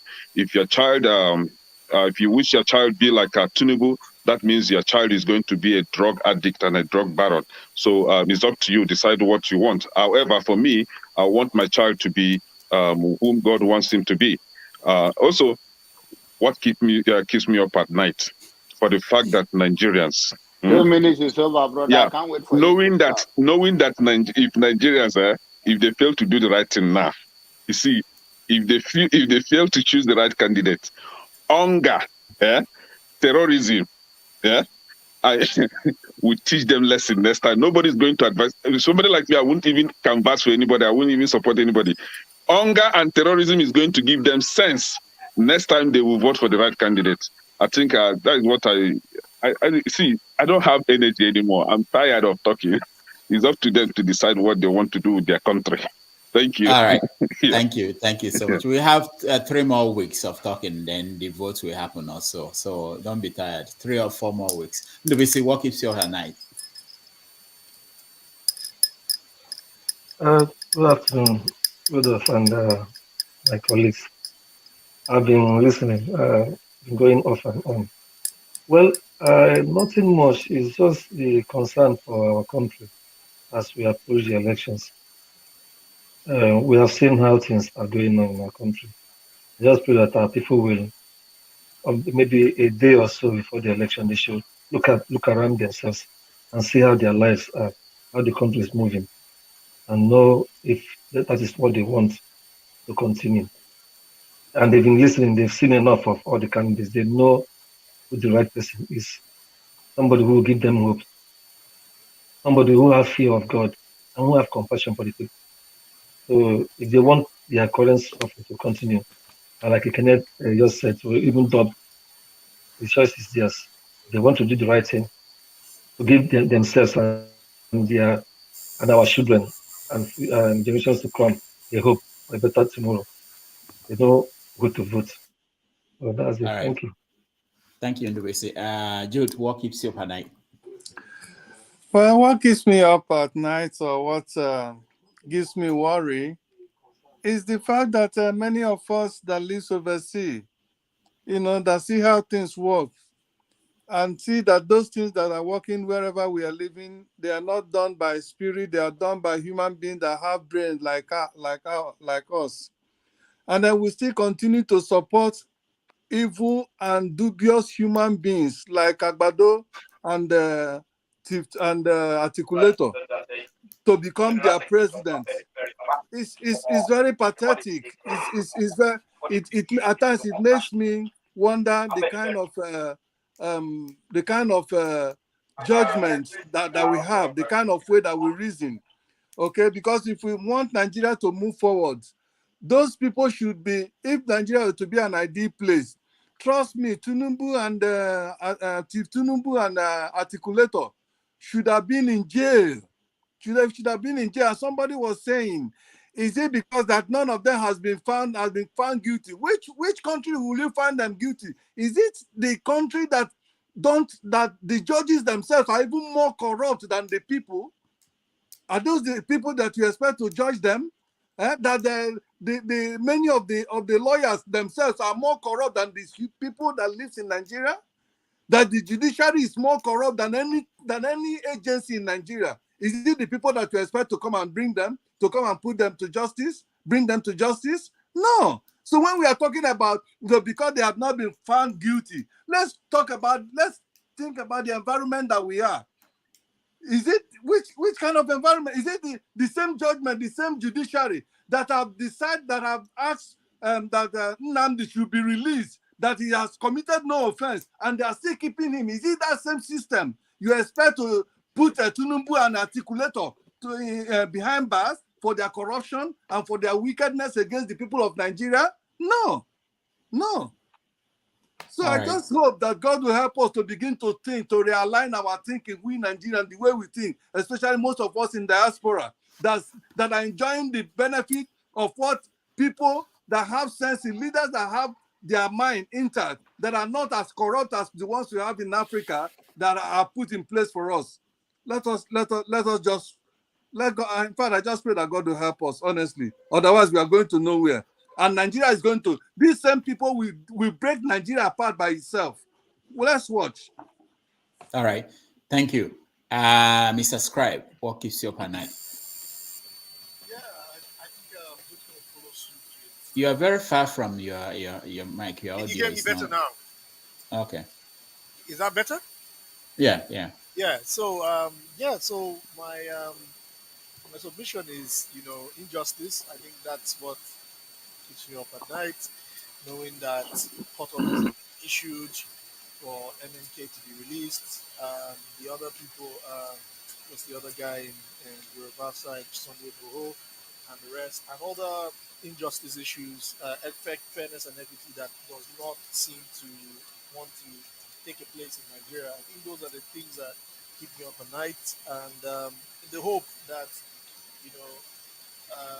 Obi hopefully will um, do what he says he will do. He's not a saint, but and I've enumerated here several times. Uh, I have plugged holes at what I fear is some of the things that would work against him. But he seems very resolute, So let's hope. Let's hope. There's hope. So if this one fails, then the Tenso Israel. All right. Ovie, what keeps you up at night? Yeah, first of all, I want to say congratulations to the Poker, right, on the comment section. You are my biggest fan for today. It's like you don't surpass Pansat. But if you are Pansat, congratulations. If you are not subscribed to my channel, you have more time to talk shit to me over there more than this anyway.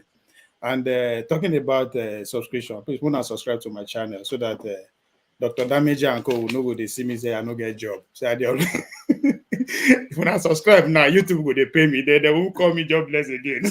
So go and subscribe to my channel. Yes, what keeps me up at night? And I think it's been a while that I get sleepless night. I'm worried about in diasporas. We are alarmists, right? Before again, yes, I want my son, if I get son, to be so as successful as Tinubu, Atiku, Obi, or Konkoso, and be more than them. After all, the likes of Oyedepo and Debu, them, they are all their life they've been calling God, who see that insult them. So I don't really care about how I want my son to be successful. Yes, we in diasporas are alarmists, right? We carry on for Nigeria, the born, you cannot go to Nigeria. This Nigeria divided. Why? That is because that is the only news you want to hear coming out of Nigeria. And trust me, you go get them in surplus. No country that you mirror that kind of mindset to, that you will not get exactly what you were waiting for. If you mirror yourself into the injustice, crime, and everything that is going on with this country, you will hate it. So that's why I say we are alarmists. Today, as we speak, Obi running mate is from the north. Konko's running mate is from the south. These people are everywhere crisscrossing Migo. They know they fight. Only the only person where they fight, which is Wike, when they see him, he's saying voice when they come down. Because the judgment day is before them. They know it is coming. They will align. But guess what? We just there, they insult ourselves as if come 25th, Nigeria will stop to exist. It doesn't matter who win. Among these four people, we are going to have one person as our president. And guess what? Nigeria know they go anywhere. No go, but nothing will happen. You feel verse, gang up with your own group of small people, burn your property. Because if you burn Tinubu's property, it will not cease being a landlord. The gay properties everywhere. You will never see in children. So you can only verse, destroy my property on your own. We will always be at the losing side until we pick one book from there. Pick one page from this political elite. They have one goal: power. Regardless of what happened, they will find a way to work together. Everybody gets small. Even though you don't get the number one, so you go get small. I think that is how we should be reasoning. We, the ordinary Nigerian, we need to find a common goal. Our common goal is, how do we get power? Where are we going to get it for? We will raise one common for those men. And the idea will come here in the name of Obi. You say, if Obi no win, if you are not voting for Obi, you are not patriotic enough. You vote for Tinubu, you go down. All those ones are just deceive ourselves. If all those things they work, Nigeria for don't better things. It doesn't work. It's just nonsense. The truth is that these people don't even care. Now they will come and talk one thing so that we'll run with it. I was arguing with people that NEPA, as the light, is not be our problem. Because if it's our problem, we would have make it an issue. NSAS, if you do successful, but guess what? Some sections of Nigeria, you make sure they make it prosperity as an issue. And you see what happened. Today, we adopt religion as the main issue. We don't want the Muslim ticket. Our president must come for this side. It's like nonsense. Those are not issues that concerns us. When are we going to adopt, say, you know what, NEPA must work? You are not going to make it, we will not go vote for you. If anybody will come, knowing that we voted for him because of that and it didn't work, guess what? The next people will take over. So let's start making what is important an issue. Religion is not an issue. Somebody will say, separate religion from church. America, go carry dollar, turn dollar back. Now in God we trust. Who's God? And the Muslim God, I've been a religion God. I've been at my own God, which they know they recognize. You understand? So it is about me. So we have the diaspora especially. this thing will happen. Oh, nothing will happen. Nigeria is bigger than you, your tribe, where you are coming from. You cannot do anything. Now you go run out a loss. So we will pipe down. Let's work together. These guys are working together. They be friends. Right. So let's copy that aspect of the elite and use it to our advantage. That is the only way we can get the Nigeria we want. Not saying that if you no vote for Atiku, you're paying for this. I want my son to be as successful as Atiku and Tinubu. I don't care what you think. Those men are successful in their generation. How many of them we see they call today, good or bad? They have 200 million Nigerians. Now only 4 of them will they cause they go rule us. That is a God status. You don't have to like it. After all, some people don't like God. Some people prefer devil. So the idea is if you vote for this, you vote for this, and you're just wasting your time. It doesn't work. For stealing what belongs to the people, right? That's still what belongs to you, and you think the only way you can stop them is to come here and fight me. Does that make sense? It's not. We're not responding to people at this point. Okay, Ovie, thank you. Thank you very much. I appreciate everybody.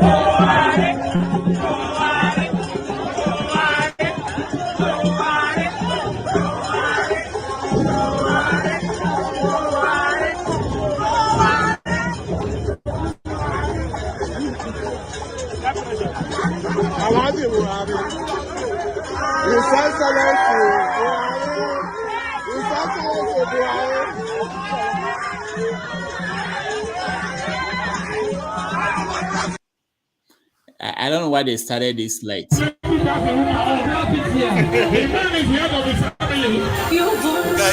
come late. This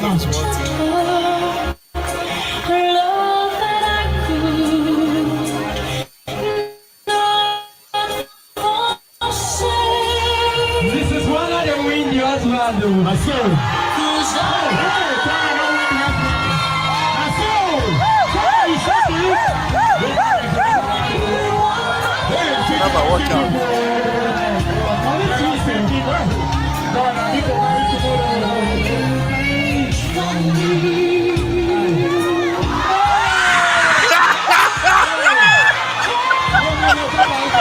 I knew something was gonna happen.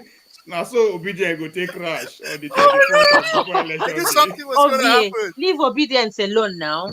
Well, if you don't get mad, I've got. All right. I'm going to be facing you now, to the background now. You don't want to do that. You don't get mad. That's why you have to rehearse. You rehearse. You don't just go and do and perform. You rehearse. That is the wishes of Showore and his followers to the obedient movement. And that's how they're going to crash. I don't think I call the prayers of Mama Echo and the rest. Jude. All right. Hold on. How are you? You are now. Your name is cool now. Jonathan just figured it out. Jude is cool enough to join the Konkosia.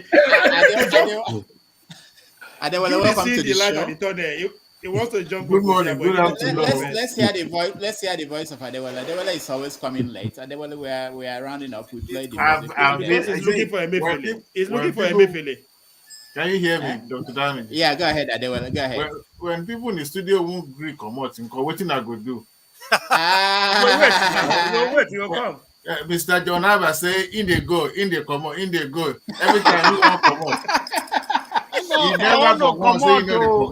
I wanted to come out, my brother. I want to come out. But what happened when I hear say, nah, what keep you up at night? And my wife day Nigeria, so I want to share it. Then I know say after 1 second. I won't come out. Yes, I don't come back. By the time I check, 10 people don't date there. I'll be like, what is going on here? I really appreciate all of you for joining us. If you put somebody like John Abba in the presidency, he'll be singing for the 4th time. He will do 7 times. Yes. It's not easy. Thank you. It better summarize what brought you here now before I go after you. They know they go after me. I'm on your side, Ogaba. I'm on your side. Okay. Now I agree. Now we can go. All right. So, Mr. Scribe, thank you so much for joining us. You, sir. Mr. Scribe, yeah, thank you for joining us. Eddie, thank you for joining us. Uzo, thank you for joining us. John Abba, thank you. H.O., thank you. Ismaili, thank you. Jude, thank you. And I'm going by what Rudolph said. I'm going by what Rudolph suggests. I'm always online. So I'll be going live on my platform the next hour. Now, So let us switch over there. Come there now. All right. Adewale, thank you so much. And hopefully tomorrow you join us with Professor Mobalaji Aluko. And all the best, everybody. Thank you.